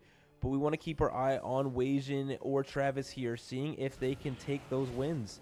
Is this the face-off between the 2? So yeah, Syndra versus Syndra here in this matchup. That's Radiant Asher's on the other side. So it's all about the front line. Yeah, it looks like the front line for Wajan is a little bit stronger, but that's not going to matter with the Radiant item for Travis. And so that will be a continued win streak for Zero Tenacity, and Fnatic losing their win streak at the top of the lobby. Yeah, unfortunate. Going into the Wolf's neutral round, right? Really want to carry these streaks forward. Was a very, very close fight, though. But it's power of Radiant items, and specifically Radiant items on Syndra, I think has been a very, very big moment in a lot of these games, right? Being either the Rage Blade or the Shojin, right? Being the best one. But Radiant Nashers as well is also super, super good. And Malala is one off this Syndra 3, having 2 duplicators on bench ready to roll. And we're going to get a lot of resources here from Scuttle Puddle here, from the Wolves that have now turned into crabs here, seeing what we can gather in this portion of the game. Yeah, being able to econ back up to maybe 50. Yep, 50 gold there. Can re-roll the shot with all 2 costs there.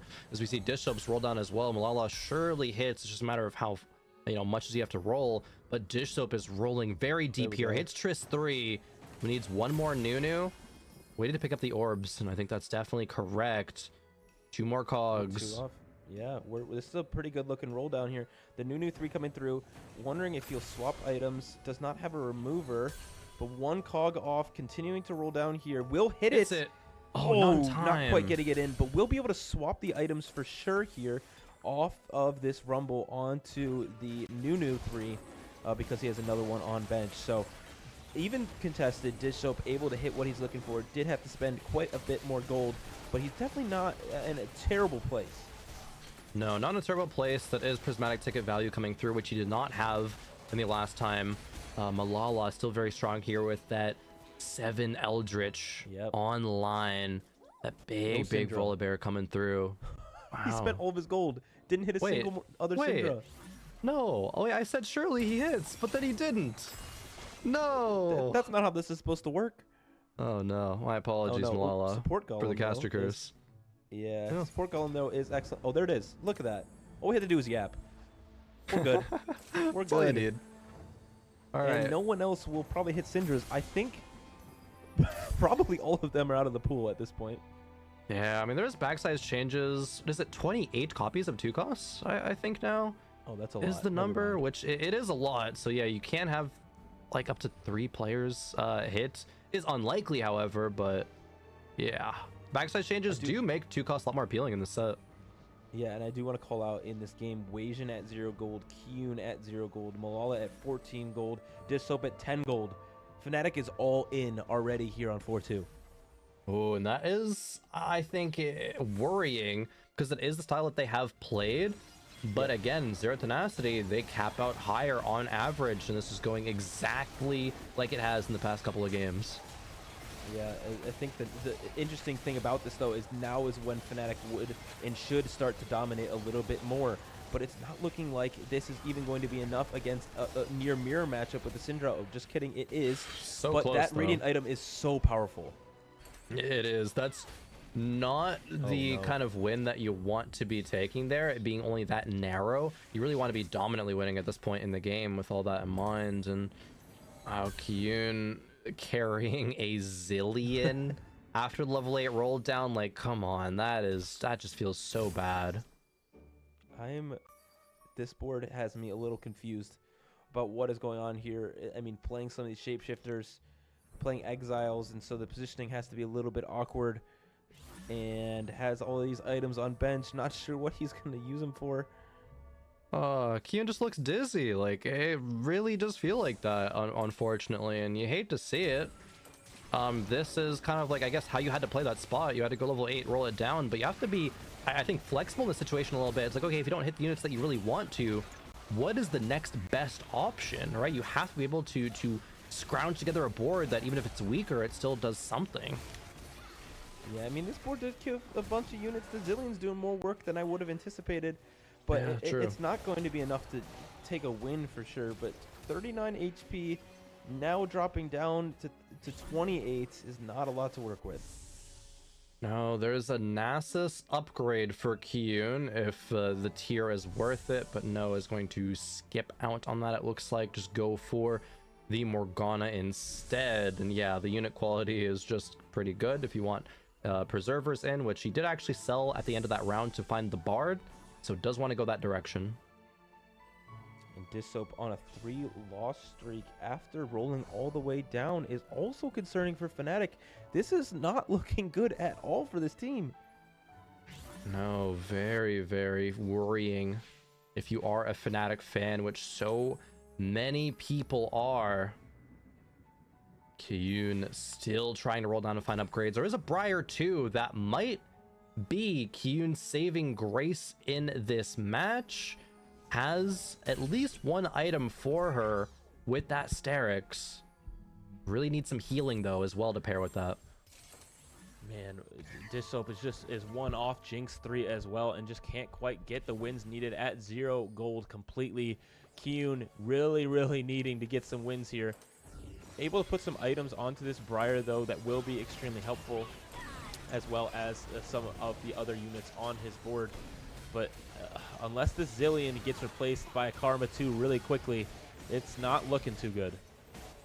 Oh, certainly not looking too good indeed. Taking on yet another round loss here. Kiyun going to go down to maybe, you know, 1 life territory. Is that 16? It had to be a bad loss for him to die here, so probably is safe getting to stage 5. Dissoap importantly able to get a win here as well. Lelouch has not hit any of what he's going for. Dissoap has clearly creeped him back, able to take all of his jinxes away as well, and is still 2 off this Wukong. And so I can't pick up that final orb. Yeah, it didn't move cool. It didn't move quite far enough from it to pick it up. It looked kind of funny there, but yeah, like you're saying, very far off in the Jinx. Does have a lesser champion duplicator though, so we have a little bit of a saving grace, but still even 3 Wukongs off. And this is the last fight of stage 4. Malala with this 7 Eldritch with Syndra 3 to even make that Volibear even stronger. Is looking quite good in this stage 4. Syndra able to clean up a lot of these units alongside Inami too. Did take a loss during this stage, but is still stabilizing pretty well here in the middle. Yeah, Alan with those warriors. Looks like it's a 4 warrior 4 Bastion that he's ended up on in this game. It is a Fiora 2 and a Gwen 2 and Kalista 2. Actually, a lot of upgrades here for Alan, but still lost that last round. Just not finding what he's looking for. Just a unique He's going board. for, yeah, he's going for Gwen 3 actually. There's already 6 Gwens and is constantly re-rolling these 4 costs. Alan could hit big here. Definitely could hit big here and has a chance of getting some of these larger duplicators and more of these important resources from Scuttlepuddle here. And so hoping that he can get enough gold, hoping that he can get enough of these resources. He has a JG now, which is an excellent upgrade for him. Also, reroll coming through, not able to find what he's looking for. No Gwens. Oh, Varus upgrade, but that's just going to go onto the Pandora's bench, because if we hit, the off as well. As soon as any of these come through to be I guess a Kalista or a Gwen, that's a massive 3-star upgrade there. Yeah, but I'm not even sure I'm not sure what he would do if he got Kalista also. Yeah, would he continue to roll it? 'Cause just 1 in shop as well, so you'd be 1 Kalista off. And just look at the items too, right? Like this is a 3-item Gwen with really good items. And so the opportunity with Gwen 3 to win this game is substantial. She has no healing though. That's the big worrying factor here. Fiora does. Yeah, right? Falls down. Yep, falls down. That Jinx 3 from Dish Soap. Wow, hitting so big here. But it is still on very low HP. Gwen too. Oh, good call, good call. Makes it even harder. Actually, yeah, does that change anything? Oh, here we go. Oh. One Gwen. Gets 1 more Gwen. I don't think that matters as much, but yeah, hits that 1 more Gwen, which will be helpful if you can hit it naturally, but I'm sure people are holding. I don't know the rules of Pandora's Bench. Like, is that possible? Yeah, that's actually a really good question. Yeah, it does sell off of that. It is really just banking on one of these 3 units to roll into a Gwen that is Alan's win condition. It's all in the hands of Mortdog basically and RNG, but has to survive first and is going up against Travis, who has benched a bunch of items. Actually put some of them on here. Maybe thinks he'll just lose anyway, and yeah, I would think that's correct. Yeah, Alan really needing that roll to come through for them. But Suso is again on that late game win streak at level 10 here in this lobby. I believe he was a level up player. Making it all the way to level 10 is a feat in its own here in set 12. And so that is real bad news for our re-rollers for Fnatic here. And this Gwen is doing lots and lots of work here. If this Gwen had healing, it would be absolutely unkillable. Yeah, okay, Alan still ended up losing, but is not eliminated. Does have the chance here to hit Gwen 3, and it doesn't hit.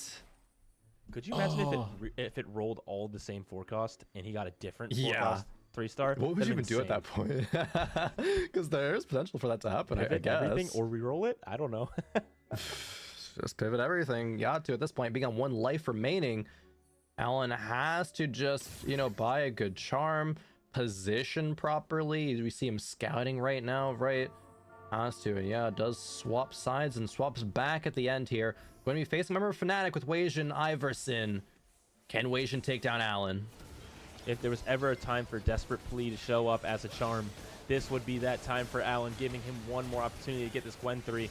But Weijin quite strong here with that Syndra 2 on the other side, as well as a Karma 2. And that is, wow, lights out for Alan ZQ. Drops down here. The Gwen 3 did not come to fruition. And again, leaves the door open for Fnatic. Yes. Zero tenacity. Finding the 8th, but that's kind of what you talked about before. It's like maybe one of them goes 8th, but hey, the others are going to be in such a strong position to, you know, win the lobby. And Zuso, like you were mentioning, already level 10. Such a feat to get there. He's on a 2-loss streak, however, though. Here's the thing we need to look out for. If Lelouch does drop out in 7th place, that means that Zero Tenacity will have to go 1st and 2nd in this game. And so we need to keep an eye on Lelouch, who did lose the last round, to see if one of these Fnatic members or one of these Zero Tenacity members can beat him. Okay. Lelouch being on 1 life, that is very, very scary. Dish Soap, right, I think has done such a good job at finding everything that he needed. He's improving the board. Yeah, bouncing the TG off as well. Big plays. 60 gold still for Weijin as well, so he is positioning himself to challenge for the top spot in this lobby. But we're really going to need to keep our eye on the bottom of this leaderboard. Will level to 9 right now for Weijin. We have Kiyun versus, I believe that is, I don't know who's on the other side. Looks like a ghost fight. So Kiyun winning the lottery of the ghost fight here, which is excellent for them. Has that Briar 2 with double Titans BT that is going to absolutely terrorize boards. Yeah, here we go. This Briar has reached kind of critical mass here. Look at her go. She's so tanky, but does still get taken out by the Syndra. Has bought enough time, though, to win the round. Lelouch is out. Lelouch drops down. Kiyun survives. Does Dish Soap survive as well? He does. That means that Zero Tenacity has to go 1-2. They have to go 1-2 to win the game. Fnatic in such a good spot with that in mind. Oh, my. The mid-game strength does pay off here because Lelouch and Alan went for the gold here and weren't able to quite get it and had dropped out here early playing that first raid style. And now the rest of the team needs to come through with those 1st and 2nd places in order for them to move on. So much pressure on the shoulders of Travis and Zuso. Zuso level 10, still rocking with the Syndra. Going up against Kiyun here. 1 elimination, and it starts here if he's able to get Kiyun out. Man, Kiyun, though, with this crazy amalgamation of TFT units from this set. Not a lot of traits active, but just making it work how he can. We saw this board in a very, very doomed spot earlier, and it is given a good fight here to try and stay alive in this game. The cast here with the Archangels is enough to stay alive. Dish Soap and Weijin out, though. Okay, Dish Soap and Weijin both out. It is not Crab Rave, right? It's just Scuttle, so there's no danger of Kiyun being eliminated. Otherwise, Kiyun definitely would have died here. Actually, maybe the Briar could have done it. I don't know. That would have been crazy. Malala, though, has that Eldritch 7, has that Syndra 3 that's been stacking all game. And Suso, if they drop out here, even in 3rd place, that does mean Fnatic has enough points to win. That will be huge. Kiyun making a lot happen with a little on this board. Malala, however, like you're mentioning, yeah, on a 6 streak. 2 items here that Kyun can grab. Zuso's there too. Yeah, Zuso is going for that first place, but is there something that any of our Fnatic players can do to take this win away from Zuso and Travis here? Travis also rolled all the way down, still has 50 HP though to work with, but Malala looking so incredibly strong with 7 Eldritch and still has 50 gold in the bank. Yeah, 7 Eldritch, a good front line, 3 very good items on that Mordekaiser, 50 gold in the bank as well, so can go to level 9 soon. And this is a very important fight. Will Kyun stay alive, or will Malala take it from his teammate and say, I got this, and take it into his own hands? It looks like this Briar is quite strong, taking down the Eldritch Volibear, and so Kyun will stay in this fight alongside Malala. And will Zuso get dropped out by his teammate? It does not look like that is the case. Travis taking a giant loss. Yeah, they need that to be the case, right? If Travis took out Zuso, that would have just been a team kill into them losing the whole match. Oh, dear. Stressful. Oh, Travis has 3 duplicators, so that's a Syndra 3. It sure is a second Syndra 3 in this game, so here it comes through for Travis. That is a huge spike for this board. Now probably able to match the power of Malala, just needs upgrades for that Nami and the Karma. Yeah, definitely. Let's see who is facing who here. Kyun versus the Vanguard Eldritch board with the Syndra. Yeah, and we just saw Kyun able to take the win off of Malala as well, which was extremely impressive. And it looks like that's going to be the case again, but the Briar does fall. The Rise is about to cast with lots of Archangel spats, but it's looking like that's not going to be enough. Kyun will drop down, and Malala takes a big loss as well. Oh, Kyun is out. Malala just drops to 5 HP. Zero Tenacity could do it here, CLE. Just one more round. If Malala falls, that will be them taking the match. It all comes down to this matchup. Can Malala find the charm that he needs? He now will have units join from the bench in this matchup, hoping that he can stall long enough in order for some really important units to just outscale the others. Yeah, and I think you want Briar to go in first, and I guess the Ashe by Melio afterwards. Oh, Malala versus Travis. Right. Here we go. Will this Syndra 3 cap out the other Syndra 3 that has this Radiant item on there? Is this Volibear going to be enough to cap out this board? The units are joining the field one by one. The Nami wave coming through will be massive CC, but it's not looking like it enough. Zero Tenacity will upset. One more.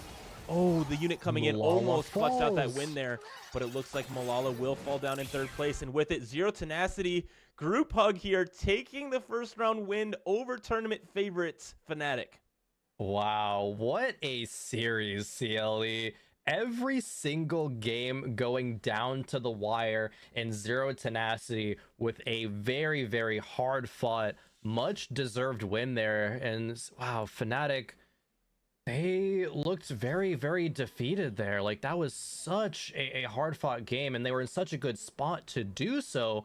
With Zero Tenacity going 7-8, they just need to prevent Zero Tenacity from going 1-2, but that didn't happen.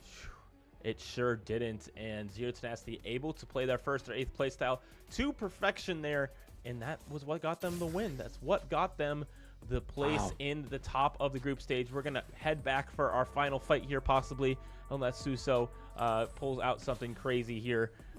Travis hoping that this Syndra 3 can beat this level 10 legendary board.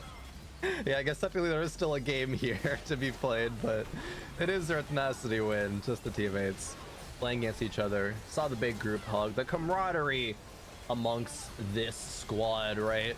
Absolutely love to see it. They are coming into this match, I think the underdogs, many would say, but proving all of the doubters wrong. Yeah, I mean, every single game came down to a single placement. And so it's just absolutely insane how evenly matched these two teams are, and I hope that we get to see them meet again, because that was an incredible battle. and it was just a wonderful display of what 4v4 can be. Absolutely. That might be like one of the best matches that we see all weekend, actually, in terms of just so back and forth how it was. Those are two very equally matched teams. The games did not disappoint. If this is 4v4 TFT and what excitement it has to offer, like, I want to see more of this. I think this is a format that should be explored a lot more. Players have been advocating for more team formats, and EWC bring it to the table. I think it's so much fun already, just out of the two matches that we've seen. Oh, absolutely. And I'm so excited to continue to follow Fnatic's journey. They just lost so that we could see them play extra games. They just want to continue to entertain people, for sure. It wasn't because that they actually lost. Copium. Anyway, yeah, for sure. And it's so exciting. We have our next round matchups getting ready as well. But before we move on, I just want to go back through the game and look at some of these highlights from the dominating performance that Z10 had, taking that first and second. Yeah, this game was a roller coaster from start to finish, right? We had the griefing again with the Kog'Maws coming through, right? Dish Soap being in such a big spot, right? Being able to get that Jinx 3 online, the Cog 3. Such a powerful board, but wasn't able to go nearly as far. We see a board like that, it's like, oh, that can top 2, right? But hey, not in this game. Yeah, we were able to see a lot of these Syndra players do super well. Wasion able to get the top 4. Malala and Travis all able to take Syndra to top 4s. And something we've seen oftentimes on ladder, but now translated here to the 4v4 format. It's been very interesting to see and follow along with Dish Soap and the target griefing that has happened to him specifically. And I'm curious to see if Fnatic have learned from that and can take that into their future matchups. Yeah, and even just looking at this, final little bit of the game where Malala was in such a good spot, but then fell even with, Syndra 3 with 7 Eldritch. No school mascot, right? 7 Eldritch does kind of fall off pretty hard when it gets to stage 6, and we saw that exact situation happen in that game, and just barely not able to make a top 2 to prevent Zero Tenacity from taking it. Yeah, just you see the elation from Zero Tenacity, able to take that unexpected win. I know the crowd voted that on the STC play.gg that they thought Fnatic would take the win, but that did not come to fruition here in this game. But we'll get to see them again. It is double elimination. They are down but not out in this tournament. Yeah, definitely. In fact, both fan predictions, I guess, going the opposite way so far at this point, unfortunately. A little bit of a prediction curse, I suppose, we have going on here. Absolutely. And we will be taking a quick break here while we get switched over for the next best of 3, hoping for some awesome... Oh, we have an interview. I'm so sorry. We don't have a break yet. We're going to have an interview with our winning team, and I believe their captain, Alan, coming up here shortly. Yeah, that's wow. I just really want to see how he's feeling at this point. And Alan, we have him on the line. Welcome to the EWC stage. What a series you just played. What are your thoughts just after that banger of a series? Man, I was on the edge. That was very, very close of a series. Just a roller coaster of some high rolls and low rolls from the both teams. You guys absolutely sent it in that last game. Clearly the strategy was 1st or 8th for all of you. And you guys did exactly that. You went 1, 2, 7, 8. How was the nerves heading into those final fights?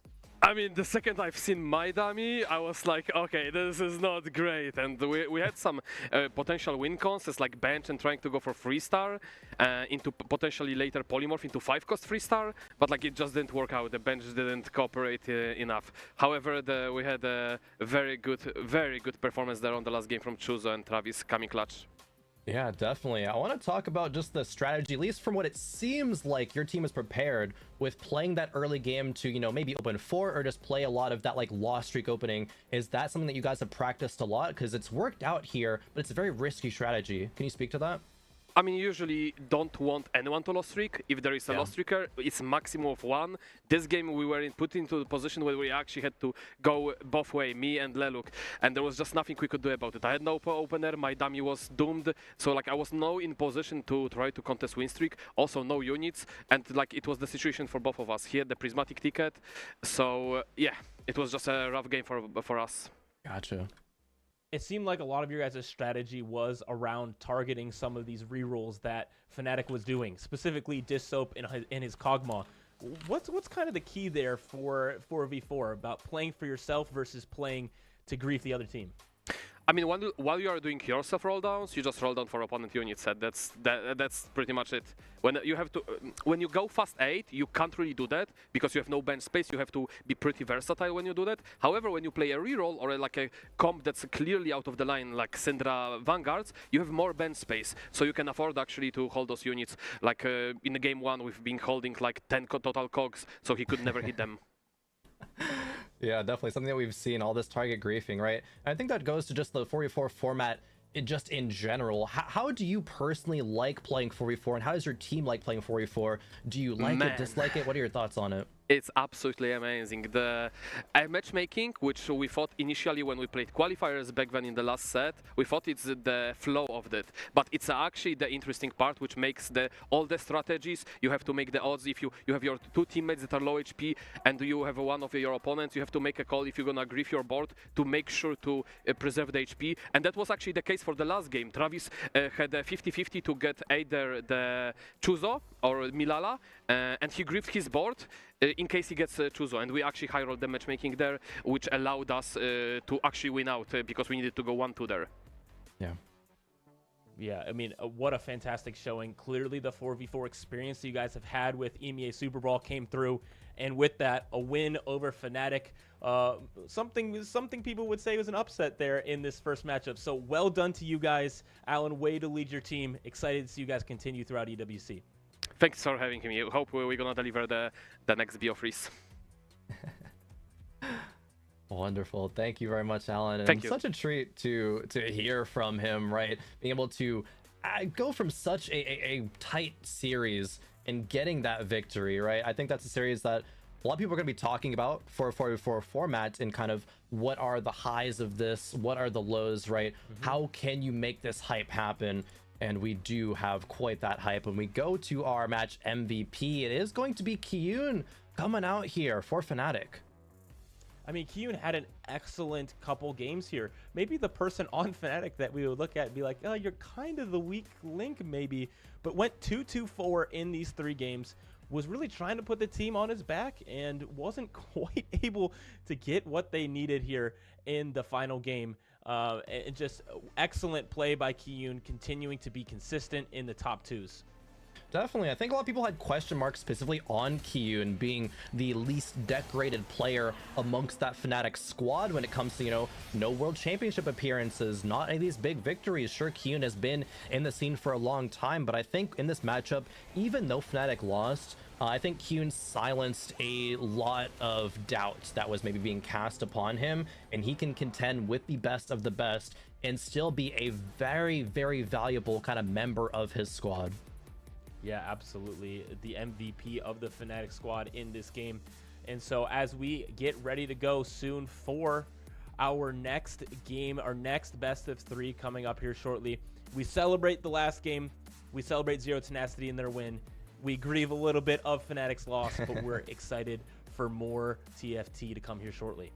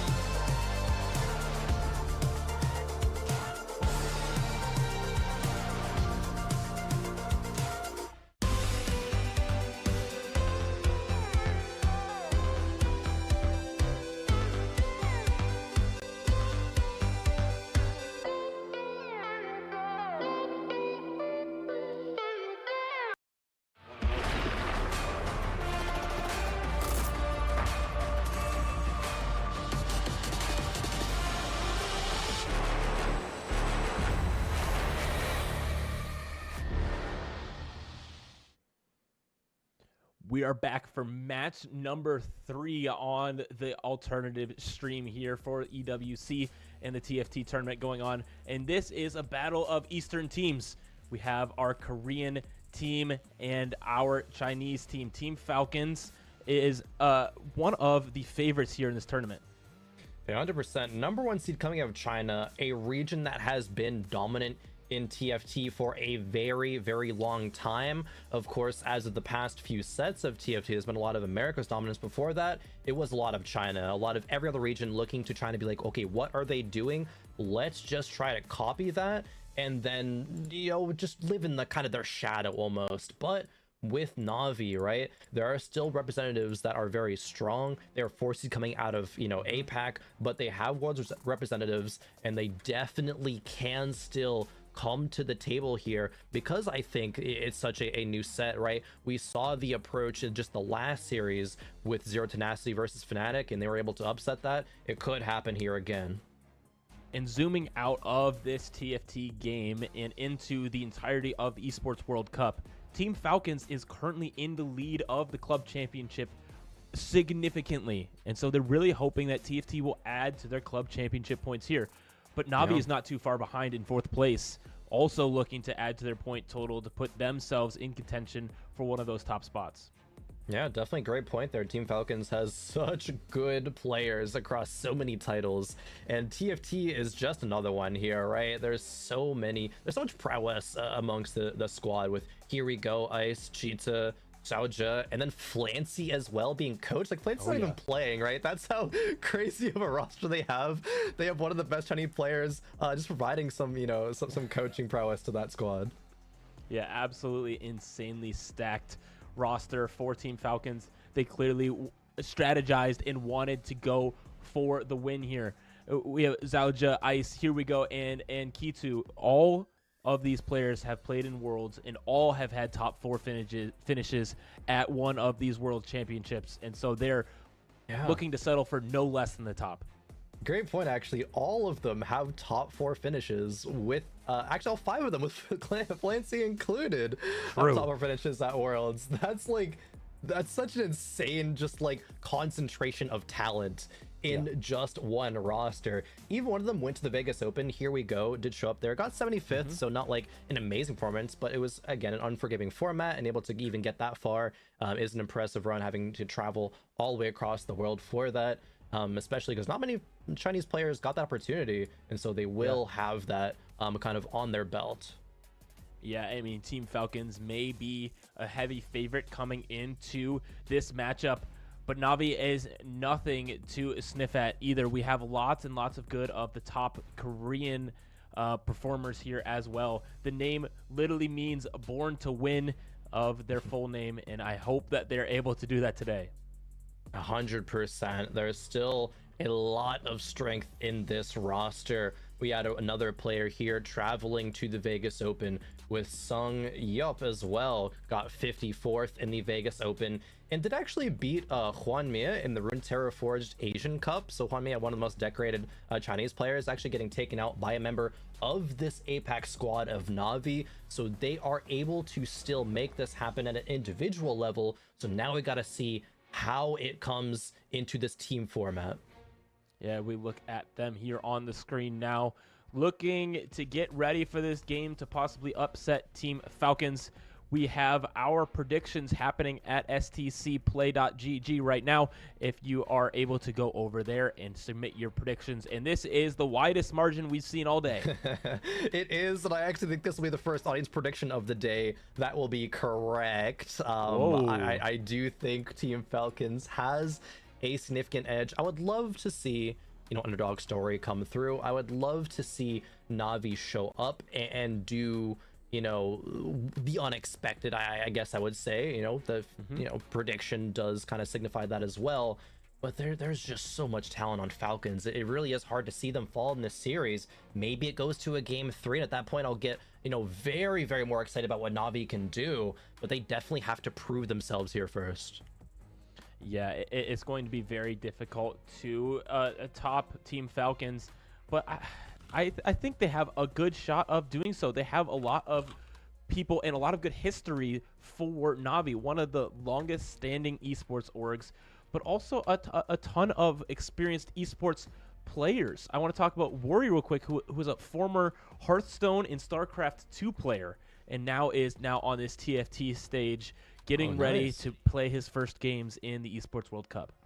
Yeah, I love that. There's a few players sprinkled amongst this, team tournament who have had success in various other games. I didn't actually know personally that Worry was one of the kind of that star-studded roster. So very, very nice to hear, because I was actually a little bit, I guess I'll say worried for Worry, because they had some of the least kind of results amongst this squad, but they do still have that competitor's mindset, the competitor's experience. And when it comes to going to a LAN tournament like this, preparing with a team, right, that is exactly the thing that they need to come out on top.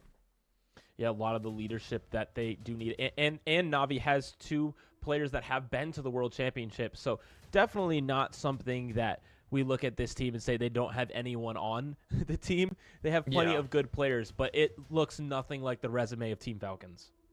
Yeah, the resume is looking a little, short stacked there, but still, beginning of a TFT set, it all comes down to the preparation and the execution. If the preparation was just that much better, just a better meta read, right, it could all just be going into Navi's favor. And like you're saying, right, Navi, one of the esports organizations that has been around since the inception, right? Remember watching Navi back in Dota like so many years ago, right? Such a storied organization now, getting into TFT, being represented at the Esports World Cup. It's just, it's amazing to see, honestly, with so much talent now getting shown that love and support to be able to compete at the highest level. TFT has been a big esport for a while, and it just keeps on leveling up in this way. And it will continue to level up as we move through this tournament too. Get it on the big stage. The stakes will get higher, and the stakes have never been higher in TFT, with $500,000 on the line, along with the club points that each of these organizations really want. And so as we transition here into our first game of round 3, we have once again all of our friends choosing the same portal for each team. Yeah, it makes a lot of sense, right? You want to be on the same page. I want to agree with each other. You're going to have your portals that you discuss, and you're like, all right, should we go to this one, this one? No, I think this one suits our game plan a bit more. So, absolutely love that. What portal did we actually... I was yapping. What portal did we actually land on? Yeah, I was yapping too and looking at some of my data here. So, it'll be a surprise. It's going to be a surprise. That is okay. We'll see when that does come into fruition here. But G2 as well here did get second in the Reckoning World Championship, has been competing in TFT for very, very early on, right? Just that one Worlds appearance, but it was a very, very strong one. And there's so much talent in China, right? So it's very hard to be a kind of repeat Worlds attender in that region, right? Xiaozhe being the only repeat Worlds representative out of the squad, even though they're all just such good players. Yeah, they've consistently individually reached the heights of TFT greatness in past sets, and so now early in set 12, looking to try to put it together for a good run here at EWC. I always love watching China, watching some people dive into VODs from Chinese competitive series, and so I'm also very excited to watch them live here today. Yeah, definitely. I think a big thing is that players look to the meta that forms in China and say, okay, it's very different, but it works well. So what are they doing right? Maybe the past few sets, it's like, okay, maybe China meta doesn't just the best meta, but surely it's going to be something a little bit different than the rest. I'm sure they still have, Syndra prepared. I'm sure they still have this, reroll on lock and, level 8 boards like that Karma Fiora, but what else are they going to bring to the table? Is there going to be some like crazy reroll comp that we haven't seen before? I think it is likely to come out from a squad such as Team Falcons. Yeah, absolutely. And we will see our first augment choice here being a silver augment, so not something super impactful, but some of the best ones being shown here. Stationary Support 1 is the highest performing augment in stats, but Iron Assets really helps get that early game streak going, but they will go for the late game potential in that stationary support. Yeah, I know a couple gold came through there, so it looks like I forget the name, but it's that portal that gives. Is it loot subscription? I don't know. Gives gold to everybody. Gold subscription. Yeah, that yeah, one. gold subscription. Yeah, that one. Gives gold to everybody at the start of each stage. So we get that underway. We do have a player going for Tiny Titans. Something that I guess I haven't quite seen too much of. The usage, the stats aren't great on it comparatively to other silver augments. But 30 HP is 30 HP. I want to call out too that we have Here We Go taking that Pandora's Bench augment that we've seen many people use in the past few games as something to help them find what they're looking for, reroll the units that they're hoping to get. We did see Alan try to go for that 3-star Gwen, couldn't quite hit, but will be something that to keep our eye on to see if there's any crazy 3-stars happening from Here We Go. Definitely. I can also just say that Alan made the energy really, really good with that interview. Like he was really hyped about the format, about the game. Obviously he won, so he's excited, right? But he was just like, oh, this format's so good. There's a lot of really cool moments that, like, you know, just shout out to Alan for that one here. But moving into this game, we see a similar style with that Pandora's Bench coming into play. Maybe going to be seeing some crazy 3-stars come out because of that. As we do have, you know, just a couple first rounds being played, but Falcons winning 3 out of the 4 rounds for that team. Yeah, Falcons established themselves on the top, at least for now. We're going to have lots of multi-striker players. I always want to say multicaster because that's just burned in my memory. The trade of sets past. Yep. It haunts me still. It's fine. We'll get over it someday. Maybe someday. All right, I just say like multis because, like, yeah, that's what I said back in multicasters too, but it still applies here. So like, yeah, it's just multis. They're just the same thing, right? They do the thing a lot of times, being it either auto attack or cast a lot. But yeah, same thing, Copium. Yeah, it's basically the same thing. Anyway, Prismatic Finale is our portal, which we missed it is okay. Gotcha. So not much change until then, but we will know we will end with a bang, something that will alter the way this late game works. Let's see here. We have an early Syndra, of course, a couple Witchcraft and the early upgrades from the Poppy and the Zoe, 10 gold as well. And up against Yugal from Nabi on the other side here.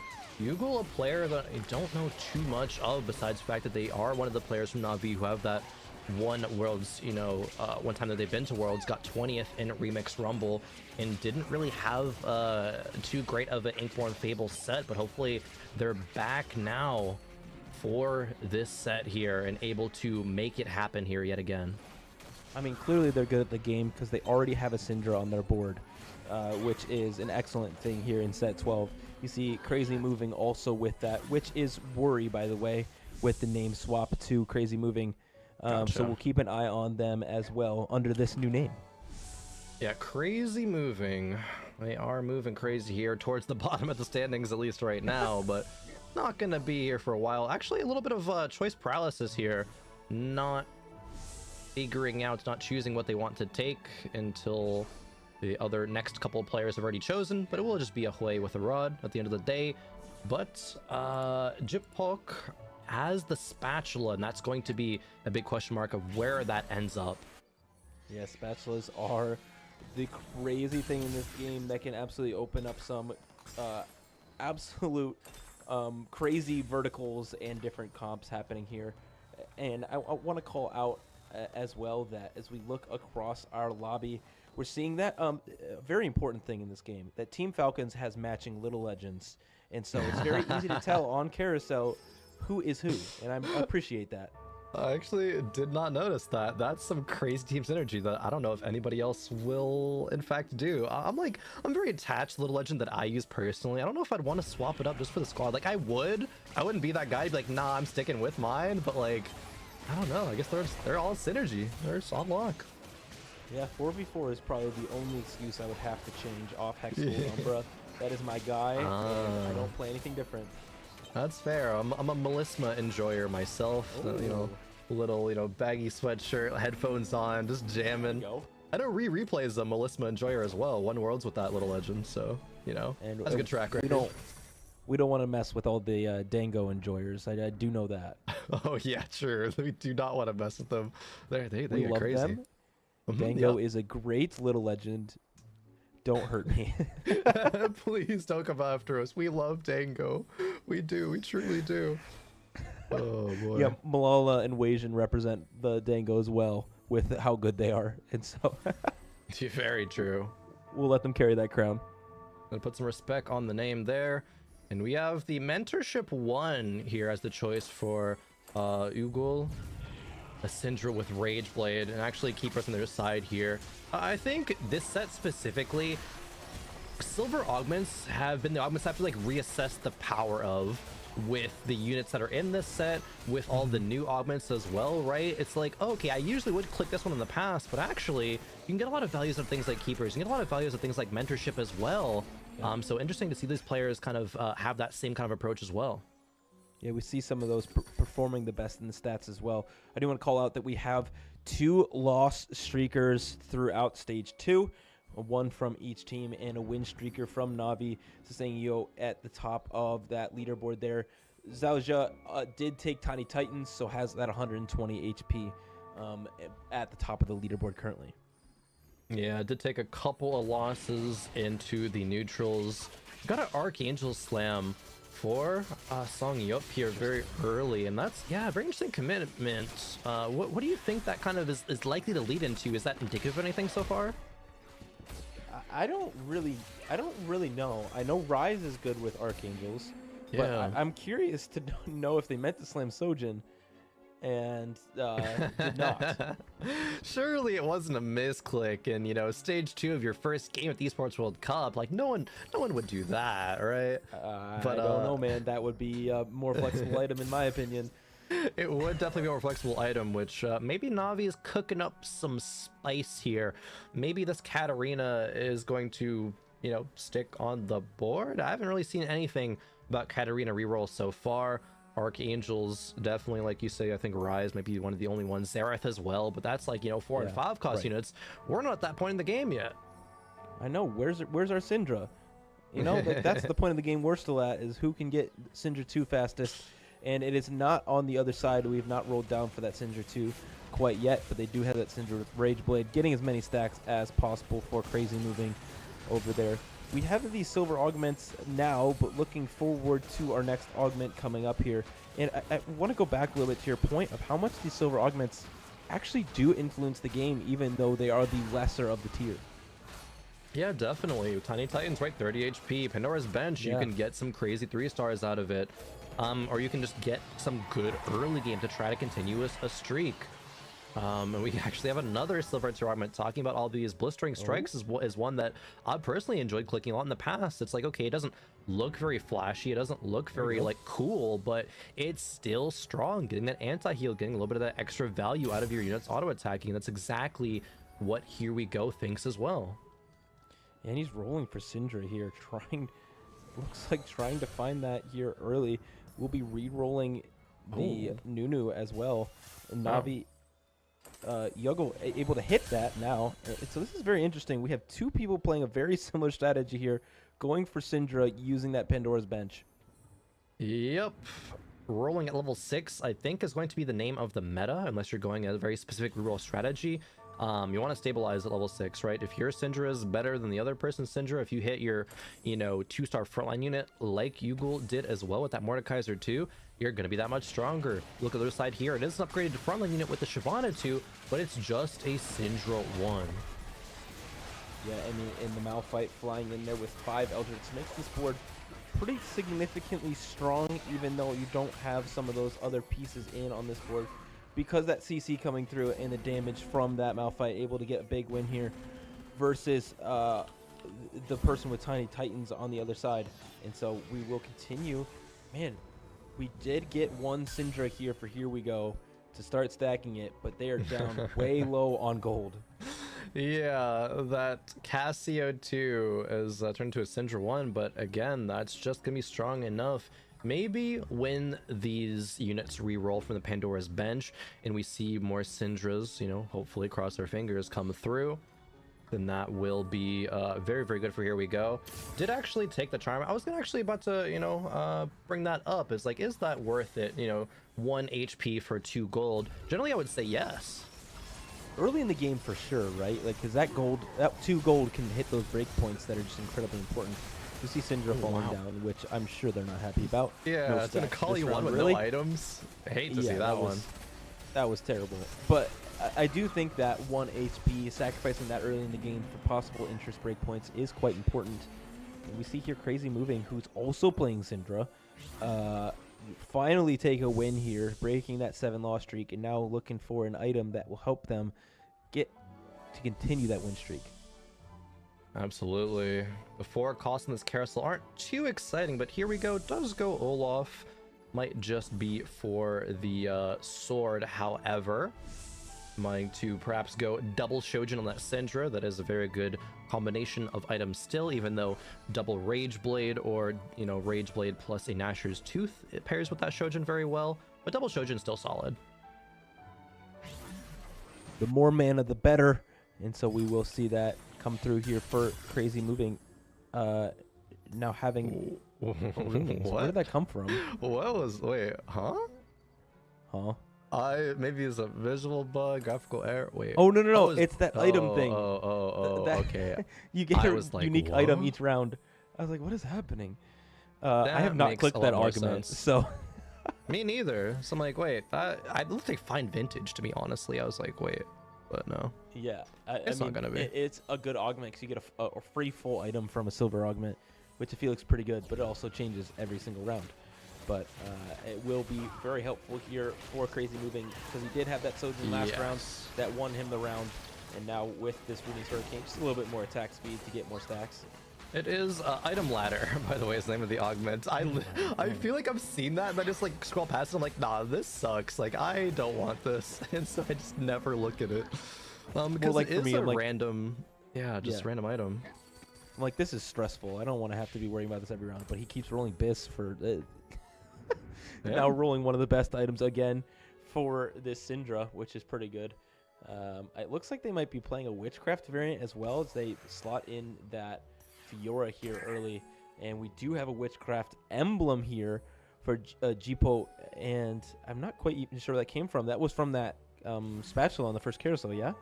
Yeah, I believe so, actually. Jipo with 4 Witchcraft here, 3 Portal is going to put that on the rise just for now. It does probably want to find its way onto a Karma a bit later as we have Shojin and Merlos there, but this is a solid early game board. Or I guess mid-game at this point, it is going to be a 3-loss streak. Meanwhile, there's a Kassadin 2 on the other side of the board here that is pretty terrifying. Look at all that shielding that happens when the Archangels is stacked up on the Kassadin. Oh, does get taken down there, though. If just one more cast came out, would have been a Kassadin win, but no. Wow. Jipo snaps the loss streak going into Wolves. And I believe that Rise is a really good carrier of this Witchcraft emblem because it does apply to so many units on the board. And we do see Xiaojia going with the Kog'Maw reroll that we saw was very heavily contested last series with Dissoap and friends that were holding all of those from him. And so lots and lots of rerollers in this lobby. Extremely contested, right? There was, 2 Cog players for 2 of the games, players denying them all around.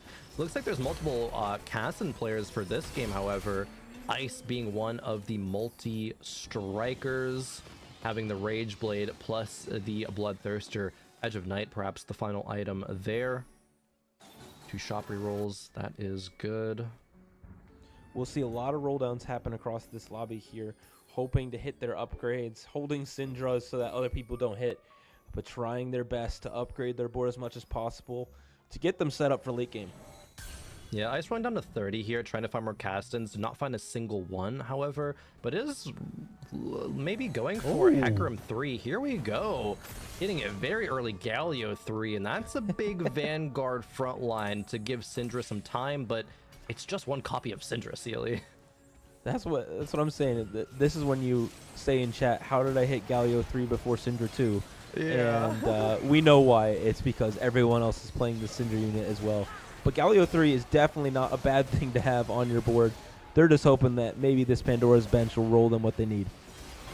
Yeah, if that Kassadin 2 becomes a Syndra, like boom, okay, you just swap it. Actually, do you swap it in there?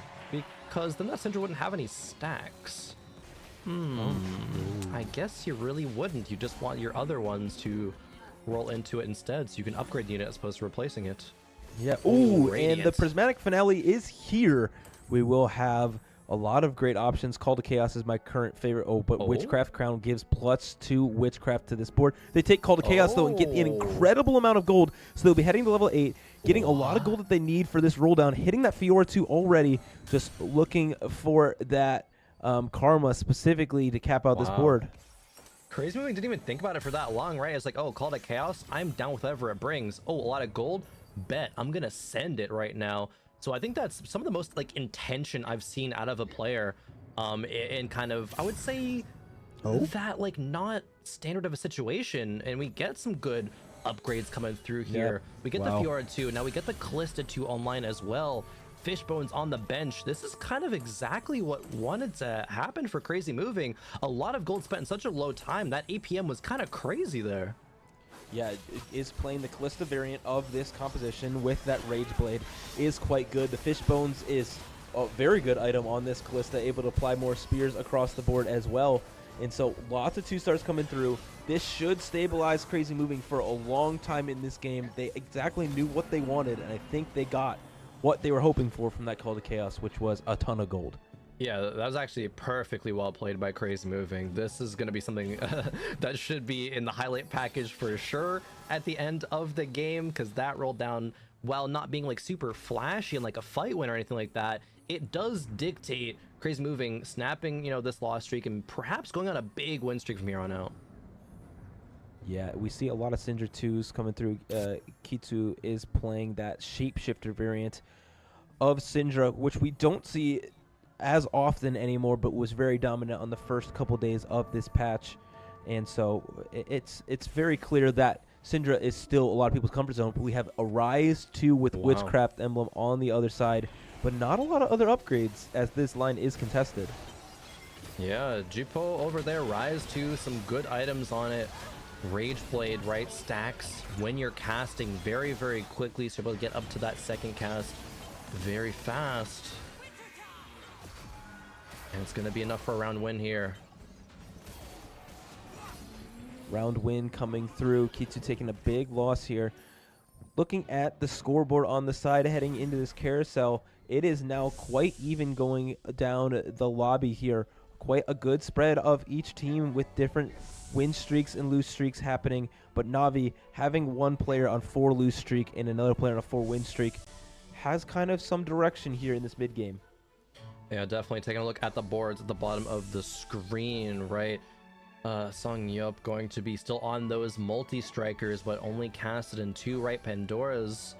However, maybe they're able to hit those 3 stars, hit those upgrades in just a little bit.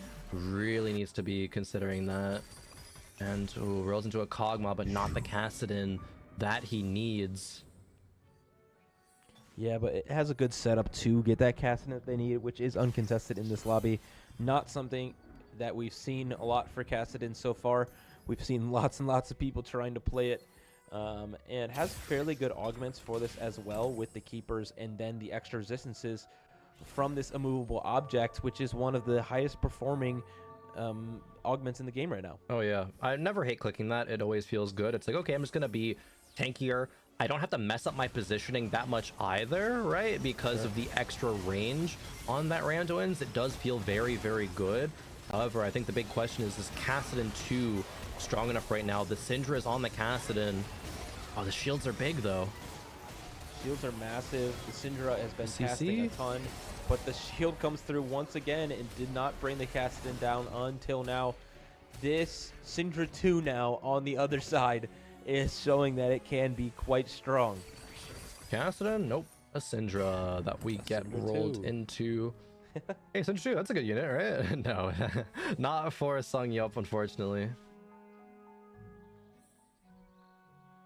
5 multis online, but pushing levels though, I think that is the correct choice to just send levels, try to find that Camille, try to hit the 7 multis and allow that Pandora's Bench to give you your Kassadin 3 instead. I do really think that that is the correct choice in this situation. Man, I'm surprised that Here We Go is still rolling here on level 7 and not going to level 8 where you can slot in that Vex that will give you Chrono plus Mage. So electing instead to reroll here for some of those frontliners. Yeah, we're rolling, trying to get the Rumble 3, trying to get the Mord 3 as well, but not on any gold at this point. Tahm Kench 2 is a big, powerful frontline unit, though, and the Syndra, you know, is Syndra, so strong enough at this point in the game. And we do have Na'Vi players dropping down to the bottom now, but able to find that Nami that they were looking for, upgrading that unit that is incredibly powerful with the CC, and even as a secondary carry oftentimes. But for Team Na'Vi, we now have the bottom 2 spots occupied by their teammates and need to start to figure it out, especially if you're saying, yo, what is going to be the plan here if you can't hit that Kassadin 3? Yeah, if no Kassadin 3, then I guess you just kind of, you know, just like, all right, Mort Dog, I guess you wanted to screw me over this game. But no, I think going to be leveling to 8, rolling down pretty heavily in just this next round. Still no Kassadin being rolled there. Yeah, yes, level 8 comes through. It's really unfortunate to have to roll here for this Kassadin, especially when you don't have the bench space to really afford. Here's one more Kassadin now onto the bench here, but that is still 2 away from where they need to be. Yeah, and do you just prioritize rolling 5 costs? And it looks like the answer is yes for Songyot here. Because Camille is just going to provide so much more power on this board. 7 multi-striker compared to 5 is so huge, but this is the other multi-striker board here at Kassadin 3 on the other side. You know, I had forgotten this board existed, and this makes a lot more sense now why we are in this spot that we are in for saying you're not able to quite get where they need to because their unit is contested, the one that they need. But the rest of this board is pretty strong, but not able to quite bring down the perfect item Kassadin on the other side from Ice. And so this is looking like it might be an 8th here.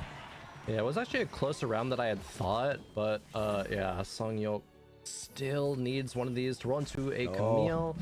Does not happen. Does get the dragon, however. That is solid. One more round. Yeah, did sell off the 5 cost, so really is just banking on this Kassadin right now. Yeah, the roll down happening and not finding any more copies of Kassadin quite yet. Does slot a 5 cost back into that Pandora's bench spot, but no upgrades for the Callista either. Holding on to some of those other units on bench to maybe try to hit Nikali 3 as a bailout as well, but that is not in the cards. Yeah, meanwhile on the other side, Xiaojia is going to be our Kog'Maw reroller. Hit Cog 3, hit Tristan as well as Rumble. No Nunu, but that's fine. The Rumble is still very, very strong, very tanky. Is the Dragon enough where Songyot can survive, though? The Kassadin is just not enough. It gets torn down, and Xiaojia is going to eliminate Songyot here. Man.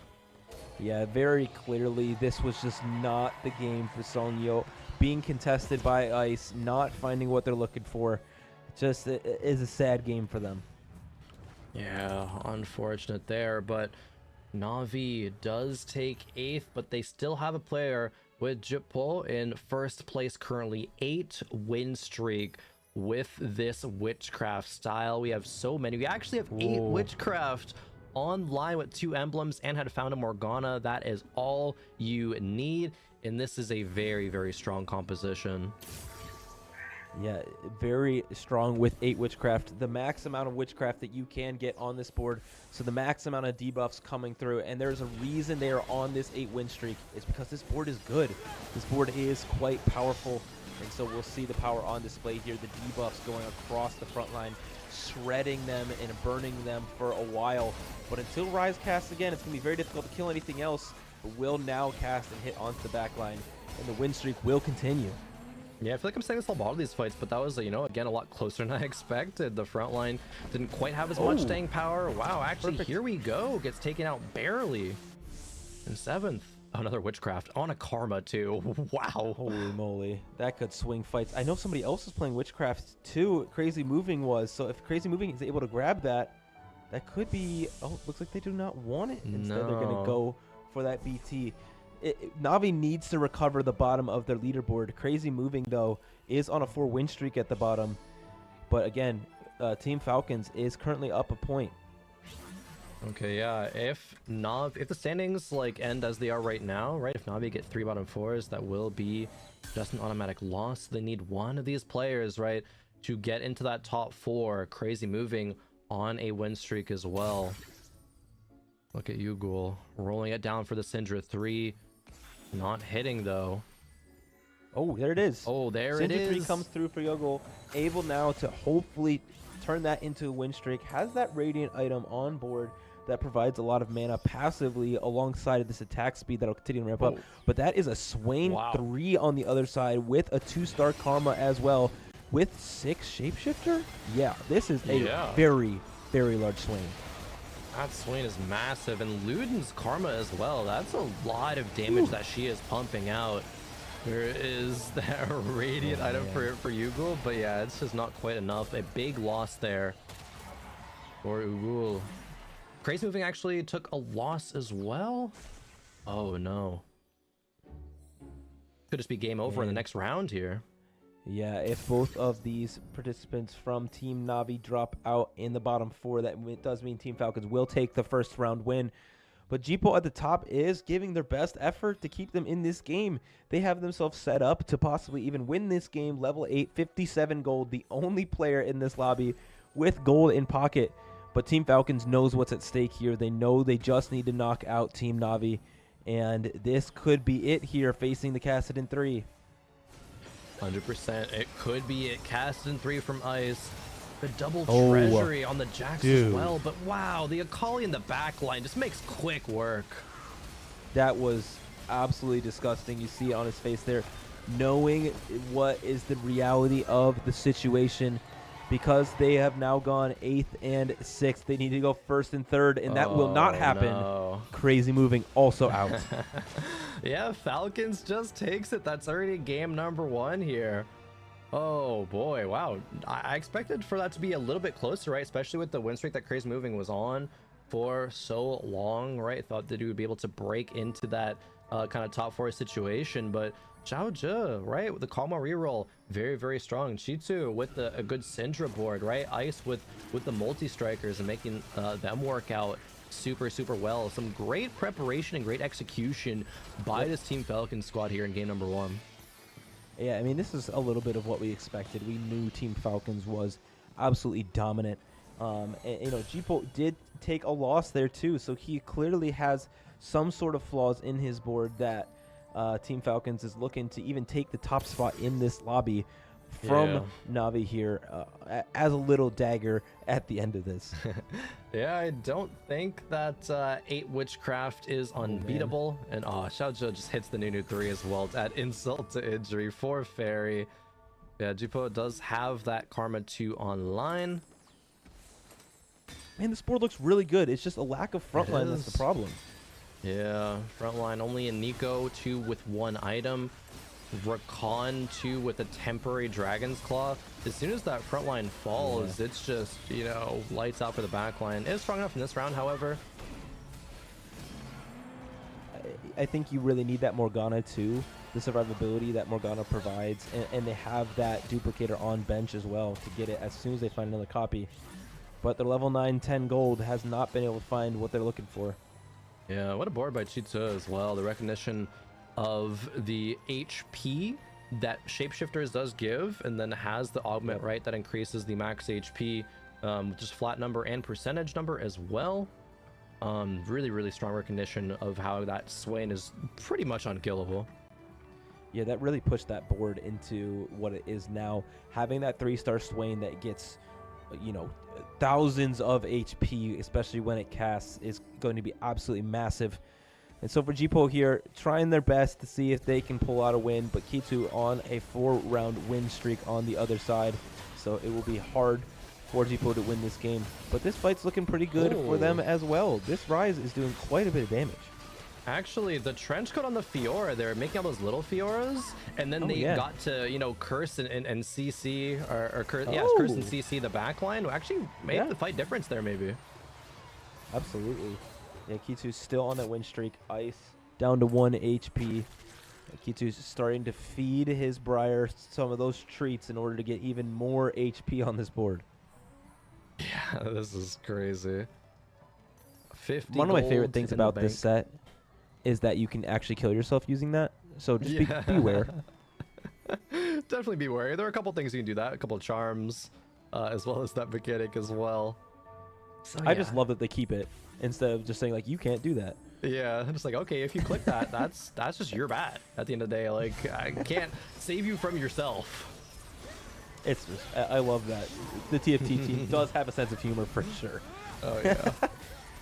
Jipo here. Oh, Kali gets into the back line, but gets dealt with very easily. In fact, 3 witchcraft spats. Who knew that would be really good?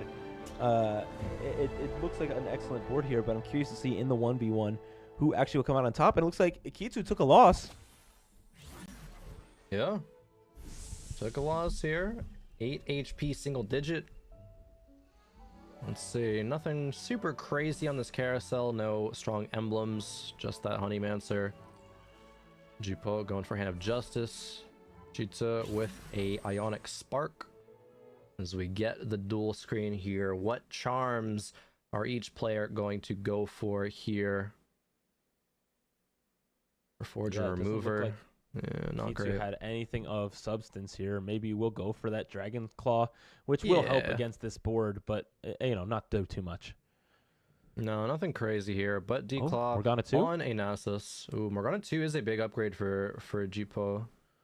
With the healing also is quite good, hoping that this Morgana can pretty much carry this front line here. Does position it right in front of the Syndra, so we'll be taking aggro Q early from one of the main damage dealers and as well as the Swain over there.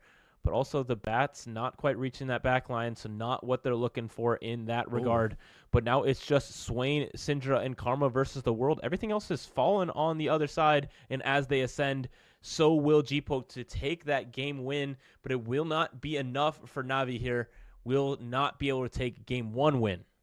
Yeah, Jipo's be like, all right, team, I did my job. What about oh, wait a minute, you guys went bot 4. Oh, unlucky. But no, well played by Jipo there to be able to close out that game for a win, even though it is an overall Team Falcons win on that game. Very, very well done, and perhaps helped out by Coach Flancy, of course, one of the best players in China, being a coach for that squad, like I mentioned a bit earlier. Really starting off strong here in game number 1.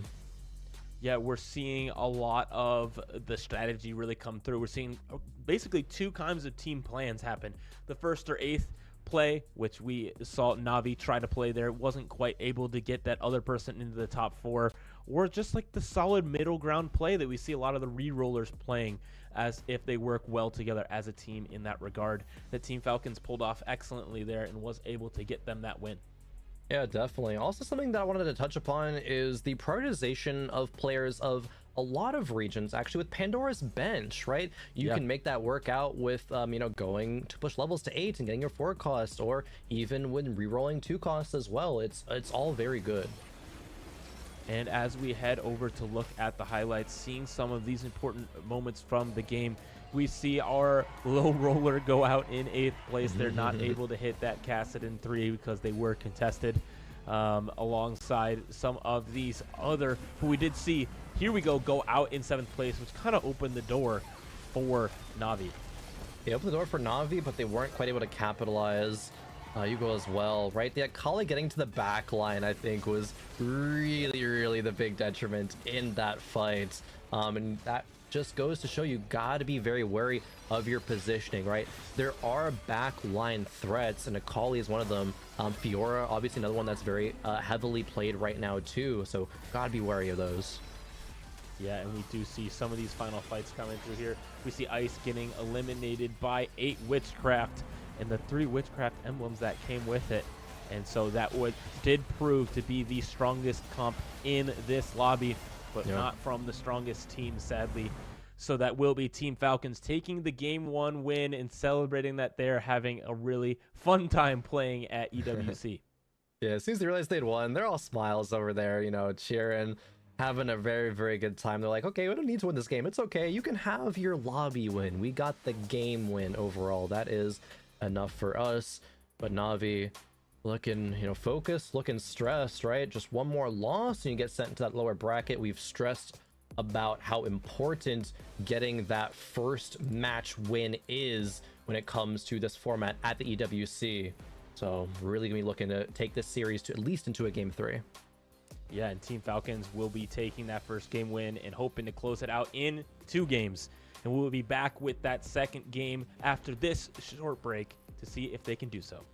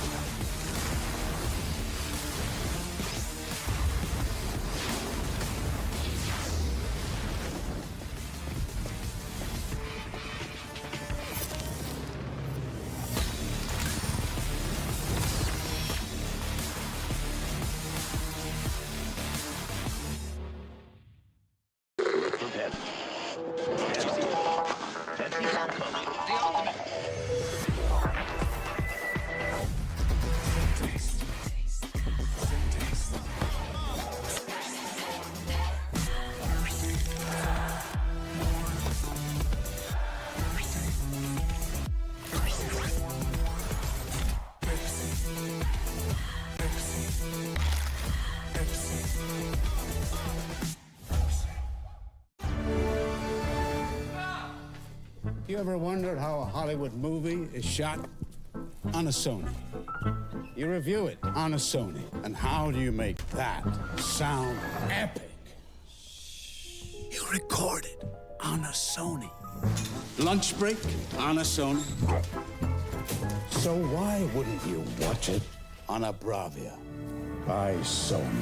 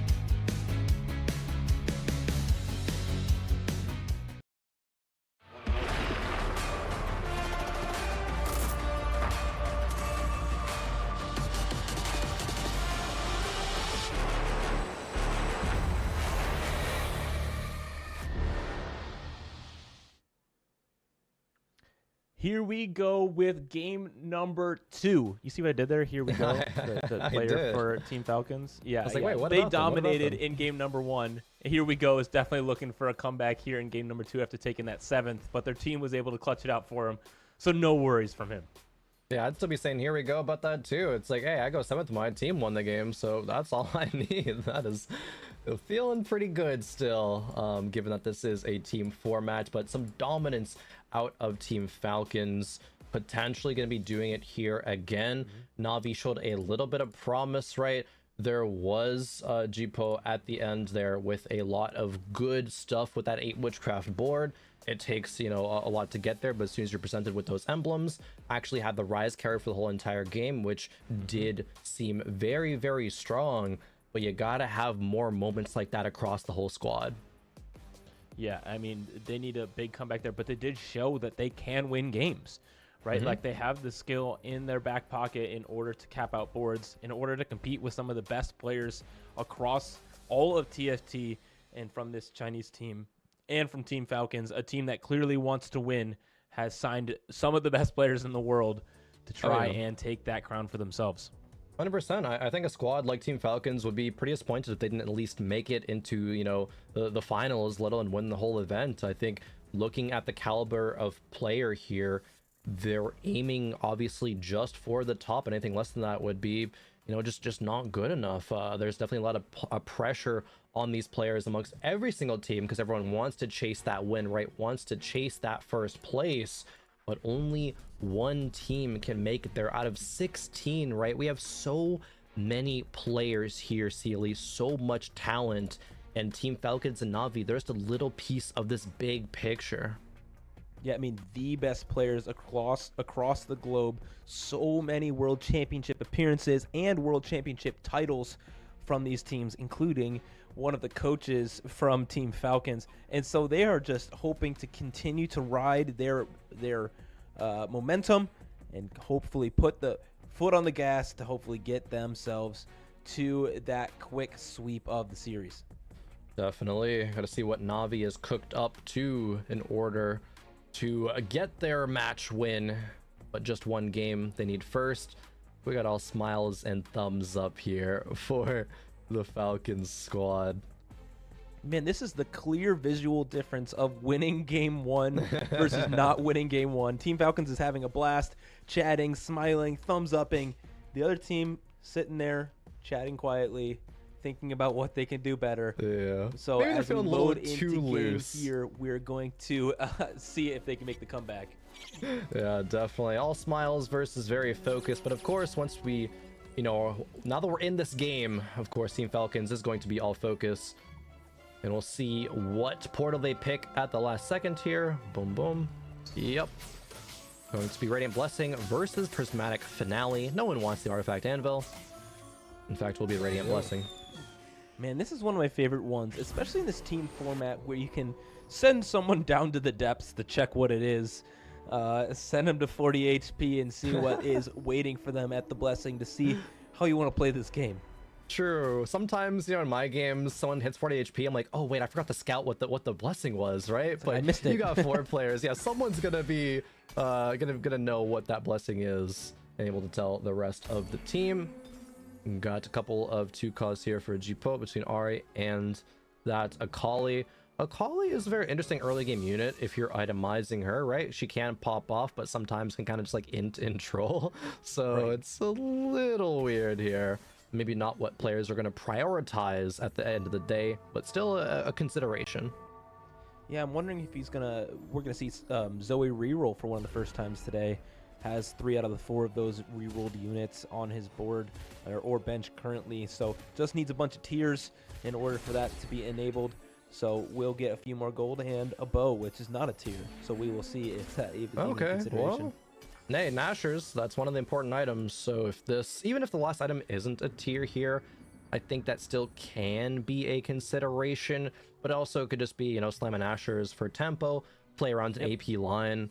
It's such a strong, you know, AP meta right now that items like Nashers almost never feel bad to slam. Absolutely. Nashers is definitely one of the most slammed items. And Crazy Moving again has this Syndra early here, able to get a bunch of stacks here early, a stack each fight at least. Has a lot of these 2 costs on the board. Curious if he'll make gold here, but instead is going to buy up a lot of these units, and we will have our first augment being gold. So a little bit more influence happening from these augments even early in this game. Yeah, just a little bit. We got Spoils of War, Magic Wand, or Double Down. Double Down isn't one that I've seen, you know, prioritized that much this set so far. Magic Wand, however, no, but we re-roll it. Witchy Wallop, Spoils of War. I think it will be Spoils, and yes, it is going to be. I mean, we have another Syndra over here for Here We Go with a Shapeshifter start with some of the components for some really good items too. So we'll probably slam that Nashers, I imagine, and we're looking for that Sojin as soon as possible. Or Rageblade, yeah. Yeah, actually has all of that. Rageblade probably a little bit better because you leave a belt open for frontline, which, you know, if you get the rod, it's like, okay, maybe I want that to be a Rage Blade eventually anyway. I'm Ionic Spark, but yeah, it is the Rage Blade Slam. In fact, the belt is going to be on the bench for now, though. How many people are playing Syndra, man? Now we have Yugo on the other side with learning to spell Syndra also. And so we will be having, I think everyone we've observed so far in this game has had a Syndra. That is pretty crazy, but also with just having a Syndra, Yugo has a good front line with 3 upgraded frontline units, which is very, very nuts at this point in the game. Oh. Okay. Oh, and here we go. Took the augment that gives them bows, and so they will be. Oh yeah. Getting more and more bows. They'll get one more throughout the game. Here is another Syndra. Who is not playing Syndra, man? Nobody. Nobody's not playing Syndra, I think is the answer. Man. What a game we have here. What a Teamfight Tactics. But it's a cool mascot for Jipo. And that's something that can win lobbies. So Jipo already setting himself up very nicely here. Yeah, I think that's a great pickup here. I think you could, if you get any Eldritch Spat, it really opens up this board to get you to that 7 breakpoint really easy, and possibly even 9. Or 10. A 10. Whatever the one is, that just makes it an auto win, basically. Yeah, have you ever seen 10 Eldritch in action? I think I saw a clip of it, not in my own games. Okay, yeah. I've not seen it in any of the streams I've watched. I'm not seeing it in any of my games. And I wanted to kind of keep it as a surprise for myself, too. I'm like, I should, like, look this up right now just to know. But I wanted to be a surprise and have that kind of hype if we do see it here at EWC. But maybe there's potential here for it. That'd be the best. Absolutely the best. I would love that. We do see a fairly strong start here. This is clearly pivoting towards Kog'Maw. With that strong artifact in the front line. One of the best performing ones so far in this set. And slamming as many items as possible to try to keep that HP up. Yeah, definitely. Hull Crusher, 600 bonus HP if you're not adjacent to any allied units. Very, very strong in the front line early game with that adaptive as well. The Tristana's damage is rather lackluster, but it doesn't really matter as long as the front line just doesn't die. And that is the case here for Seongyo. I think an interesting thing to note as well is slamming the adaptive rather than a Sojin and keeping that cloak open. It is maybe a decision that he might want back now, seeing his spot, because Sojin is so good on Kog'Maw. But you know, I trust these players that they know what they're doing. They're trying to keep their tempo as high as possible. Yeah, there is a spat, however, so players that might be considering, Eldritch, like Jipo, putting himself in a good spot already. Oh, doesn't and it's have on an open Ashe belt. Oh, true, actually, yeah, even better. It's a 1 cost, but still, like, it's an Ashe, so that upgrade will be really good coming through. Yeah, and I think that gives them access to a little bit. Oh, and finding a Syndra pair as well, which we know that is heavily contested in this lobby, so will be harder to find than normal. And we'll probably make 30 gold here. Continue. Yep. I don't even know how they won 2 rounds, but they won 2 rounds, and we'll try to continue this loss streak here. Hey, school mascot's OP, you know? That unit coming out there with just a Titans. You know, real big boy. Yeah, clearly it was good enough to take a couple round wins here early. A lot of people playing slower here, trying to get maybe down towards that Radiant Blessing. That usually brings a lot of power. Yeah, definitely a lot of power coming out. And the Tainted Golem, actually, that's the name of the first Eldritch unit that comes out. They actually have such, like, cool names. Like, the 5 piece is the Dark Monolith, the 7, the Many-Eyed Beast, and 10 is the Stormbringer. Yeah, like that. Oh, I got chills. So sick. Actual chills. Oh. We need to see it. I need it. Jipo, this is your job. Okay? This is all we want from this game. You know, your team can win, but I bet they will win if you get 10 Eldritch. So good luck. Yeah. Mm-hmm. All that requires is you to get level 10 and have 3 spats, I think. Yeah, just level 10 and 3 spats. Like, no big deal, right? That's super easy. Very, very achievable. Just need a Briar as well. But at that point, you're going level 10. You're finding a Briar. But yeah, definitely one of those chase traits that is very, very hard to hit. Things like 8 Witchcraft are a little easier, but those 10 pieces, man, they are kind of crazy. Yeah, super easy. I'm sure he'll get it, and it'll be wonderful. We'll celebrate for sure.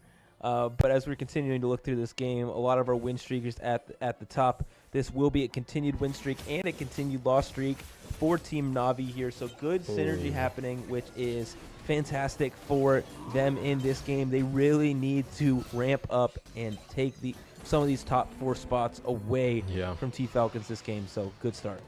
Good team synergy, but bad augment synergy for Crazy Moving because, whoever had the Spoils of War going on a full loss streak, that is not really what you want to see because you don't really get any value out of that in stage 2, which, you know, generally gets you that early econ advantage, which, you know, propels you into a strong mid game, but just not getting any of that here. Yeah, not quite hitting what they're looking for. And for G-Po here, hoping that they can get that belt that'll enable possibly even 7 Eldritch here on stage 3, which would be an excellent addition to this board. And for Ice, and for Here We Go, we have lots of good streaks coming through from the entire lobby, and no belts coming through is quite sad. No, we won't be seeing it quite yet. Unfortunate. Still can hit 5 Eldritch without too much trouble once a Mordekaiser is found. I already have the Ashe on the bench. I also love Hugify as a charm, by the way. I just think that like 1 gold for 500 HP on a frontliner feels very impactful in the early game. Absolutely. No, I totally agree. That is going to make that at least much harder to kill. Not quite going to itemize it, but able to at least stall a little bit more for the Syndra. Yeah, especially when it comes into like it being on a shapeshifter as well, just that extra HP. Getting that scaling is just even that much more powerful compared to other units with different traits. Oh, Pyro something on the other side. Yeah, we have not seen too much. 5 Pyro is quite powerful. Has definitely the opportunity to win lobbies if you can get there. If you're able to get that Varus 2, who we have not seen much of at all in this tournament so far. Yeah, wow. Okay, Pyro Cassidy, that makes a lot of sense, right? The attack speed and kind of a substitute for that Rage Blade slot when Cassidy gets those takedowns. Gonna be getting so many embers to buff up that trait with the attack speed across the whole team, but we get a prismatic augment here for our 3-2 choice. Let's go. Okay. We're doing it. This is exactly what we need here. Like that's definitely the pick, right? Like, wait, or maybe not. No. Okay. I actually think this is fine and probably the correct move. It's not the hype play. It's not the like, okay, I'm going for that lobby win, but it is more consistent. Buried Treasure getting 6 components is just a bit too much power to pass up on. 7 Eldritch is perfectly fine with School Mascot. You don't need to chase something that you're just probably not going to get. Yeah, and especially with nearly guaranteeing yourself a belt from Buried Treasures, it makes a little bit of sense that he'll get that Eldritch Dispatch anyways. That really just does open up that comp. And we see from Q2 on the other side, Freaky Friday, which was previously a really strong augment, but we see the contestation happening here already between the two sides with all of the Cassidans that Q2 does have. Yeah, and just like you're saying, I think that augment was really valuable last set, less so here, because there's just not as many strong users of Infinity Force. Cassidy might be one of them, though, to justify that decision, so I do like that recognition a lot. Yeah, we see Ice here with a lot of Kog'Maws already, which is a good spot for them as well as they're at the bottom of the leaderboard, and now with Rumble 2, just the roll down happening here, going pretty deep to try to find what they're looking for. Yep, we'll be popping that. Could you just get some free gold from there as well as maybe a couple upgrades? It's pretty nice getting a bit of free gold, just like +4 at the end of the day. Yep. Getting a Lilia 2 upgrade. Next. Yeah. Only 1 copy of Tristana, so clearly that is not the main plan for Ice here. The Tristana reroll will not be coming through alongside that. But it looks like just Kog'Maw and Nunu will be the game plan. Yeah, we need 2 more Kog'Maws, 3 more Nunus, but Cassidy is kind of in the back line already. Where does he walk here? Okay, he does walk in the front line, but yeah, not for very long. Big shields Realizes his job. Turns around, walks back to the back line. So wait a minute. I'm an assassin. But like, not really, but like kind of. like maybe, but also not. Yeah. We need to keep our eye on Crazy Moving, who rolled all the way down and now has broken their loss streak. Started to turn it around, but has only 6 gold in the bank. 6 gold, Cassidon 1. Spoils of War not getting value. That's looking like an eighth. Yeah, that's not not too good. Very bad, in fact. I would even go out on a limb to say extremely bad. Don't know if he can actually recover. Yeah, that's a Cassidon 1, man, with no gold. No That gold, is no so healing. Yeah, let's just look away and not look at that. Jipo, however, does hit a Shojin. Slam a dual gauntlet as well as a third Syndra item. I actually don't know if I like that coming out of Jipo here because of the attack speed that is so good out of Rage Blade and out of like another attack speed item, like, you know, red buff even perhaps. But just wanted to slam what items that he had right now. Yeah, definitely not ideal. We see Ice on the other side did hit that Kog'Maw 3 that they were looking for, but only has 10 gold left. Prismatic Ticket obviously being a big help in that. Thing is for Jipo, not hitting that spatula that they need yet.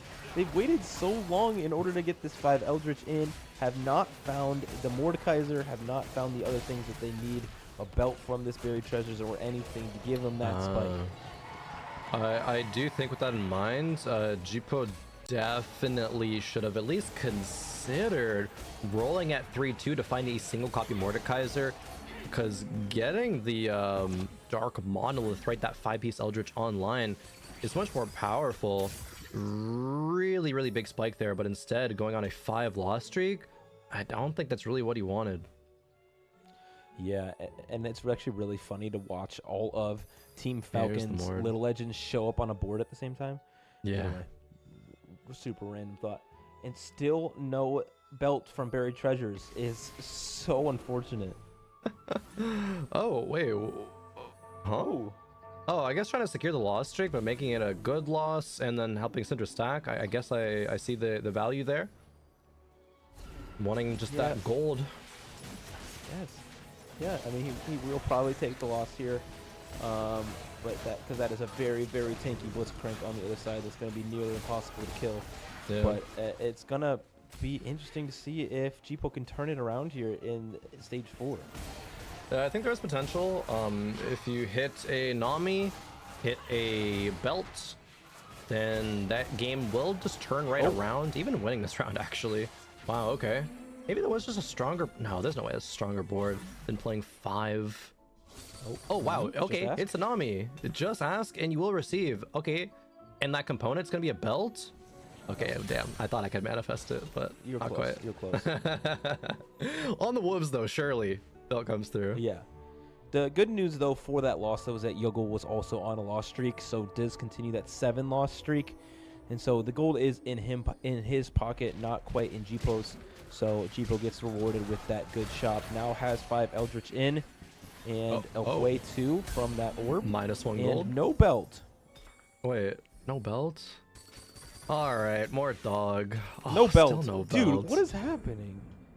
Oh no, we do get some good item slams for Nami. Shiv Rageblade, not bad. Would have loved like Shiv Shojin a little bit more, but yeah, no belt after all that is really a low roll. Having to wait until carousel. Yeah. It's one of those things you're like, I have no clue how that is even possible. But you've seen so many components over the course of the game, and none of them are what you need. So it's quite unfortunate. We do know Crazy Moving did hit Cassidon 2 finally, and now has kind of stabilized themselves a little bit, but did hit the Radiant Blessing, which I'm not quite sure what it is. I would imagine it was a bunch of gold that recovered their economy. Yeah, might have been. Hopefully we were able to catch on another board who it was. We see another Gambler played on a Syndra, and wow, it does in fact take the round win by just the narrowest of margins. Okay. Song you up with Kog'Maw as well as Ice. I believe it's the other player trying to reroll that. Sport Golem. Yeah. Support Golem is a great choice, is one of the strongest augments in the game. You Have My Bow is also quite good, but we'll be going to Support Golem. Not exactly what they're looking for. That will be a Tristana 3, so we'll be absolutely contesting ice here, kind of out of nowhere. I did not see that one coming from the other side for Na'Vi, but they're continuing on that win streak. And look, still no belt. Still no belt. Item grab bag. Bro. Yeah, that is such a low roll. Has a Reforger. Surely the Reforger will hit a belt, right? Right? Do it. I mean, what are the... I need someone to run the math on this. How is this possible? Oh, God. Yeah. Oh, my goodness. That would be interesting to see. I would say probably just like slams, yeah, tank items here. Maybe Reforges a bow or red buff on the Nami. Okay, yeah. Do it. Oh, Reforges... Wow. Reforges the sword. But still, no belt. I'm mad for Jipo here. Oh, like, what is he supposed to do? I don't know. Nothing. Enable 7 Eldritch. It really helps his. Anyway, it's just what it is for him this game. I'm gonna sell back up to at least 10 econ there. It seems. And this is not looking great for Team Na'Vi again. 3 of them at the bottom of the leaderboard in stage 4. They are all lose streaking, all 3 of them at the bottom. And it's looking like Susanyo will continue that streak at the top, but we know that Kog'Maw board is not one that we've seen win many games. And so we're hoping that some of these other players can turn it around. Yeah, I actually don't know if I've ever seen that like really dominantly win a lobby unless everyone else was like giga low rolling, to be honest. Oh, man, reinforcement. Yeah, but not hitting. Not hitting anything. Looking for clearly a Vanguard. Clearly just looking for that Tom Kench. And I nothing guess, or here we Karma, go. Maybe as well could be the other option. Oh, Karma, yeah. Yeah, and then he could play the mage variant with the Vanguard. Yeah, so happy with either of those options, but hasn't found either. That's rough. G-Post. G-Post. That's huge for G-Po though to take this win. Definitely big. I mean, they have a lot of items, right? Like there's so much board strength in terms of itemizing multiple carries. The front line, right, having a lot of items too. Okay. Yes. Neither Eagle or Crazy Moving should take this belt. Yeah. Okay. We'll get gets it. Let's go. Here we go. We made it. I would have actually been so furious if they like didn't talk about that somehow and one of them stole the belt. I would have had to walk away. I wouldn't have been able to take that. It would have been fun for sure. That didn't happen though, so we get to live on the bright side of things here. Yeah. Oh, but not for Crazy Moving though. Oh yeah, there's no bright side for this board. It is looking quite deadly here. Not even a pair of these Callistas with not great items either. It is quite scary. Temporary TG. That's pretty cool. Onto an Akali 2 is pretty good. They have that Keepers 2 with lots and lots of shielding coming through, but with 3 HP, already on a 5 loss streak, now facing some golden units on the other side. It's looking doomed. I guess just 1 golden unit. It was just that big, strong... Oh, sorry, 2. The big, strong Nunu. And then the Kog'Maw, but Kog'Maw's not fully itemized yet, so actually, the Kassadin tore through it pretty easily. Just has to get into the back line now, but no, doesn't. However, there might be still enough multi-strikers left alive, and there is for Crazy Moving to hang on just another round. We definitely take that win there. It does keep them alive in this game. I still have not seen what the Radiant Blessing is in this game. And it clearly is not something that is incredibly impactful in this game. But for Yuggle here, this board looks fairly good. Has 2 super tanks and will continue to try their best to get them back in this game. And it looks like for Here We Go that they're in not a great spot to get a top 4. So that's what they're really hoping for if you're Na'Vi. Get Here We Go down to 8th place if possible, and then you have a chance in this game. Yeah, definitely. It is still very winnable, even though the HP doesn't look too favorable for Na'Vi right now. And on the other side, we have that 3-star Tristana. This is Na'Vi versus Na'Vi. Violence happening here. and I am concerned that this will knock out Crazy Moving in 8th place. This Tristana does massive amounts of damage, and as that QSS wears off, it might get knocked back. Yeah, and I believe that will be lights out for Crazy Moving in this game. Crazy Moving taking the 8th. We kind of foresaw that one coming. However, unfortunately, as that 3-2 roll down was just abysmal, right? Rolled down to sub 10 gold, did not find the cast in 2. Means there's no way you're ever going to cast in 3. Narrowly just didn't hit that Akali 3. But yeah, 8th place is about what we expected there. Yeah, I mean, that was just a very, very doomed spot from the start. Ice really hoping to get that last Whisper or some kind of other crit-based item, maybe that guard breaker onto this Kog'Maw so that it just absolutely blows up the enemy team. Some more frontline items coming through, and there is that last Whisper ready to level up and continue to push this board, hopefully into the top 4 for Ice. Yeah, we'll see. Rolling down a bit more. Seeing if we can get perhaps Rumble 3 upgrade or maybe Blitzcrank. Oh yeah, isn't leveling up. I mean, level 7 is where this board does kind of have a strong, very strong cap. Trying to find the Jinx as well. Wow, managed it. That was so many Jinxes and so few rolls. But, oh, the items for Jinx, though, are not going to be good. No, not able to find anything of value, really. Maybe just some healing coming through from a Hextech Gunblade, but that is not, you know, ideal at all. That doesn't really increase damage that much. It's also interesting to keep an eye on this board because we have 0 Tristanas, which is usually the 7th unit on this board, but instead we're playing Arcana variant, which seems to be doing all right, but you see where all the Tristanas are, they're on the opposing board. Yeah, I guess that's why we're not going quite in that same variant. There's already so many out of the pool. Granted, there are many copies with the bag size changes, but I think this is working out decently enough. And for Yogel here, really just trying to claim on to whatever they can to continue to streak. Now getting that Karma 2, which is a pretty good upgrade here. But for Jipo, knowing that they have that 4-win streak and really, really need to continue to win with that 7 Eldritch. Yeah, hey, 7 Eldritch online. We've reached it.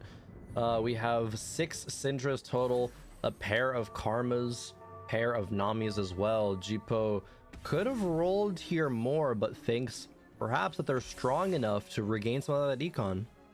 Wow, and here we go, has finally hit something of value on that board as well. It looks like with that Syndra 2 and now with a lot of other upgrades, the Tom Kench 2, the Nami 2 as well, with the Galio 3 in that front line that is so incredibly tanky that this board is looking quite better. But wow, this Volibear has something else to say about it. School mascot is so good. It is still a close round at the end of it there. Just a few backliners left and they were half HP at best. Oh, okay, we get to see the blessing. Yeah, not components much. And then a 5 cost. Okay, yeah, not something super impactful, but you are going to be able to outfit another unit on your board just a little bit easier. Get a little bit more gold to improve your board here. And for Xiaocha, yeah, it's pretty strong. Yeah, I do want to look at the right side of the screen and seeing that we are currently split up very evenly as a team. But with Navi securing that 8th place, they really need to send out Here We Go here in order to increase their chances. And this is looking quite good for them. This Tristana 3 is very strong, can displace units that come close to her. But can we get through this Galio with some sense of urgency before the other units on Here We Go's board ramps up? And it does not look like that is the case. That is a very big win for Here We Go and a huge loss for Team Navi. Yeah, huge loss for Navi. Here We Go coming up big in that round. Ugul dropping to single-digit HP. Just 3. Now, it could be 8th and 7th for Team Navi, meaning they will, if that happens, need a 1st and a 2nd place finish. It is, Jipo is clearly establishing themselves as one of the best players in this lobby, but without the rest of the team able to help out, it's not looking too good. Yeah, that is actually a great call out. Jipo last game with the 8 Witchcraft, getting that lobby win. Jipo this time around looking very, very strong. That 6 win streak currently. Yeah, going to be quite a challenge for Na'Vi to overcome this. Yogel needs to really put it together and get themselves into a spot where they can try to top 4 and save this for their team.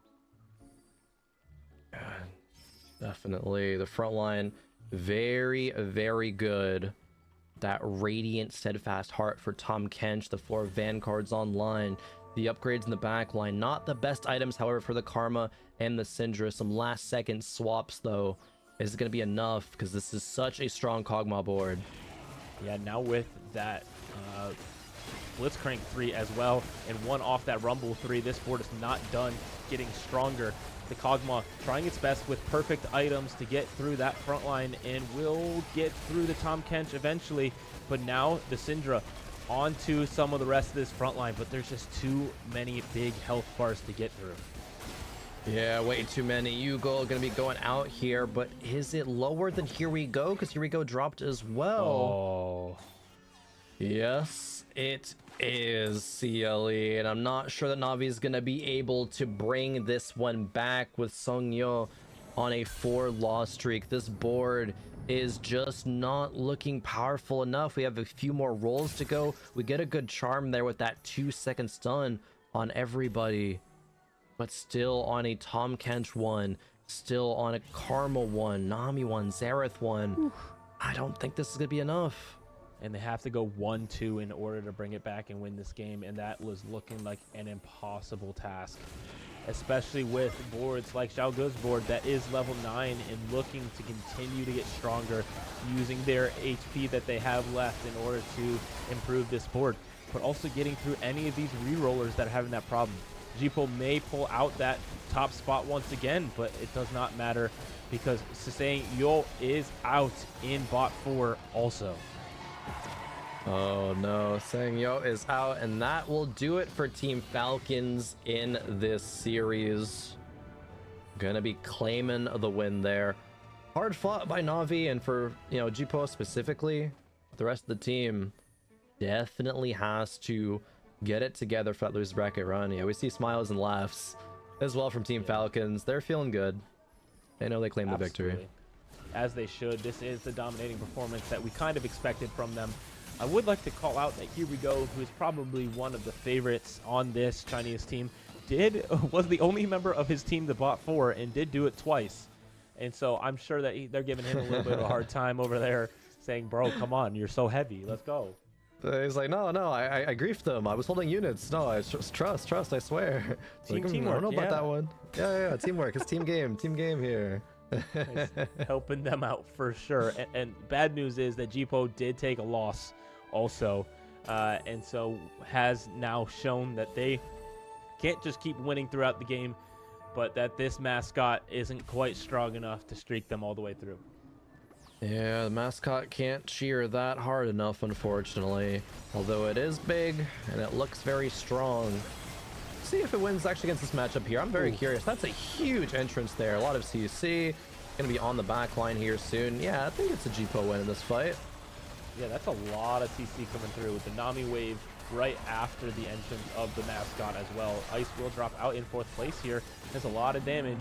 And so Jipo still has the hope alive of going back-to-back first places. The hope is alive. Ice dropping. Jipo still 17 HP. They got a couple lives remaining, unless it's a big loss. Got Vex in there for the Chrono alongside the Mage. If we're able to get, that's a huge upgrade. That Nami 2 is great, getting that charm as well. If we find this Syndra 3, that would be excellent and possibly put them in a spot where they can win that game. Yeah, only 20% odds to roll 2 costs at level 9, but it is still possible. Gonna be able to sell up to at least 10 gold here, get 20 the next round. It is doable. Going up in this round against the Syndra Karma board over there. Yeah, less of a group from this team comp, and I think that will prove to be a challenge for this board as some more CC is coming through, and as the school mascot falls down, so will Navi's last hope. Oh, just kidding. 1 HP left in the pocket here for Jipo, able to get that one last final stand in order to try to get that top spot. 1 HP in a dream. Ooh, could actually hit the Syndra upgrade. Did take Yordle Spirit, which I think is a very good Even late game charm to take, right? 3 seconds of kind of invulnerability from auto attacks. Pretty solid. Should sell the Vex to roll one more time. It's not going to do that though. Didn't roll for the boys, and so not quite able to get that last copy. That is a 3-star Hecarim on the other side as well. Yeah. Wow, this board is quite scary. Lots and lots of upgrades. I believe that's 5 Pyro or 4 Pyro as well, which is just so much attack speed and damage, and that proves to be very obvious here. That cool mascot did so much damage there, but it wasn't enough. No, Jipu falling. Team Falcons going 1, 2, 4, and 6 in this matchup. Very dominant, the most dominant matchup that we've seen so far here today. So really, really huge props to them. The most dominant matchup, period, really. I mean, our first match on this broadcast, Geek versus Branching Out, was a 2-0. But this one was a very dominant 2-0. Clearly, it looked like Team Falcons was in control most of the time, other than Jipo being an absolute beast, trying to put the team on his back. Yeah, really shout outs to Jipo, though, playing 2 phenomenal games here. If it was just a solo tournament, right, that would have been a very solid couple of games to start the day, but it is not, right? It is a team event, and so we have to always have that in mind. Also, I don't think I've ever seen anyone actually go for Hecarim 3. It honestly feels like the unit does nothing. It's just a trait bot, but it's kind of putting in work here. It does have really, really good traits and also long distance pals between them. So it's trying its best to carry from the opposite corner of this Kassadin. And that is a massive cast from the Xerath and will wipe out a lot of the backline. But the Xerath, or the Kassadin's doing the exact same. Not quite enough, though. Looks like Zhao Ge will continue that win streak and maybe challenge their teammate for the top spot. Yeah, this is such a creative board here. I really, really love seeing this kind of stuff with 5 Pyro, 5 multis. Okay, gonna be swapping some items over as well here. Gonna be giving Hecarim, I believe, yeah, more tankiness here. But yes. Camille is the proud new owner now of that Archangels, so maybe a little bit stronger, and that could be the difference here. Yeah, we might be pairing some different units here for long distance pals as well. I believe it's between the Callista and the Hecarim now, which is a little bit more attack speed, at least for this Hecarim. Hopefully that makes a difference. The Hecarim does walk into the back line straight onto the Xerath, which turns around because of Edge of Night, but the items, wow, that Xerath did so much damage, and Kitu will fall out there. All smiles. All smiles, thumbs up. Team Falcons with their dominant performance in this match. Like they're having so much fun right now. As they should. It was dominating fashion. They came out here and made the statement that they were looking to make, that they are definitely the team to fear. 100%. Navi talking about that post game, it looks like just a little bit there, wanting to shore up their weaknesses for the secondary match. And we could chalk it up to like, hey, Team Falcons is a powerhouse team, right? Let's hopefully go up against a lesser powerhouse team in the kind of lower bracket. Then we can, build our confidence back up, get some match wins, and then maybe as soon as we have adapted to the format, adapted to the meta, right, be able to take on one of these Titans here yet again to make it into the playoffs.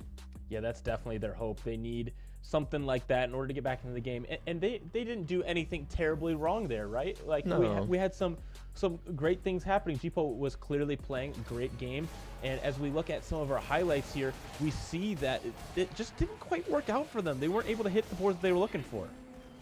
Yeah, just not quite. It was very, very close. We had the Kog'Maw reroll, right? I think the most egregious case was the Kassadin from Crazy Moving, right? Just not hitting on level 6 after rolling down so much gold. At some point, if you don't hit, you have to be like, okay, maybe I just cannot justify rolling even more, right? So you just should stem your losses, make your econ back up. But either way, it's just a low roll situation. That's what happens in TFT sometimes. So hate to see it. Yeah, the Kog'Maw being contested was huge in order to send out Sangyo in the bottom 4 as well to secure that victory for Team Falcons. And so it was just a pretty significant difference in team play here, and just a lot of good flex play from the top of our lobby. The Pyro was an excellent addition Not something we've seen much today, and then just a level 9 capped out board was enough to take down Na'Vi and their hopes of taking a little bit of an upset win versus Falcons. Yeah, a little bit of frustration on the face of Na'Vi right there, right? Which it's to be expected with how that matchup went. I think they really thought that, you know, they had a good shot at taking a win there, at least in one game, right? Even if you're going to be able to bring it into a game 3, it feels a lot better than getting 2-0'd, right? Getting swept never feels good as a competitor. Feels even worse against, you know, that powerhouse team that you're like, oh, okay, no, we actually can do this. Yeah. And as we take a look at our MVP for the match, it is Jipo, although not quite the winner of this match. Jipo, excellent play from them, going first and then third, trying to put the team on his back.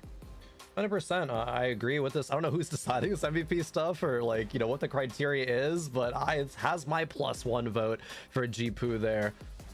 Really strong games. Again, that first game playing 8 Witchcraft with the Rise having that Witchcraft emblem, not something that is seen too often, but played it super well to get a first place. And then, of course, that last game as well, getting into that top 4, narrowly contesting a kind of game win, I would say. But yeah, definitely MVP here in my opinion too. Yeah, that first game was just an excellent showing from them, able to cap out their board and just really make the statement that they needed to in order to win that game with the 3 Witchcraft emblems that they were able to feature. Is just, well, 1, so many emblems, and 2, just a great trait and on great units. So really good strategy from them. 100%. We got to be seeing Jipo hopefully later on in the tournament carrying the team to a victory. I think Na'Vi has a lot of potential that we've seen out here, so it would be really sad to see them just leave after 2 matches. Sure. Yeah, I'm sure they're excited to get a chance at redemption in the second match, and I'm sure Team Falcons is riding high off that dominant victory.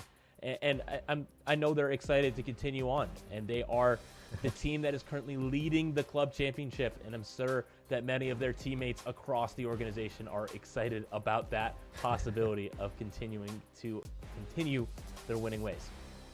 100%. We have some exciting matchups on the wings for us here. Just one more for us, you know, on the day. You know, it's been a long day. We've had a lot of good games though, and at the end of the day, great TFT is just what we love to see, right? Players from across the world, the best of the best, duking it out and seeing how they all adapt to these 4v4 formats, because I think it's some of these players' first time, you know, playing in any kind of team format, in fact, and to be able to do it on such a big stage here at the EWC is just really exciting games to see. Yeah, and it's clear that there's a meta forming, right? A lot of your teammates will be assigned to 2-cost reroll, and those will be placed right in the middle of the standings, usually, you know, 2nd, 3rd, 4th, 5th place oftentimes. But some of your players need to go for the big comp, the big risky 1st or 8th style, and we're seeing some of that come to fruition and really pay off for these teams. And so we're seeing the roles come into view.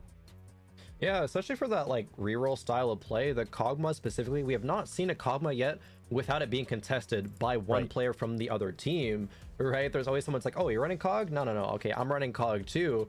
We are going to hold hands, and hey, someone's going to be top 4ing and one is not going to be, so just gotta see who rolls better there and who denies more, you know, the units from the enemy team.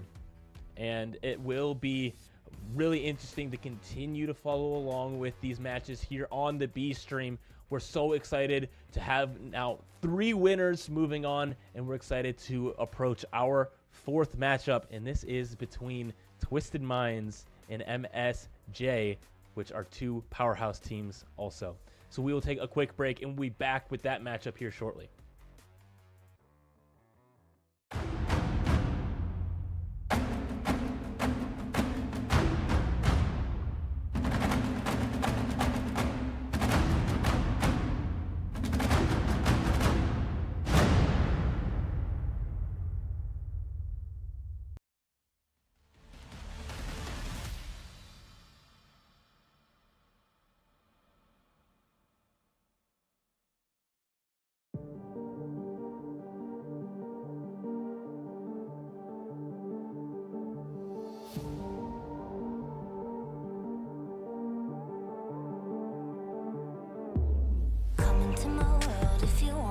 some action. Into my zone, shut down the competition. Stand out from the crowd, yeah, I'm the main attraction. Come into my world if you're ready for some action. Are you ready?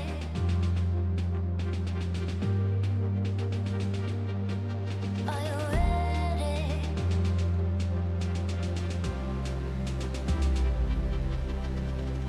I came here to win.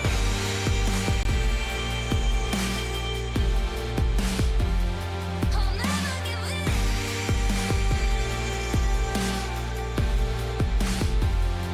Make my one woman on me.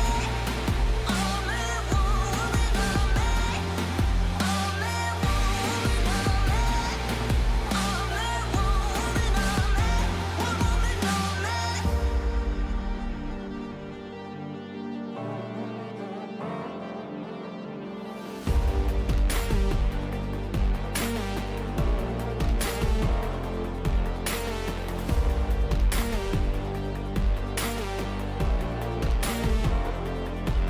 Are you ready?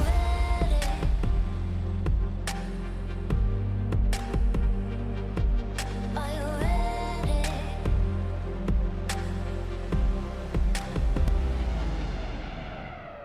I came here to win.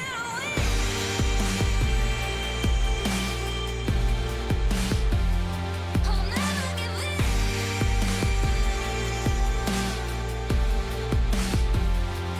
Make my one woman on me.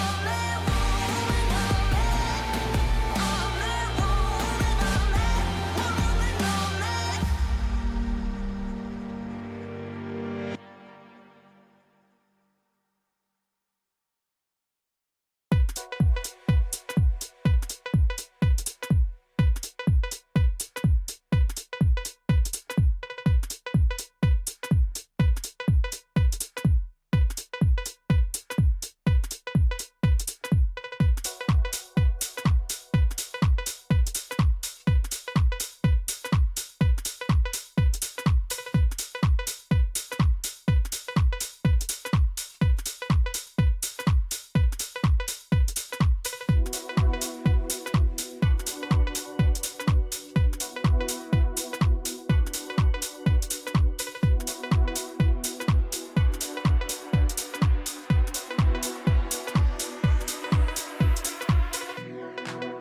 on me.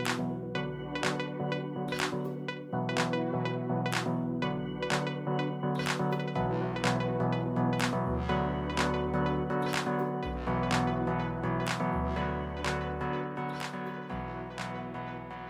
me.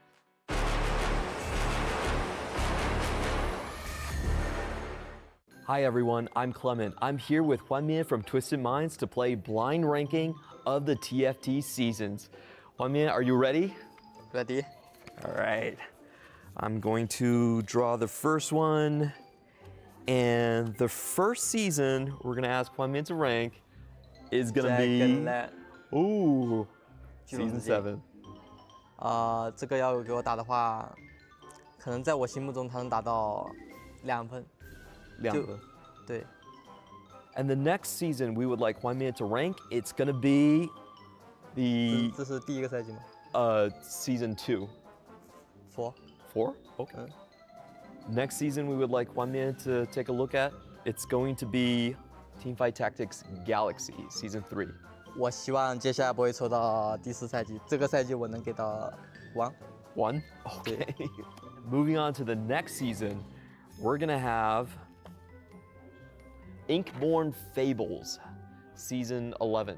这个赛季我只能给到 5. And for the final season, we're going to be taking a look at Teamfight Tactics Gizmos and Gadgets.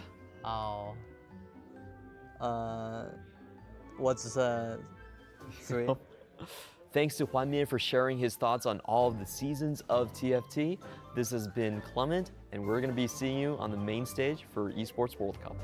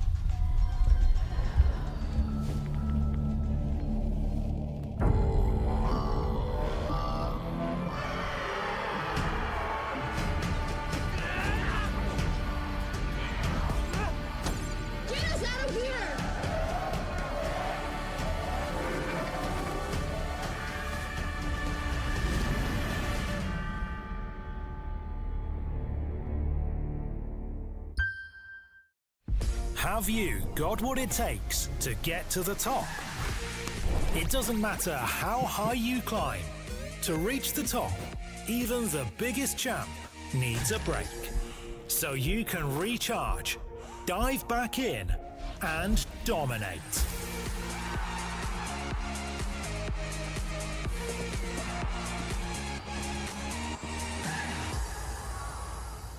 Have a break. Have a Kit Kat.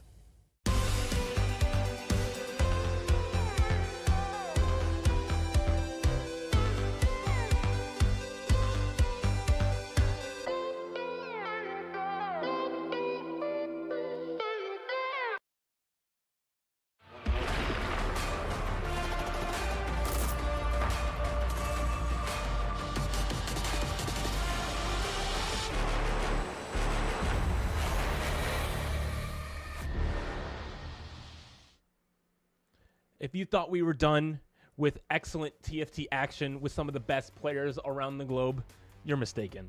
Because this is another beast from the East, a Korea versus China matchup between MSJ and Twisted Minds. Just two fantastic teams. And Crowan, I am so excited to watch this matchup. Oh, same here. Love the energy, you know, getting me hyped up for this final match of the day. It's been a long one, but we got to finish strong here. We started strong, we got to finish strong too between Twisted Minds and MSJ. Number 4 seed out of China, but that shouldn't dissuade you from just realizing how much of a powerhouse, right, this roster is. They have Huan Mian, right? They got world championship caliber on this roster. There's a lot of world's appearances from MSJ as well. Some very, very strong competitors. So this is going to be another absolutely, you know, good matchup, but I think it will maybe fall into the similar categories what we saw in the last series. I think China just might be a little bit stronger, or at least favored heading into this matchup, but definitely would love to see some APAC success here. I mean, this Korean team from the APAC has 3 of World Championship representatives as well. They are clearly great players. Amumu, Cosmo, and Panda all have been to a TFT World Championship. But you look across the other side, and you see someone that has more Worlds appearances than all of them combined in just one person, which is Hwanmei, who has been there 4 times himself. Yeah, all the way back since winning Reckoning in, set 5, just absolutely dominant Chinese player, was widely regarded, I think, for a long time as just like the best in the world. Had another really solid finish in, Fates as well, just the set prior, getting 11th, then 3rd in Dragonlands. So Hwanmei has been on top of the game for a while. The thing is, though, that Hwanmei hasn't been back to Worlds in a little bit now. So I guess the question is, has Hwanmei fallen off at all, right? Like, China is such a strong region, a lot of competition, and so dominant. There's just, it's hard to have that level of success continuing throughout just the span of TFT there. Yeah, but the thing he does bring along with him is Ryu and 62nd, who both played at the Remix Rumble Global Championship as well. And so more recent success from them, and there's just so many pieces on this team that are considered the best minds in all of TFT. One might say they're twisted minds that think about the game differently. And so I am so excited to watch them play and learn how they accomplish and conquer set 12. Do you have like a 1 pun per series kind of allotment here that you gotta give for these? I think it was in my contract. I can't do more. That was about it. Okay. I'm thankful of that one. Not a pun enjoyer there, but no. When you see the opportunity to, I respect it. I respect it, of course. Twisted Minds, very solid roster, but we got to take a look at MSJ as well. Like you mentioned, we got some all stars here: Cosmo, Panda, and Amumu all having Worlds appearances. And On, I think, a more recent competitor, I think just started competing in Runeterra Forge, doesn't really have that many notable results to his name yet, but it could be one on that table for him here at the EWC. And those are some of the people you need to look out for. When there is not much known about them, they can be absolute wild cards that can dominate games. And so that's something that MSJ is really hoping for. Some of these players have been signed to MSJ for a while now, since January, and so they're definitely getting used to each other, and they're hoping that that can really help them in this 4v4 format be able to pull out the win. Yeah, 100%. Let's see how this series does go, and I want to hear, a little prediction from you, Sealy. Do you think this is going the distance to game 3, or do you think it's over in 2? I'm going to be the lame one. I'm going to say Twisted Minds is probably going to take this in 2. Again, China, very dominant region, very technically sound. And so a lot of these early sets, people go over to China to learn. And so I don't think we're going to see anything different here, that China will have a little bit of an edge over our APAC representatives. Yeah, I think I'm there with you. I think the advantage isn't as strong as, say, I would have the... as strong as the last series, right, between Team Falcons and Na'Vi. I think that gap might have been a little bit wider, this one a little bit closer, and it was, that kind of series decided with 3 members of Na'Vi previously, going bot 4, but it might be a bit closer here, like 2 members of each team, going bot 4 and trying to really just contest for that top spot, that first place, second place finishes between the remaining members. I think that is likely, at least for one of our games, if not, both of them. And hey, maybe we do still get into that game 3 situation here, right? Leading things off into a lot of these, great Eastern players and great Eastern teams. Yep. I mean, I would not be surprised if that is where we end up. The game 3s are always so exciting, and if it comes down to those, we know that the best of the best will shine. And in this matchup, it is no different. This is a star-studded lineup between the 2 teams, showing us the best of TFT here in in our 4th matchup of the day here on this stream, heading into game number 1. 100%. I'm really looking forward to this matchup, because as I think back on each of our series, I feel like I've learned something, just be it from the players or the meta, just something, right? What we heard earlier was, that tech to, win the game in our first series was Volta talking about the, getting a 3-star Tom Kench and then trying to find the upgrade to a 4-star legendary, or 3-star legendary, excuse me. And then also, seeing compositions be pulled out like that, Cassid and Pyro going multi-striker Pyro. It's not really something I'd seen too much of. in the past, is kind of combining those two traits specifically. So I think this series is yet another opportunity for us to see what the both meta has in store and see what these players have to bring to the table and what they specifically have prepared. Oh yeah, it is going to be an excellent display of well-studied and well-practiced TFT. It has been said, sources have said that Twisted Minds specifically has been dominating these scrims, and so this is a team that I've been looking forward to. Yeah, sources. Everyone has sources. They all say stuff. I'm looking forward to learning from them and seeing what exactly is the secret tech that allows them to dominate these scrims. Yeah, and I guess we heard a little bit from Voltaris earlier. Is like, yeah, I didn't want to leak the tech, which means that there probably is tech, right? That they have not shown quite yet. Sure, you can just default to that answer, being like, oh yeah, we have some spicy tech. Honestly, I myself have done that in the past in tournaments. Like, oh yeah, we got tech, and it's like there's absolutely nothing. Oh but no! Get into game here. They're all mole divers. Wait, every single person is the same mole diver. This hurts my head. Oh dear. There's so many mole divers. And MSJ are conspiring to confuse us. They're all standing on the same portal. They're all rocking the same little legend. That's some synergy here, some camaraderie, even between competitors that I had not expected. I am offended by this personally. This makes my job so much harder to see what's happening. You can't identify anyone by little legend anymore. Literally, you were talking about last series, like, oh yeah, they're all the same, but per team. So it's easy to see who's part of whose team, but now it is completely the opposite. You're not going to know. Might as well not even be a little legend at this point. Yeah, it's... Don't even look at them. This is not ideal, but, we'll make it work. I love that they're having fun with it. That's what this is all about, is having fun, playing games together, and, competing for high stakes. So we'll see it on display here. Actually, Multiver is my least favorite, I think, actually. It's... that emote do you with digging the grave? The digging the grave emote is like the worst thing to ever experience in a game of TFT. Someone comes up to you, just digs the grave, and then points at you and says, "You down here in the grave." Yeah, no, it's pretty toxic. It is pretty toxic. Even early on, actually set one of TFT, me and my friends had a little rivalry going on. It was it was Pengu versus moles. And obviously I was in the Pengu sign, but yeah, we had that rivalry from day one. And so that resentment I harbor towards mole divers has kind of existed in my TFT kind of career since then. So seeing all these mole divers here, really, this is rough for me in this game. Yeah, we'll be all right though. We can make it through, I promise. We do see a lot of good 3-cost starts here for many of our players, but a silver augment will not be that influential. On the house is one of my current favorite augments. I love clicking 1-cost units and upgrading them because it makes my brain happy, but clearly that is not the option for Cosmo here. No, but what will be an option is a Rageblade Slam. Get a Reforger, right? Actually, I do love if I have 3 bad components being offered that charm that gets temporary Reforger, because I'm like, sick, I'm just going to slam that immediately. Even if I get another bad component, it's fine. No harm, no foul. Oh yeah, absolutely.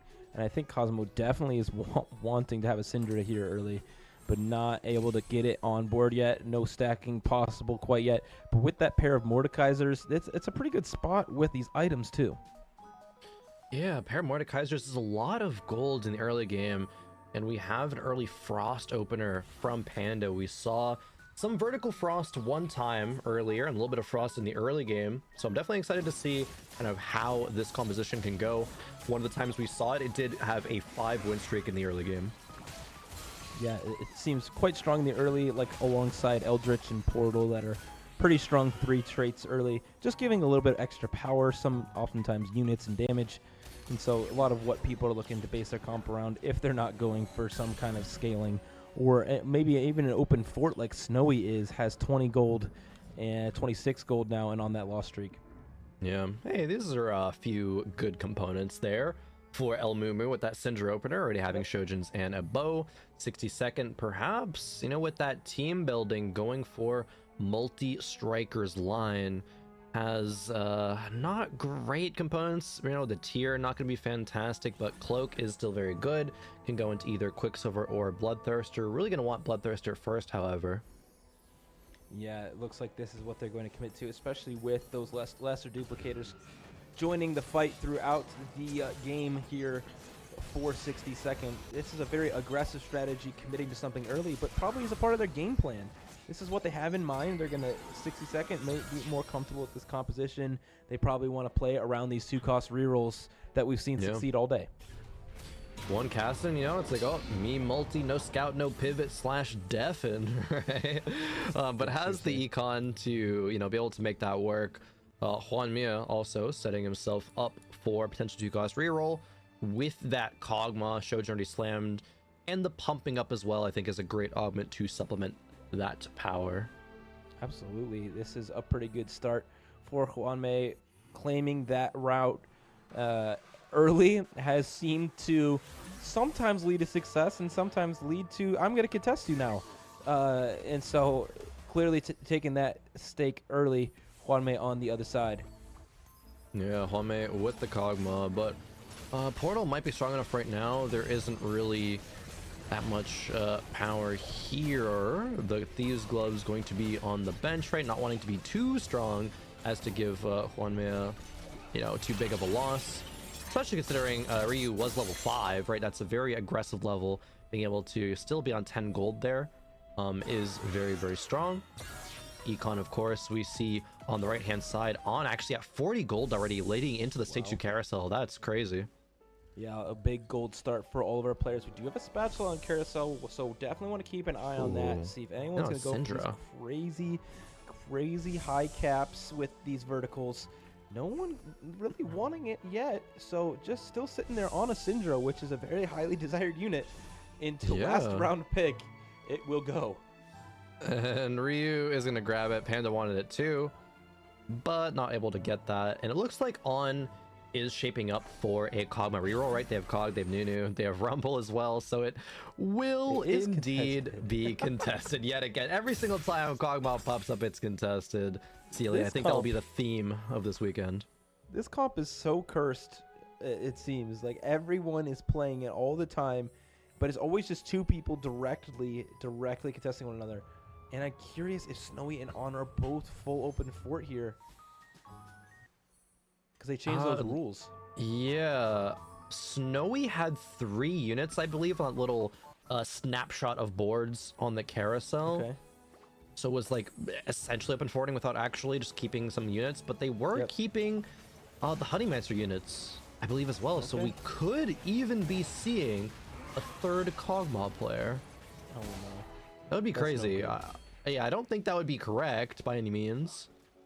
Yeah, I mean, Juanmi clearly is playing that comp, and I'm not sure what Panda's playing, but On might also be going that route. It looks like I saw that Kog'Maw. Panda here with that Frost opener, right? Looking to win streak all the way into Krugs, Gargoyles, and Redemption. Just good early game slams, having a tier as well for any potential carry a bit later on. Yeah, just good flex early game gameplay. We have a win streaker and a loss streaker from each team looking to continue their streak, as well as Cosmo and El Mumu, one away from those 4 streaks as well for MSJ. So they are in a great spot in order to do that. Yep, this will be great for Panda, able to hand a 5-unit loss to 62nd, who also full opened. Yeah, wow. Interesting. 62nd was on the multi-strikers, but then I guess sold everything. There's 3 people who are nearly open forwarding this game. It is actually insane. Yeah, maybe On was in 6 seconds pool, so wanted to grief that lose streak. Yeah, I mean, On did win. On did, yeah. Very interesting. Cosmo. We have 3 streakers, not a 5 streaker from Cosmo, but a great start from them as well. So MSJ has a loss streaker and 2 win streakers on board, where Snowy and Ryu are both streaking significantly as well. So lots and lots of econ power in this lobby. So we're going to see some crazy stuff here. Yeah, this was a gold opener, so that's why we see pretty much everybody being very rich. Cosmo, the only player right now that is under 40 gold, but they might be able to sell some units and hit that econ breakpoint. But we're going to be seeing a lot of action at 3-2 in terms of the direction that players are going to go, right? That's going to be very, very indicative of how many Kog'Maw players are going to see, how many players are going to hit their Syndra 2, and how strong they're going to be to push to level 8 and level 9 perhaps. Yeah, a lot of these rolldowns are about to begin, looking for those Syndra 2 and some of the upgrades to this front line to stabilize them in the middle. And this mid game will be incredibly important. And for Snowy here, trying to maybe snap this loss streak. Oh, very interesting. Going for the multi-strikers kind of pivot here, it seems, but not super committed right now. It's just, you know, strong board. No items are slammed quite yet, but it is going to be a Bloodthirster. That is still flexible, right? It could still go onto a Fiora later on, but it is on a Caston right now. Yeah, I was expecting that to be slammed onto the Mila actually, but instead going for that multi-striker, who is a premier carry in this patch alongside all of these other 2 costs. So it does seem like this is the most uncontested 2 cost line in this game. And so for Snowy, making his statement that might be where he's going to go. Yeah, definitely. Panda still looking to carry that streak forward. Level 6. The whole lobby pretty much. Well, not the whole way. Half the lobby is level 6 at 3-1 and still about 50 gold. Just goes to show how strong the econing has been. The golden quest we've seen earlier instantly re-rolled by Elmumu, not wanting to take that quest for himself. Man, that was a unique spot. I'm not sure we're going to ever see again in this tournament. With that win streak, knowing that they had the HP to lose, to sacrifice themselves, to go for that first place. It was such an incredible game. If you didn't see it, you should go back and watch it. It was really fun. Yeah, 100%. We've had some really, really good games so far, especially, you know, that second series, I think, has definitely been the highlight so far. Maybe this one can be even better, as it's looking real good, at least so far, with the potential out of all of these players, right? They've reached a lot of success. We've even seen in this game here the prioritization of these win streaks and loss streaks really go into, you know, just some solid play here so far. Yeah, we see Elmumu here with 2 of these champion duplicators that will hopefully turn this Syndra golden later in this game once they're able to find enough copies. But for Elmumu on the other side, rolled down all the way to 10 gold and hit a fairly stable board with a lot of 2 stars, but it's not very close to any of them 3. No, not quite, which, yeah, down at 16 gold here. 2 lesser champion duplicators, an extra Syndra on the bench, needs 3 more to hit that tier 3.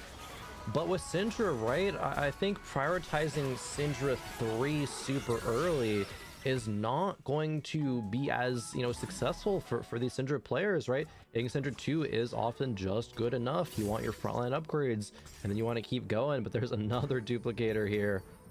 Oh boy, for 60 seconds, more players with duplicators, right? This is out of that team building that 60 second took at 2-1.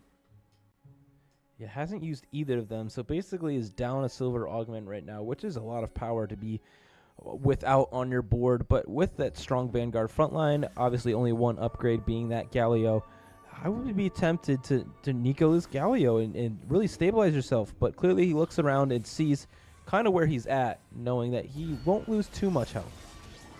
Yeah, definitely not going to lose too much here. 30 gold's not bad. We can recover from that. Oh man, 1-star Caston, however, on the opposite side of the board there is the support Golem from, looks like Snowy. And it is going to be a Chalice, which is not bad for this comp. Buffing up Caston is very, very good. Yep. Yeah, seems like a pretty good front line, and just giving some of that extra mana as well is quite good. Cosmo will continue this. Oh, just kidding. Desperate, like really badly lose that win streak that he had there sitting on top. I was so one-sided. I was like, surely that's his win streak continuing. Yeah. That was not the case. No, getting absolutely rolled there in that matchup, as we have another spatula potential here. But it is a Karma with a tier grabbed up by 62nd. This looking would be like a very big pickup. Would be a Tactician's Crown for Ryu. Oh, very true. And it, oh, MSJ is going to grief it. There you go. There's the team play that we need here in this tournament. Saving the game for a lot of them. Cosmo taking that spatula away.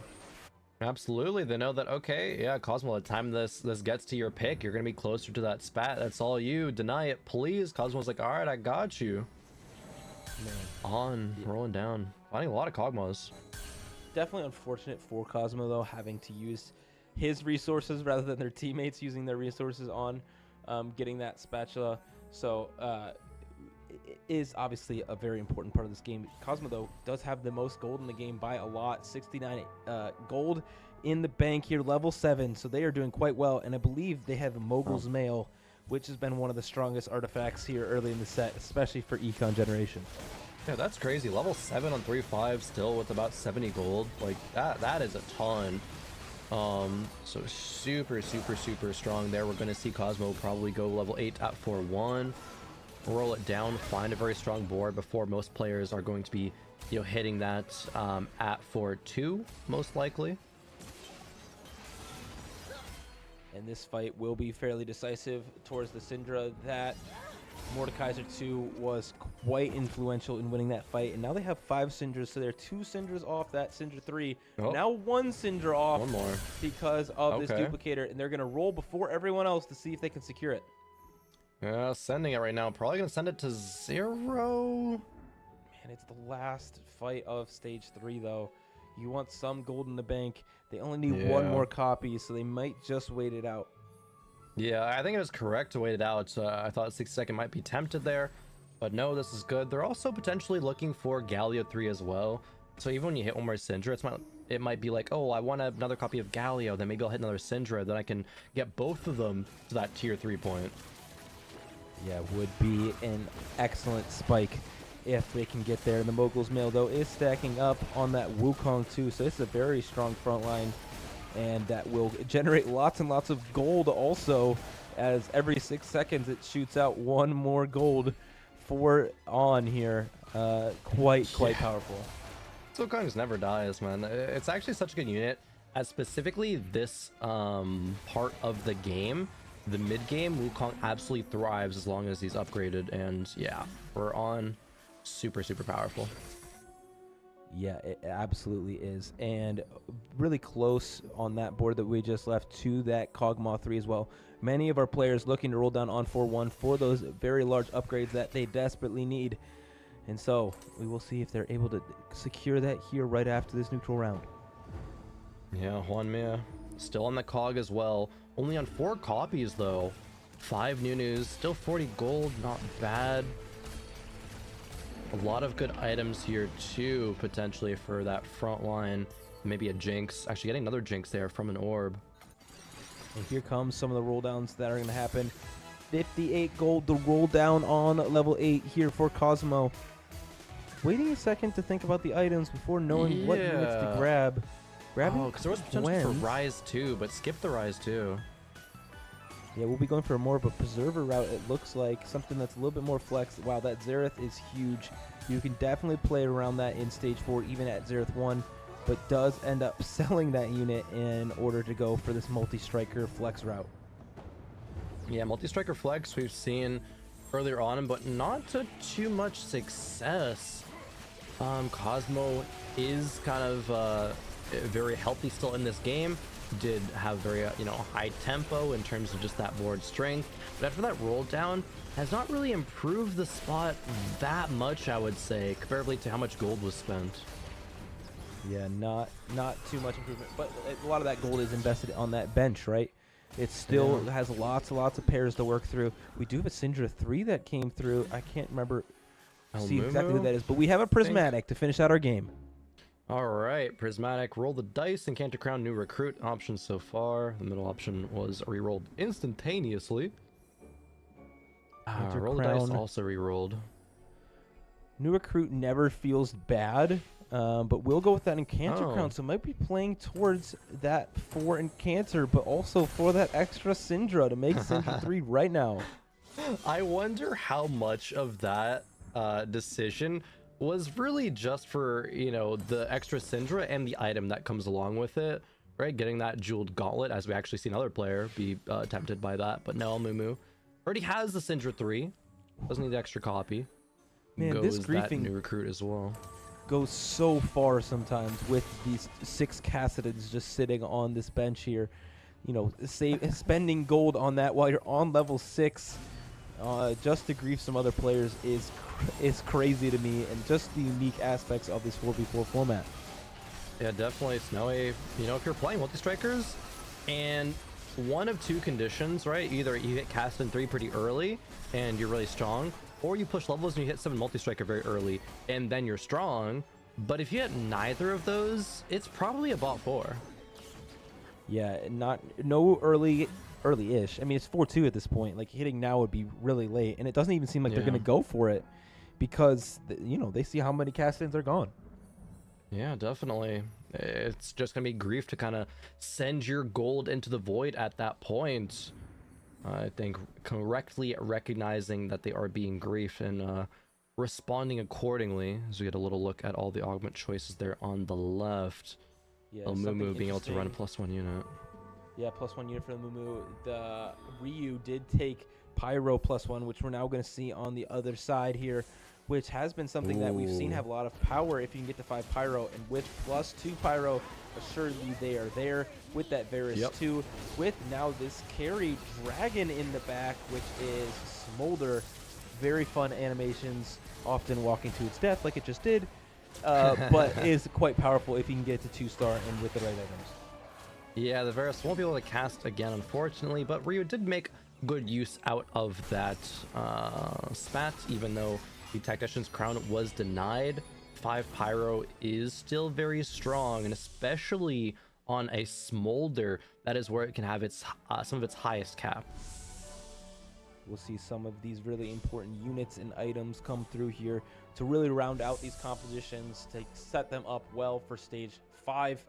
Lots of 5-cost units and 4-cost units coming off the board here early for Ryu, now able to get another cloak for themselves that will be helpful for their front line. But also they're playing shapeshifters, so that Briar might be exactly what they need in order to continue to get back on their win streak. Yeah, Briar's a very interesting unit. I think at 1-star sometimes feels like she does nothing, but you get her 2-star with some items, have some shapeshifters. Briar definitely pops off, and we've even seen that in previous series as well. So a potential, actually a Briar coming in for Snowy too. We kind of just manifested that in the shop.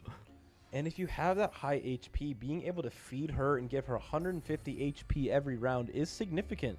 If you're able to do that for a bunch of rounds, she becomes an absolute monster, especially if you can get Shapeshifter in, specifically 6 Shapeshifter, which I believe is what Ryu had. Yeah, I think so. Snowy here, just playing the Diana in, but wow, that's a Chrono Nor on the other side for Panda. Why did that Karma just walk in front? I don't know. Yeah, I don't know why that happened. I think it just followed the Cassidon all the way to the other side for some reason.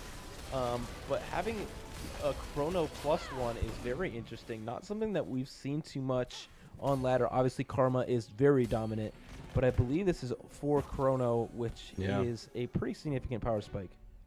It is. Being able to stop time for a few seconds, right? Giving our Chrono units that time to freely damage or heal up or whatever it is that they're going to do. Oftentimes both. Pretty solid, right? There's a Carmen variation that is just for Chrono that's, you know, out there, you know, on your websites, you know, like TFT Academy, things like that, that players are still prioritizing, but not perhaps as heavily as like the mage variant. Sure. I do want to call attention to our scoreboard, looking at the current health bars and seeing that Twisted Minds is not doing too well. They have lots of losses on the bottom of their board, not very many recoveries happening, and so they're staring down a possible tragedy of a game 1, as Ryu on the other side though does make pretty quick work of Panda's board. Just kidding, that Keston stayed alive for a lot longer than I expected, but the dragon is going to prove to be too much. Snowy dropping down to nearly 1 life. 60-second also there. Yeah, Twisted Mind, like you're mentioning, the bottom of the standings here for a couple of them. It is going to be, you know, Hwame pick up a win, Pandan on losing, so the standings are still, you know, very, very close at this point. Just a 3 HP gap between number 1 and 2. Cosmo and Ryu have been kind of holding hands up there for the entirety of the game. And for Cosmo here, tiny but deadly. Making all his units very small, but attack so fast. and that does help out that Pyro Callista a lot, even though it only is 2 Pyro at this point. Yeah, I mean, 2 Pyro doesn't do too much, but it is still helpful, at least on this board. Cosmo, though, it's all about this front line that they have, the power that comes from this Gargoyle Stone Plate with the Mogul's Mail is incredible. The amount of econ that's able to be generated and all of that together. Now able to slot in one of these other melee powerhouses with this Fiora, try and make this board even more powerful.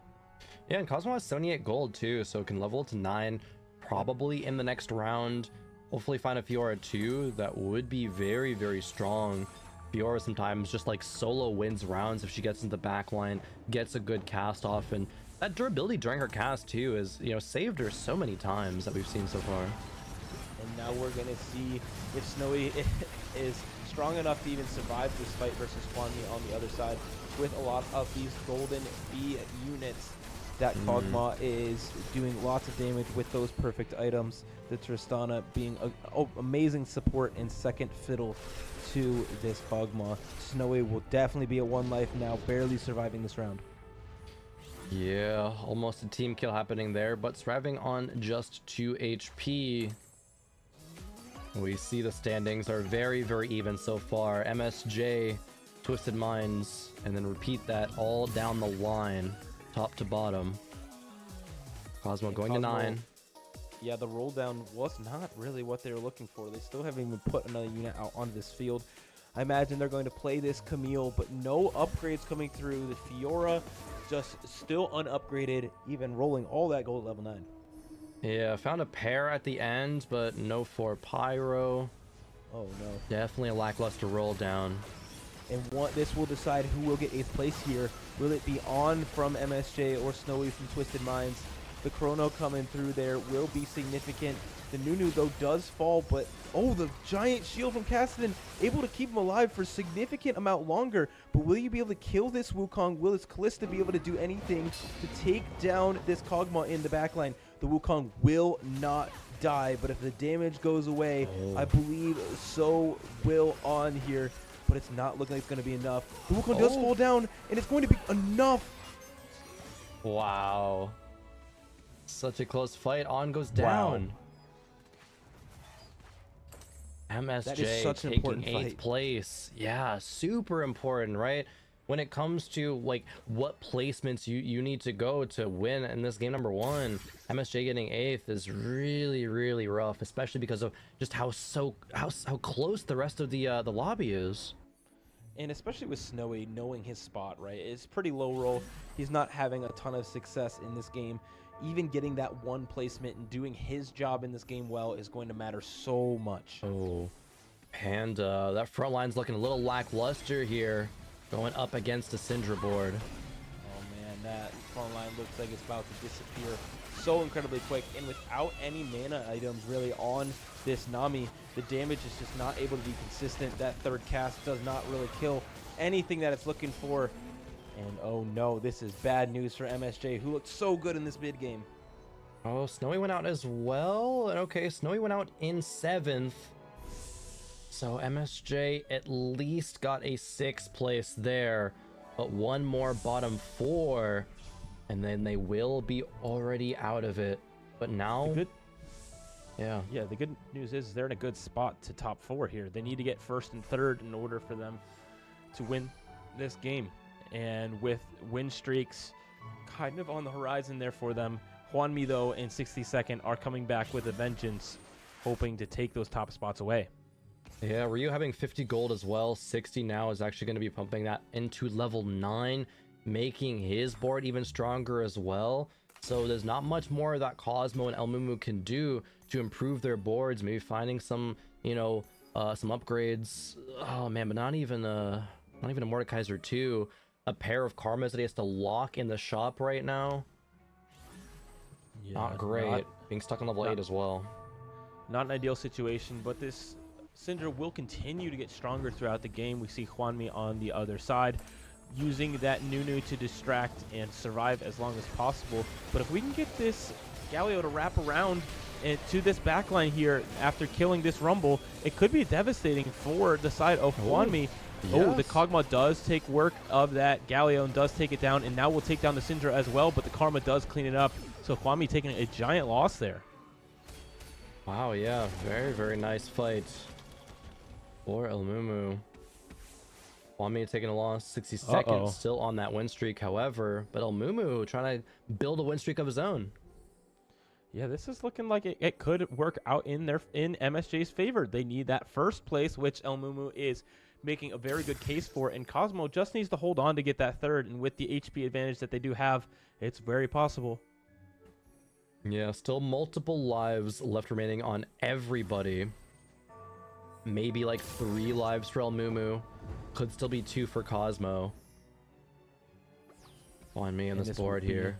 A very important fight. The suspicious trench coats are very effective in this, but they are just on 1-cost units, so not exactly what they're looking for, but they will soak up some of these Syndra orbs, which is exactly what you need to stall out this fight. But a lot of the front line is gone other than the 3-star units on this board. The Tahm Kench with a lot of CC on the back line, and the Xerath trying its best to damage them down. And for Hwami, this is looking like it might be even a 5th. Yeah, Hwami did weaken the board, however, into 62nd to continue 6-second streak. There was 3 damage items just on the bench, as there are still now. So it really was just that Tristana dealing damage. I think if that Kog'Maw was itemized, it would have gone his way. So definitely a calculated and planned thing that just happened there, as I think this board still is very strong. Yeah, Hwami knows the win condition for Twisted Minds in this game. 62nd is the guy that needs to go compete for that top spot and take it if possible in order to have them win this round. If that happens, it is a Twisted Minds win if they're able to get first in this game. Yeah, barely able to level up. Oh, wow, actually, all this gold coming through. Yep, a lot of gold. Leveling up to 8, being able to roll a decent amount here to try to find some high quality units, right? All the synergies are already perfect because of how the level 7 works with this composition. Maybe a Tahm Kench too. Yeah, some sort of CC here will be very helpful on this board. So Tahm Kench will be the choice here. Also Vanguard, which helps shore up this front line, will be facing the Pyro across the way.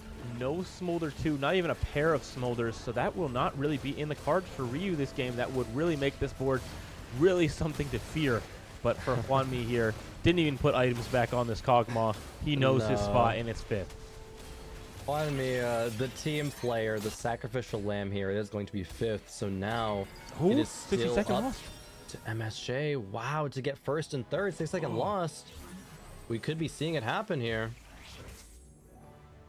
Absolutely could happen, and if Rio doesn't have the spot to get that Smolder 2, it's going to probably be lights out for them, and so MSJ will shock the world here in game 1 if they're able to take this win. MSJ's Cosmo. Such a strong board here, and such a creative one too, with that Pyro emblem, playing the Akali as well for, you know, multi Pyro Warrior, a unit that gets a lot of value out of those 3 traits.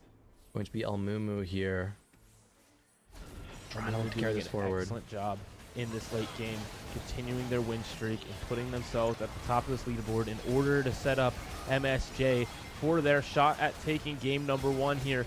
And this Syndra is the carry of this composition. Something that we've seen a lot in this first patch, but it's Syndra 3 versus Syndra 3, which Syndra will win, and it will be the one on Elmumu's side.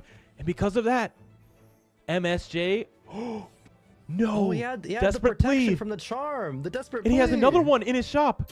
Wait, what? No way. Did he just get back-to-back desperate plea?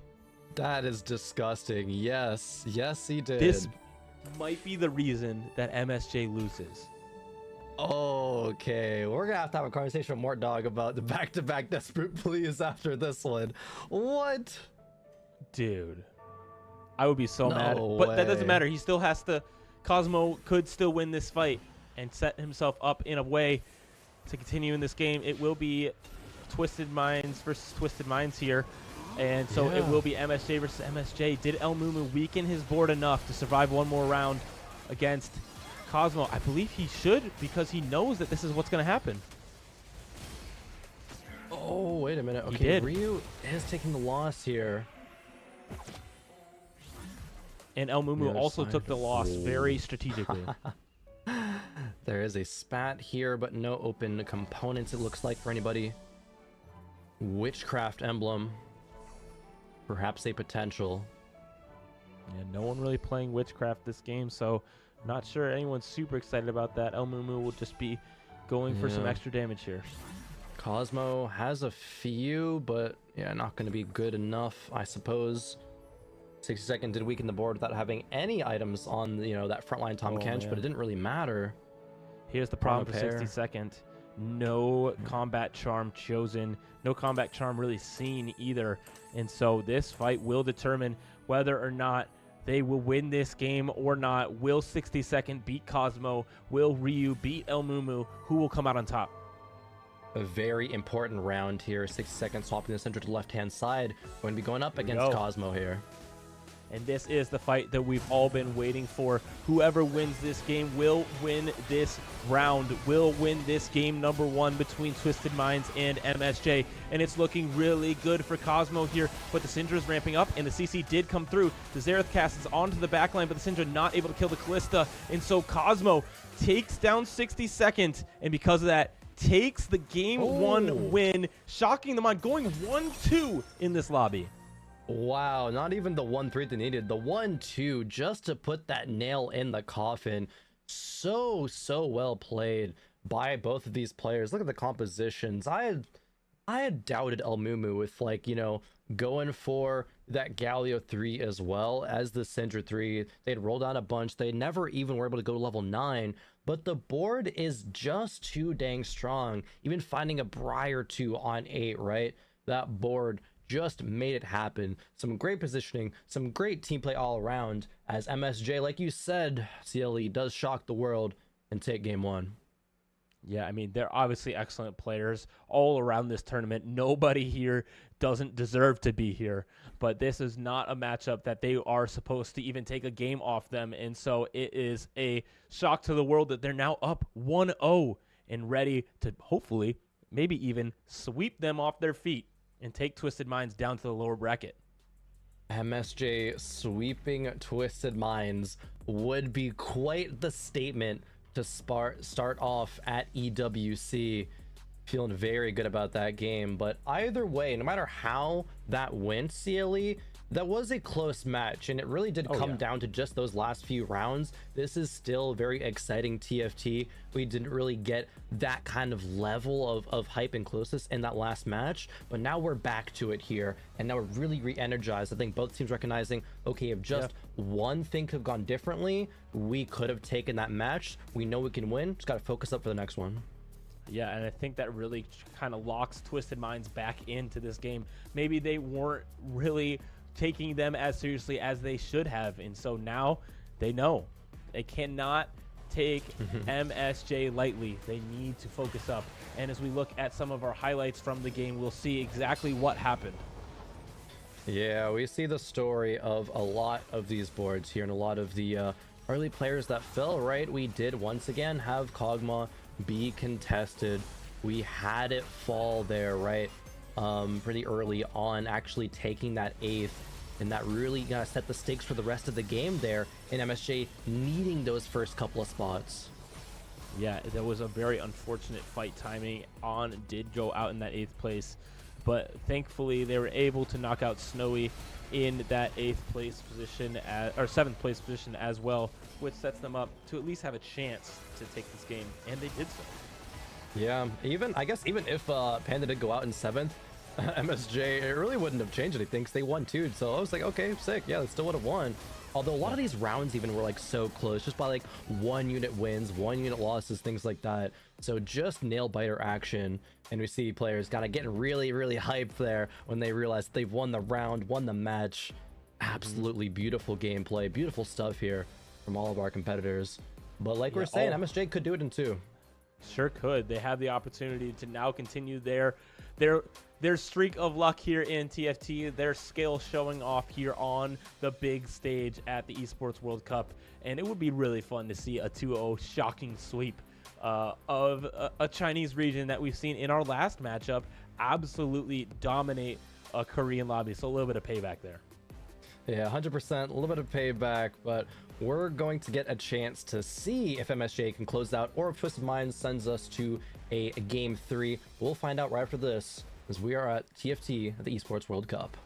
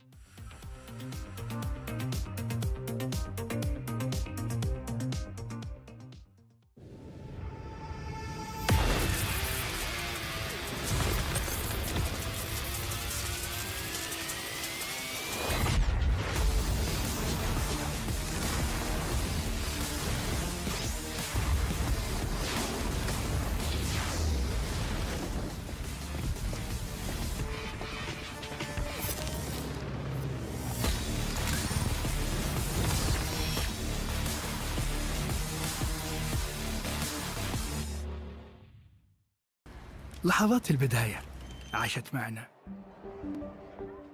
كنا نحسبها وقت للتسلية بس.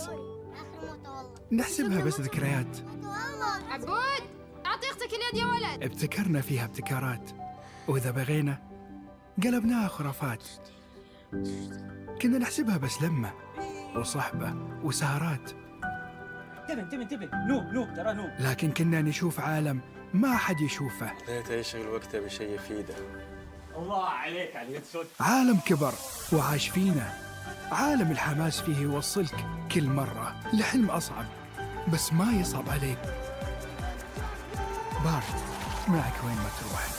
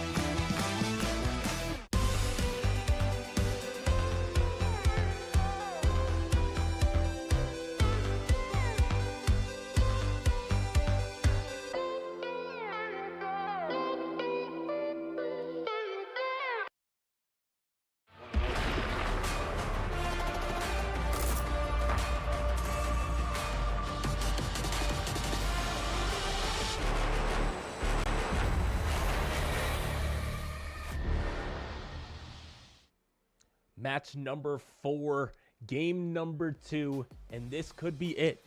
Twisted Minds could get absolutely stunned by MSJ here in game number 2. This could be enough to send MSJ through to the top of this group and Twisted Minds down to the bottom. That would be so incredibly exciting, and what a great way to end the day, Kron. Yeah, it would be. End of the day to be...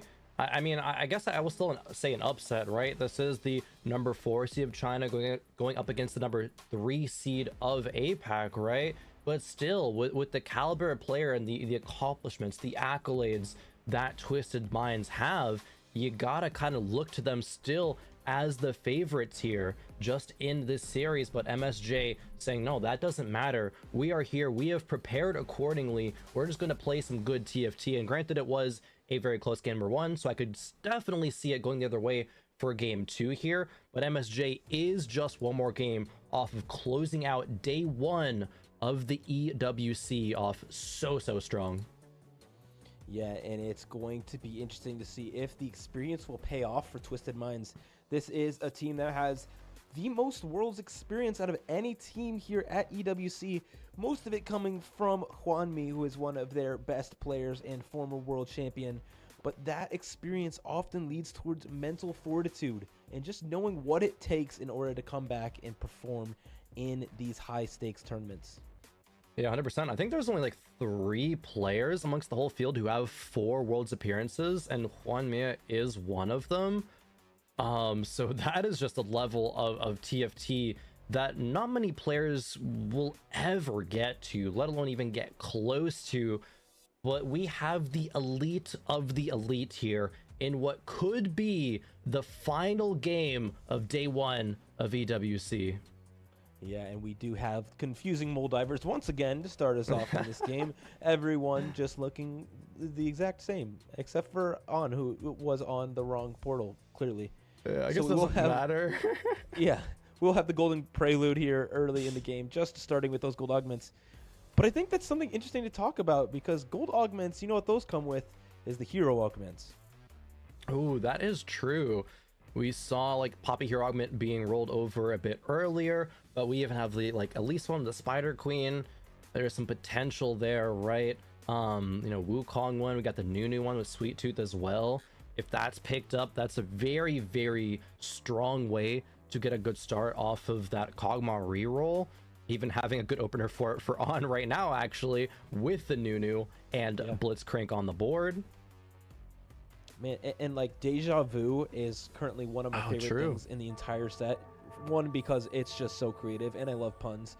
And Deja Vu is just like the perfect name for that augment that brings back the dragon that was Galio turning into Deja. Yep, from all the way from Dragonlands, right? Good set. Oh, love that one. Okay, this is an excellent Honeymancer spot. Yep, pair of Blitzcranks here. So this is one of our 2 players playing Kog'Maw. We gotta see what who the other one is at some point here soon. Because surely there's 2, right? There's always 2. Absolutely. I mean, not ideal items, right? Those rods are not super useful, but Rage Blade isn't terrible on these units. You know, attack speed is always going to be a useful thing, but maybe not best in slot. Yeah, Shojin plus a couple of just like damage items on the Kog'Maw. Generally going to be the case. See Hwanmi here, just picking up a ton of pairs, but not starting up anything at this point. Holding those orbs in there, and oh, Pilfer. A good solid pickup here. Yeah, no one's ever going to be mad with Pilfer, as long as you can kill units, right, and actually use that. Yeah, but you're going to be killing at least 1 unit every round, right? As long as you're not open forwarding. Look, Syndra. Wow. And Cassio. And he has shapeshifters on bench. This looks like a good idea to me. Yeah, I'm kind of surprised that Hwanmi hasn't just clicked on that Syndra unit yet. But definitely will be doing that. 6 second, of course, also. Syndra, Shojin slammed. We have a 5-item opener, so very likely to have a good item to slam for your carry early on. Yeah, but also he's learning Dispel, which is quite powerful, especially on Syndra. And it looks like every person on Twisted Minds has this Syndra available to slam, so they're probably talking about who actually gets the opportunity to do this. Everybody. That's the answer. Oh, okay. Hwanmi actually slamming Rageblade Infinity Edge. So yeah, definitely, like you're saying, they talked it out. They said, okay, who's actually going to be playing this? It shouldn't be all of us. And so Hwanmi maybe being that sacrifice yet again. I think Hwanmi is on Grief on duty. I think he's probably going to be pivoting towards that Kog'Maw, I think, with that IE slammed. There's not very many units that use that IE well. No, not too many at all, right? Even with these melee carries, right? I mean, Castan's an AP melee carry, but even like Fiora, Gwen, you know, Olaf, even you don't even see Olaf that much, let alone see IE slammed on him. Varus maybe is one, but like who plays Varus, right? Unless you're going for that like 5 pyro line, and even then you're oftentimes playing it with other units being the star. For sure, and I think, I mean, this is telling a story here. So literally every person in this lobby either wants to play Kog'Maw or Syndra here. Haven't seen so far anyone wanting to play this other 2-star that everyone's re-rolling, the Kassadin, and so will be interesting to keep our eye on. Yep, on being on the Kog'Maw, the Shojin Rageblade is going to be solid right now in terms of just like item slamming. You get a little bit of good stuff online, but there's going to be a lack of damage in the later stages of the game, which is what I'm worried about. You're really going to need that IE in order to make this happen, because this is max cast Kog'Maw, right? So those casts are going to need to do as much damage, and then you're going to need the support around it, right? You're going to need that Last Whisper or any other kind of armor shred in order to get them through that game. Here's a Rumble 2 here for an early Vanguard upgrade as well. So Snowy's spot is pretty good as well. Yeah, and players are even being willing to slam Adaptive Helm on Syndra pretty early on in the game as well, which I think is very telling of just like, it's a mana item. It's not going to be as good as Shojin, but it is still going to be completely fine. It's worth Who's not slamming. playing this unit? Everyone is playing Syndra. It's either Kog'Maw or Syndra, like literally. Yeah, this is insane. So many people playing this unit. We see on the other side, neither of those two. Oh my There's god, not wait. a Kog'Maw or a Syndra. We're saved, Celia, we're saved. We're innovating. That's what's happening on the other side here. It is, but still AP, so we'll see where that actually ends up. It probably will be Syndra at least. Maybe some Karma action, you know? Something a little different. Yeah, spice it up a little bit. If not Syndra, then Karma. Yippee. Different Incanter. I don't even think it's really the Incanter trait though. That's the problem. No, it's just not. the units. It's just the units. Incanter kind of sucks, honestly. Like it's not bad if you can slot 2 Incanter, and it's like, okay, great, sure, but you're never going like vertical Incanter and having it feel really good. It's just the unit quality. I mean, that's often how you play the comp. It's like, yeah, you play 4 Vanguard, and your Syndra. Like that's it. All you need is the stall, not really the Syndra to be very powerful. But I want to draw our attention to the right side of the screen right now. Yeah, MSJ dominating the top of the leaderboard. All top 4. Surely they can hang on to this, right?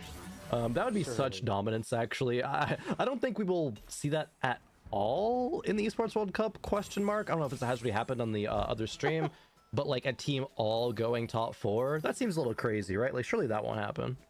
I'm doing a quick check over some of these results. I don't think this has happened yet. Pretty unlikely. Some 5.5 averages, but nothing like 1, 2, 3, 4. So yeah. Okay. Oh, 5.75. Wait. Ooh. Yeah, like 3.25 is the good thing. Oh, it's 1, 2, 4, 6 in our Team Falcons matchup, but nothing better than that yet. Okay. 1, 2, 4, 6, still very, very solid. But for now, MSJ at the top of the leaderboards. They got some good win streaks going on. Meanwhile, Snowy and Hwanmei trying to full loss streak here. This is kind of the exact spread that we saw in game number 1 in terms of the amount of players going for win streaks and loss streaks. It just was, one member from each team going either or. But now it's going to be both, all members of the team going the same thing. Yeah, this is much more complicated because if Snowy and Hwanmei face each other, someone has to win, right? And for Snowy leveled up there, so maybe trying to go for the win here. He's rolling a little bit in order to get an upgrade. So clearly cares about this win streak here for some reason, even though he's lost a bunch of rounds in a row. Yeah, that's interesting. Maybe they can only face like Hwanmei or a 60-second, and that could happen, I guess. Yeah, it'll be very interesting. So we have MSJ versus these are the 2 win streakers from MSJ going against one another, and so there will be only one left, which is quite unfortunate for them. Yeah, maybe similar things happening with Snowy and Hwanmei perhaps, but we'll have to see here soon if both of them are able to continue loss streaking. Meanwhile, MSJ's streaks have been broken. That would be rather unfortunate. Yeah, not quite the result they're hoping for of this matchmaking. And between Snowy will take the win also versus El Mumu. And so Hwanmei will loss streak full way. 71 HP is pretty good with a 5 loss streak. Yep, 5 loss streak there. Snowy still at 80 HP, so respectable amount, right? Cosmo on that 5 win up at the top. Amount of gold is not going to be as kind of inflated as last game. We have just a lot more components here in this one. But Juanmi, it looks like, has pivoted towards multis instead of that Kog'Maw, like we probably anticipated. Akali, I suppose, is a decent user of Infinity Edge. Sure is, and this is an interesting adaptation of this. Juanmi obviously pivoting to something that is quite uncontested here in this lobby, which is this multi-caster line, where everyone else is rerolling these 2 costs, so you might as well hop on the train and use that to your advantage. Yeah, when all the other 2 costs out of the pool, it does make it a little bit more likely to hit your own. Going for that Kassadin and Akali. Even have a random Zillion 2 on the board, just kind of for fun here. Yeah, right. No trades or anything. Yeah, just needs to find a singular Ashe here. Does have that 4 multi-striker in on the board now. Snowy finds an early Karma here on level 6, able to slot that in for a little bit of extra power, but no Syndra 2 here on this roll down. Yeah, no Syndra 2, only rolled down to 30. I think that's kind of the correct spot to leave it at, especially when you don't even have a pair. Maybe if you had a pair, it would be more, you know, enticing to continue that roll down. But all these shivs, I've never seen anyone click this charm.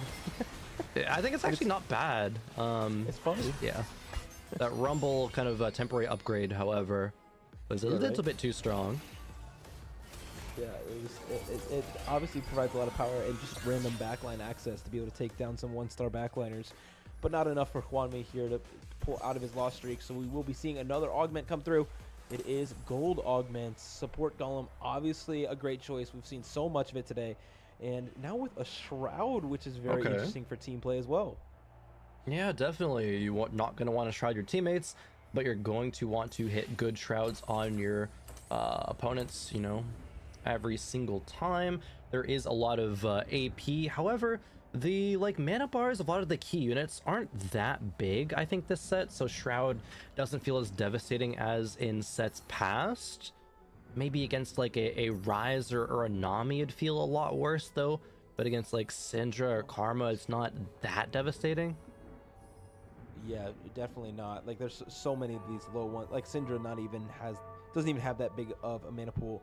I do want to draw attention to how much gold some of our players have. On has 1 gold. Elmumu has 0 gold. Juanmi has 8 gold. Snowy has 10 gold. So many of our players have already rolled all of their resources to try and stabilize here. And it is not looking like it's working too well. We will see a win streak probably broken here by on the opposite side, as that Seraphine does not stand a chance. Yeah, 6 second on their own win streak, and 6 second one of the players who did roll a significant amount of golds, right? Didn't dip below 10, but still rolled until, you know, that Syndra 2 came online. Now Galio 2 for Snowy here. Syndra 2 online on this board as well. Has potential for that bunch of belts charm, but probably just gonna make Econ instead. Has Sport Golem as well, and with a Zephyr. Oh, actually does get the bunch of belts. All right. And Elmumu, curious about his spot. 5 loss streaks, still 0 gold. Means he has not hit what he's looking for. On the same way, still 0 gold, not hitting what they're clearly looking for yet. And it turn it around in this game. Yeah, definitely. Frontline power up. These Vanguards are very, very strong here for Snowy. Not even watching his own fight, just scouting out others, but yeah, gonna be very, very strong here versus that Seraphine. Seraphine's like solid for 1-cost unit, but she's no Syndra. No, definitely not. Not the Syndra, not the droid that you're looking for. And so it will be something that they really need to upgrade here as we look at the second half of Stage 3. We do see a Spatula on Carousel, which can be very influential, but we have seen that people don't really want him in these games where we're all re-rolling 2 costs. Yeah, Panda does take the spat. Panda currently playing around Portal, it looks like, so we could be seeing some vertical Portal, maybe even going up to that 10 breakpoint. As soon as you get level 10, right, find Nora, you can get there, but level 10 is so hard to achieve, it feels like. Yeah, for sure. 8 portals probably more likely in this stage of the game. 10 portal, it's just nearly impossible. I did get it on PvE, and it was an insta-win. So if he does get there, it will be absolutely devastating to the lobby. And again, there's so many of the same little legend, the astronaut mold driver on the screen. There's too many. There's too many. Oh boy. Nightmares. Actual nightmare fuel. But yeah, we have 2 cast-ins away for Hwanmi here. Bunch more Akali's away, but this is still like a solid build on the Akali with Hodge, Sterex, and Infinity Edge. When she does get into backline, she's gonna absolutely melt whoever she starts hitting. Yeah, I was gonna say these items are very, very good for the side of Hwanmi, able to itemize that Akali near perfectly, and that Edge of Night is a good solution other than the Quicksilver for that Kassadin, and so this is quite good. Also, did you see that Zillion Bomb just change target in midair? Yeah, that was crazy actually. Like, why didn't why know aren't that. some of these other units that smart? Just can't fizzle. That's crazy. I Cinder guess. can't fizzle either. Maybe that's why this unit's so good. Just the CC that never misses. Yeah. Oh, it's good that's funny. traits. Well, some decent traits, right? Preserver Chrono. Frost, less so. Hwanmi with the bunch of belts now onto the Shen and the Hecarim. Definitely a bench that Ashe and Jax for clicking that augment. Always a nice little micro decision to make, making sure that you can get your, items on the units that you want them to go on. Yep. Very good optimization of that augment for sure. Portal 6 being had here with a very, very strong, lots of AP onto this Rise. Slow attack speed, though, with this high mana pool, is going to be very difficult to get up there, and as the Akali takes it down, Panda will be taking another loss here at the end of stage 3. But as we look at the leaderboard once again, we're seeing a very similar story. MSJ is quite at the top of this lobby, even after 60-second moves up, and the HP lead is intact. Yeah, overall, MSJ does have more HP total than Twisted Minds. I'm not gonna do all that math, but the numbers do check out, I promise. As we see Ryu here with Build Different, actually. Okay, we haven't seen Build Different yet, but I actually am really curious to see how strong this can be in a world's caliber stage here. We have a lot of very strong units that can be played around. Going to be able to go to level 8 here very soon. Varus even can be played. I don't think it's like super optimal to play Varus. You're gonna want to play that Smolder a bit later, but it's a good kind of stepping stone unit. Yeah, and making the decision to not go level 8 right now, Hwanmi does hit the Akali 3 here, which is huge. Big. Rolling now for that Kassadin. Not quite able to find what he's looking for. Has a bunch of gold on the bench and like 12 gold just with that Tarek and Karmas. Another 3 with that extra Hecarim, but wants to play the denial game, I think, because it's about to be 2 players are rolling down, and if they don't hit Karma, then that could be a big detriment to them. Yeah, the Akali goes to the back line, but Tristana blows it back away. And that Karma barely stays alive here. That's the difference. That is a very big win for On, breaking Hwanmi's win streak also. Yeah, no, that's just like fight RNG there, right? The Tristana ultimate coming out the exact right moment. Crazy. El Mumu barely takes a loss as well to 62nd. Ooh, Call to Chaos? Prismatics. Again? Let's go. I'm down for Call to Chaos again. We did see it work out for the last player that did take it. We'll reroll it.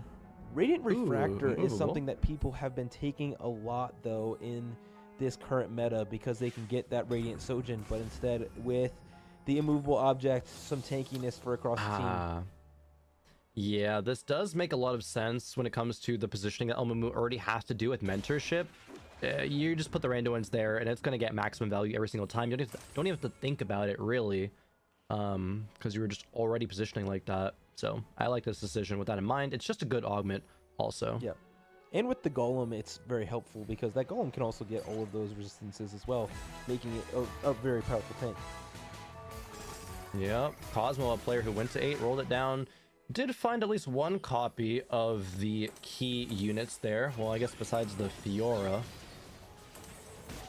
They're going for that Witchcraft core that we've seen succeed so much. If you're able to hit those upgrades, but with no Fiora, it gets a little bit awkward here, not having someone to hold AD items, not having someone with backline access. quite as much. Yeah, still on 10 gold too. Can find one copy of it soon, but didn't really have the items for her either. El Mumu taken out. Ryu in this round, Ryu dropping low, and yeah, Hwanmi and Ryu, they're getting to danger territory here. Yeah, I mean, that's a big upgrade for Ryu, shoring up this front line. Really needs that Nazis too as well, but has not even a pair of Nazis, but now a Taric too is an option. Able now to swap that in to really shore up this front line. This is looking a lot better with this built different board now. Yeah, definitely. Forced to play 2 Fioras on the board here just because, you know, no gold, but that's still fine.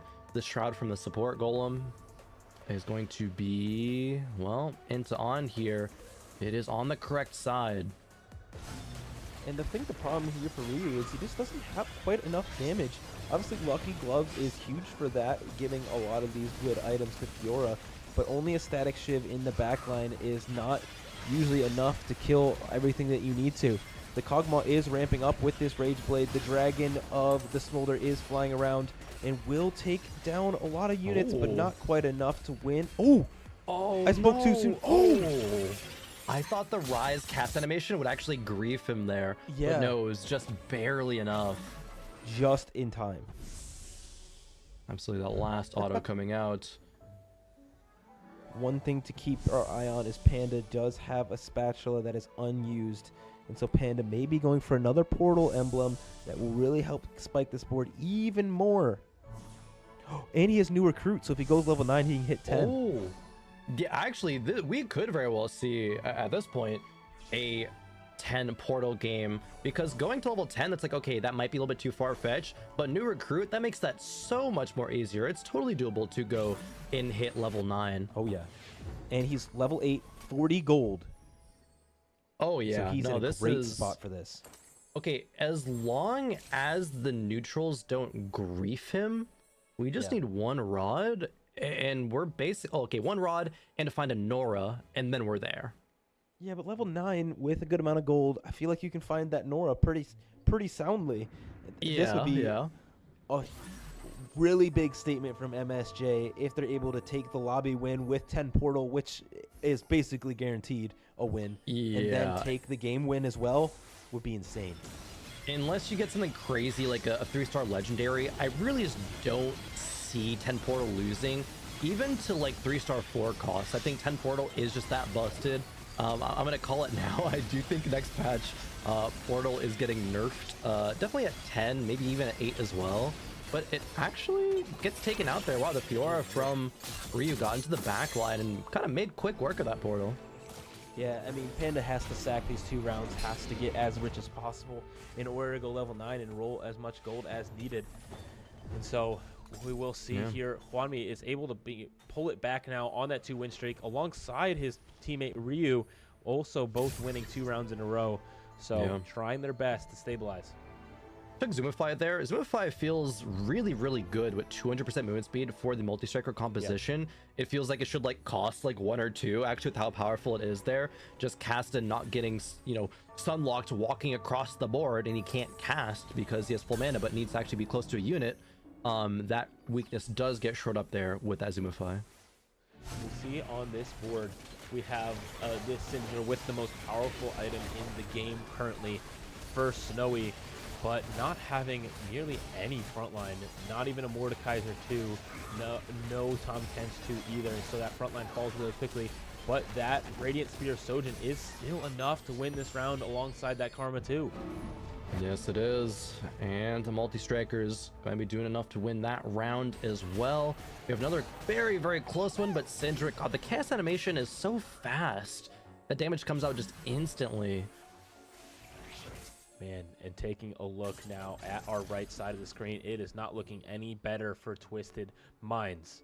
Ryu down at 16 HP, 60-second on a 4-loss streak heading into stage number 5 here. And then Hwanmi, who is recovering very well with 35 HP and on that 3 streak. But we know that's not a comp that really pops off in the late game. Yeah, but Panda, the richest in the lobby, going to be looking for level 9. Maybe not this next round, but maybe on 5-2. 63 gold though. Elmumu rolling down for some upgrades. Tom Kench 2 would be a big one. He's even hit Mordekaiser 2 as well.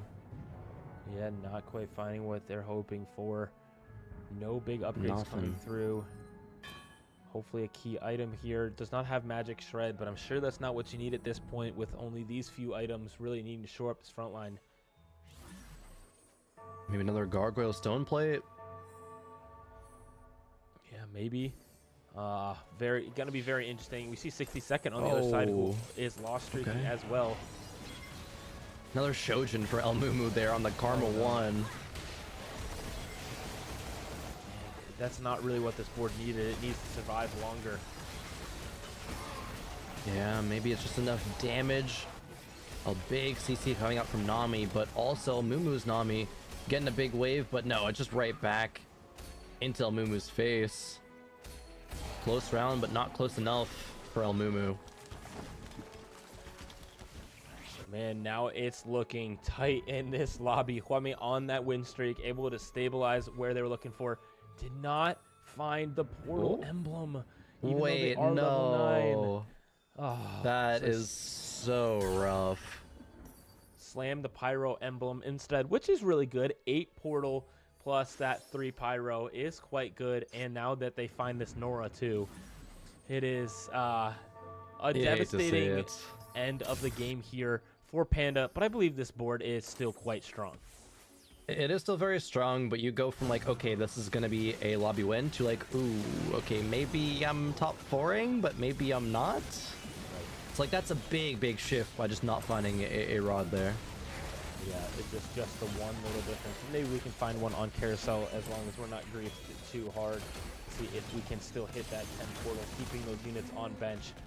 Taking a big win though, and so isn't able to put itself in a position to win. Hwanmi also takes a big loss to his teammate, which drops him down now. And now look at the standings, looking completely different once again.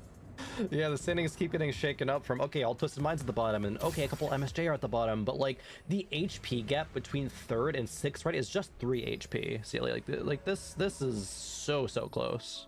Yeah, this is all going to come down to these last 3 fights in stage 5. It will decide our game and see if Twisted Minds can push this to a game number 3.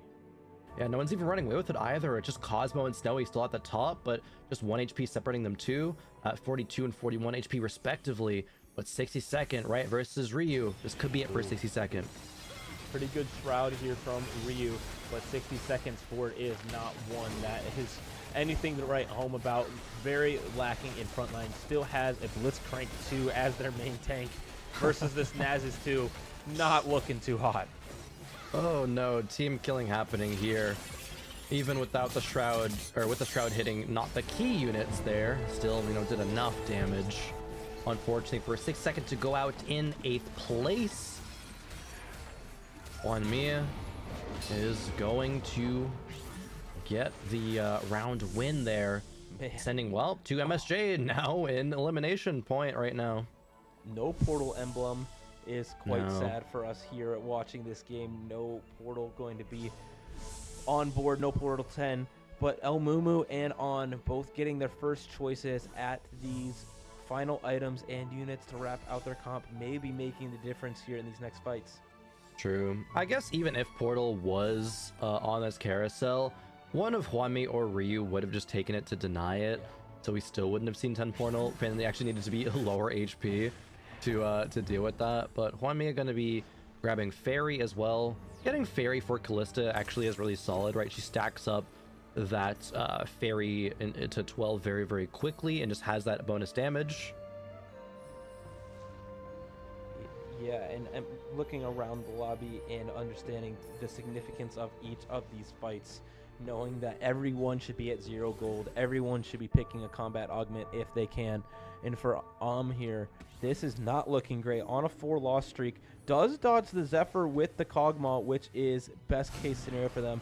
Has a very good front line, but needs to get onto the Syndra as early as possible, because as it ramps up in the fight, it's going to be quite dangerous.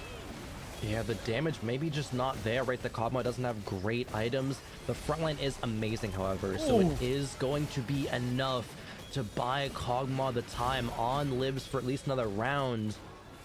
Getting a big chunk of damage here into Snowy. Is definitely going to be eliminated here. Looks like Hwan Mi taking the round win as well. So close in this game. On lives on, and El Mumu does not. El Mumu drops out in 7th, and so it's On stares down that 6th place. Cosmo and Panda, though, are in correct positions right now in order to help MSJ win this game. That is a big upgrade, though, for On, able to get that Bastion Vanguard Nunu all the way up to 3-star. Oh yeah, he is, of course, a Bastion, but he's cosplaying a Vanguard right now with that emblem. Again, this front line is fantastic, but that is such quick and strong damage from Hwan Mi. This might be it for On. And the stun coming through early in the round allows these multi-strikers to start stacking and get a little bit of an early advantage, but will they be able to get through these tanks that are so incredibly powerful for the side of On? And it looks like the answer is yes. This Kog'Maw does not have enough damage on its side, just a lot of casts, and that will be On dropping out in 6th place, which is gonna make MSJ's journey in this game a lot more difficult. Yeah, they were 7th and 6th, so they need to get, what, 1st and 4th? At least? Okay. They need a 1st, though. That's going to be really hard. Panda has the opportunity to do so, and Cosmo has the opportunity to go 4th here if Ryu does drop out. And so this is still possible for MSJ to do this here in this game. Cosmo, though, on that loss streak, but the HP advantage may be enough to outlive Ryu. Yeah, there's a lot working well for Panda's board right now, even though 10 Portal wasn't achieved. Just look at these splash traits, right? Yeah, there's 2 Pyro, Bastion, Blaster, Scholar, right? There's so much on this board that's good, and so as long as we find some upgrades like that Diana 2 and a good combat charm, which was that Yordle Spirit, this could be Panda here getting another win in this round. The front line's fantastic. The back line really is a lot of power just in that rise, but Nora and Ezreal are going to be doing a little bit. Yeah, Panda making an excellent showing here in this second game, trying to set up his team to be in a spot to upset the upset of the century here in the Esports World Cup. A big Zephyr. I believe that was probably on purpose with Snowy and Hwan Mi here, trying not to kill his teammate or at least do too much damage. But you better watch out, because Hwan Mi could drop really low here if he does lose this fight by a lot. And it looks like he will lose this fight by quite a bit. Almost out of the game. Calculated, CLE, calculated. 2 HP remaining. Oh, the Karma is able to do enough damage. Oh, wait, that's it, right? Goes out. They need that guarantee. First and he has to win. He has to win the game. Yeah. They still need to win. So even if Cosmo falls out in 4th and Panda still carries on winning, it's still potential. Yep. But they can't get like 2nd, 3rd, anything like that. They need exactly 1st and 4th, at least. Yeah, that will break the tiebreaker if Panda is able to win this game. And this board is something that is terrifying in this lobby. Not very many more upgrades to be added to this board. They are all upgraded 4 and 5 costs across the board, across the front line. And so this is going to probably be lights out for On Mi with the combat charm coming through as well. Yeah, that stun was really massive, and that Nasus is just so tanky, stealing HP from the front line. As soon as the 2nd Captain Rise comes out, it just deals so much damage. Akali goes down. The Kassadin is trying to. The Kliss is still in the back line, and Xerath cast, right? It's doing a little bit of work, and actually, I think it's enough. The Kassadin's tearing through everything. I believe that was the wins the round. I believe that was the combat charm as well that upgraded that item to Radiant Rageblade on the side of Hwan Mi here. And so that was probably the difference that made him able to win that fight. And so Cosmo, doesn't really matter if he goes out in 4th place here, but Panda does need to figure out a way to win. Reforge the Pyro into a portal. Oh, he actually tried. He actually did it. That was insane. Oh, okay. I actually didn't think that would be the play, but no, it is. Hey, no better time to build a cake than now. We have the Sugarcraft now on board for Panda instead of this Pyro, which wasn't stacked that much. The Zephyr does go wide, which is huge for this fight. Snowy could be in danger of taking a lot of damage here. The 3 items now on, but the CC coming through was huge from the Taun Kench, and that will be it. Panda will fall out of this game, and so will MSJ's chances in this game, but Cosmo does win. Okay, yeah, Cosmo is the final hope now. If Cosmo wins, MSJ will still win. What can Cosmo do to pull out this win? Looks like he doesn't even know. It takes a Nasher. Somebody doesn't know what he wants either. Could be a guard breaker. All right, what's this board looking like? I'm actually very surprised that this Cosmo board is able to top 2, going up against Snowy, who just looks like a better version of his board, right? Man, but if there's some way to get onto this Syndra early, get that Syndra out of the way so they cannot keep mana ramping and scaling throughout the fight as Incanters do, it will be devastating. Landing that Zephyr, though, is the main priority. If you can land onto one of those primary tanks and get some backline access, it'll change the fight. Yeah, we're laying onto a Karma would be a big thing too. Okay, good positioning here from Cosmo. The Zephyr, where is it? Oh, it only hits the other Golem. The Golem that wants to survive later into the fight with that gem on it. The Nico is staying strong in that front line. The Gwen out to the back line, killing the Syndra here really early into the fight. This could be a devastating loss here, but the Xerath was able to cast there. This could be enough. Snowy could drop down. That's it. MSJ's they do done it. They pull off the upset. Oh my god, MSJ by the skin of their teeth pull out the 2-0 there.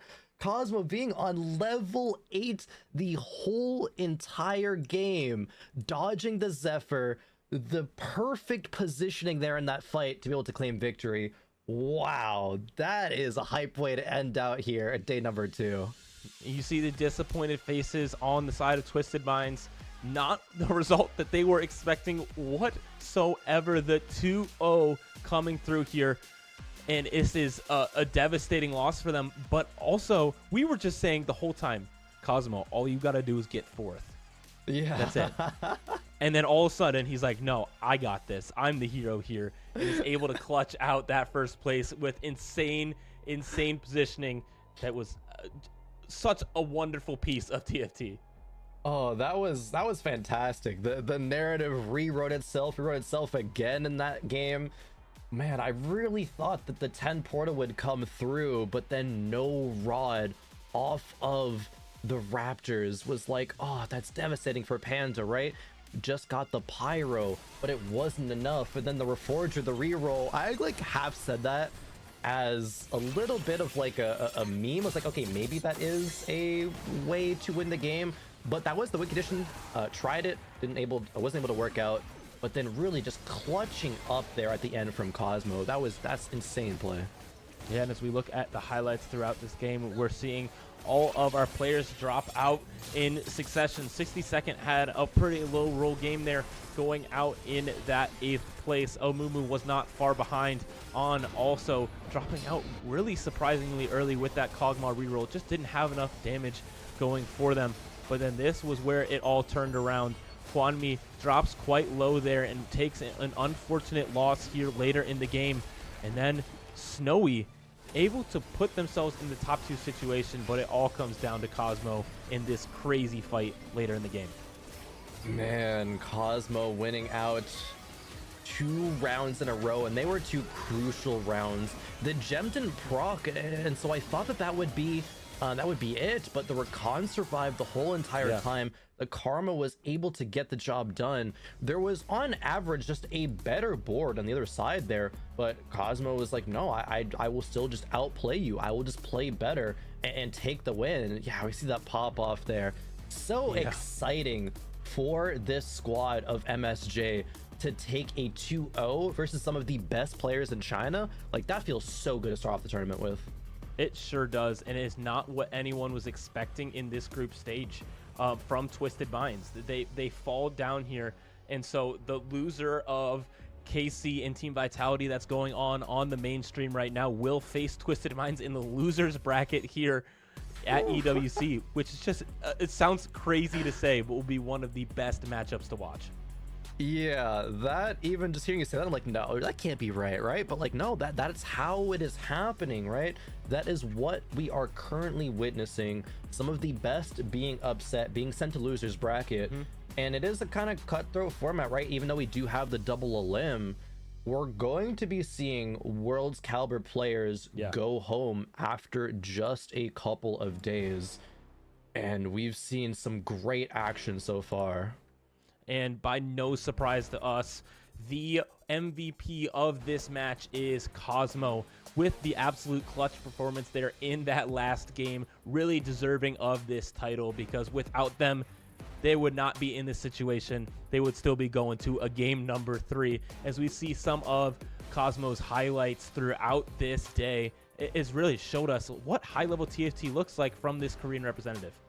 Yeah, that's my go. That's Cosmo. That's my MVP for the day as well, right? A match that I don't think anyone expected to go to Cosmo, being stuck on level 8 for so long. The board was very middling. Like, this is a board that you expect, okay, yeah, that can sneak into the top 4, maybe get a third, maybe get a second, but like, okay, if you got second, great, you've done your job. Usually, Cosmo said, nah, I'd win, and takes it one step further, gets that win against Snowy. Just what a run. Like, that is 100% MVP deserving. Yeah, what a way to end today's games too, right? An awesome game, an awesome upset, an awesome pop-off from MSJ, just understanding what just happened and putting themselves in the driver's seat in this tournament. 2-0 in the first round is just so incredibly impressive, and so props to them for sure. Yeah, definitely, as we're gonna get a look at some of the overarching story of this tournament as well. Taking a look at the groups, we see how this has played out, right? Wolves going up against Branching Out, both being the winners of their series. Actually, Wolves went to game 3 against Zeta Division, and Zeta and Geek are in the losers currently. Yeah, Wolves had one of the most dominating performances of the day in that last game that they had versus Zeta Division. And of course, we were able to watch Branching Out absolutely dominate in that first game. And this is what we just watched here in Group D, the MSJ dominating Twisted Minds, sending them to the elimination match. And currently, KC is facing Vitality on the main broadcast. Oh, that's such a hype matchup, KC versus Team Vitality, right? But the loser of that going up against Twisted Minds, like we were just talking about, like that's so insane to think about. You know, some world championship winners might be just going home after 2 series, right? Like that is preposterous. But taking a look at, wow, this group, they went the distance in all of the games, right? Fnatic versus Zero Tenacity did go the way of Zero Tenacity. That was, I think, a big upset. And then T1 taking out Weibo. They're also going to game 3. Such good competition to be able to send it to 3 games for both of those series. Yeah, and Weibo being another team that is quite good also, is another one of those Chinese teams facing one of the tournament favorites in Fnatic. Will be a very, very good matchup. And then this was the matchup they didn't mess around. Team Falcons 2-0 versus Na'Vi, and Toronto Ultra, the North America and South America mix with some Brazilians in there too. Team able to 2-0 on Satpas and just absolutely dominate there as well. So excited to watch both those teams continue. Yeah, definitely. Toronto Ultra with Mike Hale replay Relic and Robin songs, right, coming out of the Americas, but that's that mix of region, not just NA players. But 2-0 on Sepa. On Sepa is definitely a big question mark for me this tournament. I guess they didn't have, you know, a great showing here, but going up against Na'Vi a bit later on, have to see if they can make that miracle losers bracket run, because that's going to be it. If they lose that matchup, they're out of the tournament. They lose their chance at that big portion of the prize pool, right? That $200,000 for first, that big trophy as well. And you're just going home with 5K, which is still something, but like 200K, 5K, 200K seems pretty good. There's a big difference between the two, you know? It's the reason this is set up the way it is. And we are just incredibly honored to be able to watch such high-level TFT, especially in this 4v4 format that is just so incredibly fun. One of my highlights of the day was talking to Alan and seeing just his genuine excitement before all of the things that are happening in 4v4. And so I'm just looking forward to seeing more of this action tomorrow. Yeah, seeing how kind of that evolves over the course of the tournament as we're taking a look at some of the plays of the day here. And yes, Cosmo versus Hwanmi on the screen there is just, yeah, such a big matchup. Being able to take out Hwanmi and the next round take out Snowy, like that was the MVP performance. That is deserving of the play of the day as well. 100% got my backing amongst to it when no one thought that he could. 1 HP and a dream. Cosmo makes miracles happen. Yeah, clearly the play of the day, sponsored by Quidia, belongs to the person that absolutely clutched out the best performance of the day, and that is Cosmo, and the way that he was able to put the team on his back to secure that win. 100% team on the back, Renee, getting my backpack. You thought it wasn't gonna be me, but end of the day it is, and we're feeling real good about that. The 2-0. I'm still like in shock about that. That's crazy. It was absolutely insane, and I'm so excited for tomorrow and the games that we get to see. Already some of them coming through on the schedule. We get to see Wolves Esports versus Branching Out in our first matchup, which is just so exciting, able to follow that along as well. And so it is going to be just an excellent day of TFT. Yeah, such good games. I'm looking forward to more. I keep kind of falling in love, just like you were saying, more of this 4v4 format, especially when we have the best players in the world trying to take their approach to it. Going to be consistently exciting action. We've had really good series today that we've been blessed with, and hopefully the same thing tomorrow. Yeah, and that is going to be it for us today. We're so excited to be back with you guys tomorrow. I'm Sia Lee, and I'm so excited to be continuing on to follow this tournament. Crone, why don't you send us off? Yeah, it's been a great day here at the EWC for TFT. We've had amazing action, but be here again tomorrow, same time, same place, as we get to see who moves on into playoff bracket. We'll see you all then.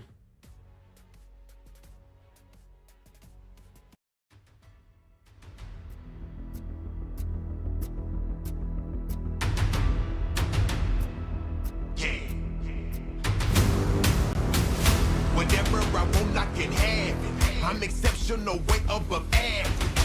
Obstacles don't stand a chance. You against me, better make up the plan.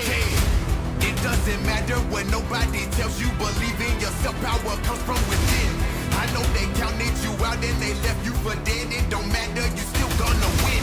It doesn't matter when nobody tells you. Believe in yourself, power comes from within. If they counted you out, it doesn't matter, you're still gonna win. Playtime is over, now finish them. 100%, that's the minimum. I don't listen to them, they some liars. Before you beat the odds, you gotta be put through the fire. Yeah, so I take on every challenge. Life is full of ups and downs, you gotta find a balance. When you're down and out, you find out who really got your back. Listen to me closer, cause you know I'm spitting facts. Yeah, we are not the same, I'm a Wolverine. Thought I was dead, just recovering. I was dealt a bad hand, I just play my cards. But all I need is one shot, like a shooting guard. Running out of time, gotta take a stand. I listened to you long enough, now here I'm my demand. Failure's not an option. Throw away your red lights, cause I'm not stopping.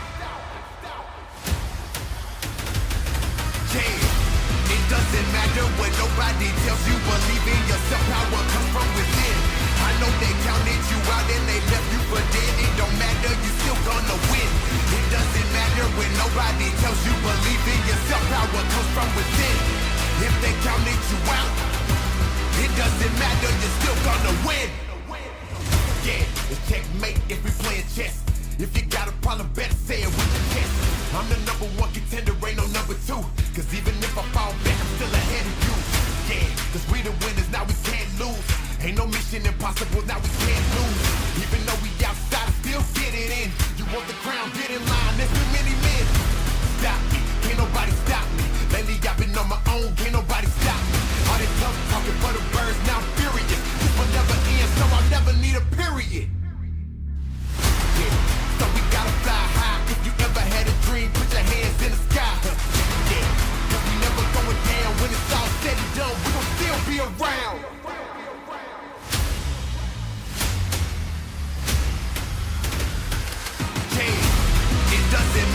when nobody tells you believe in yourself. Power comes from within.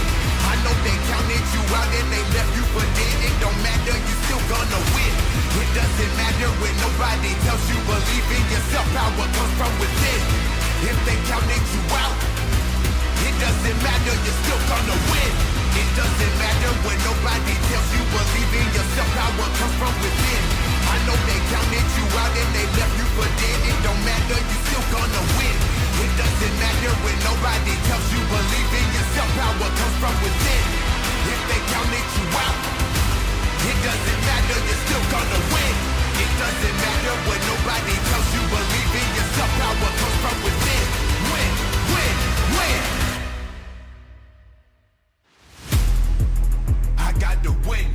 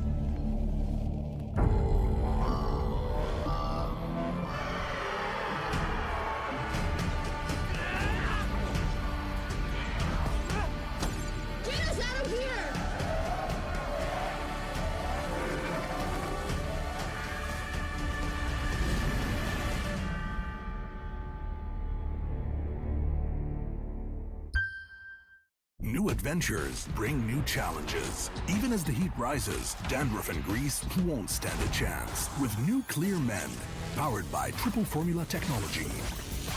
To eliminate dandruff, itch and grease, gives you 8 hours of freshness and 100% dandruff-free hair. New Clear Men, 0% dandruff, 100% confidence.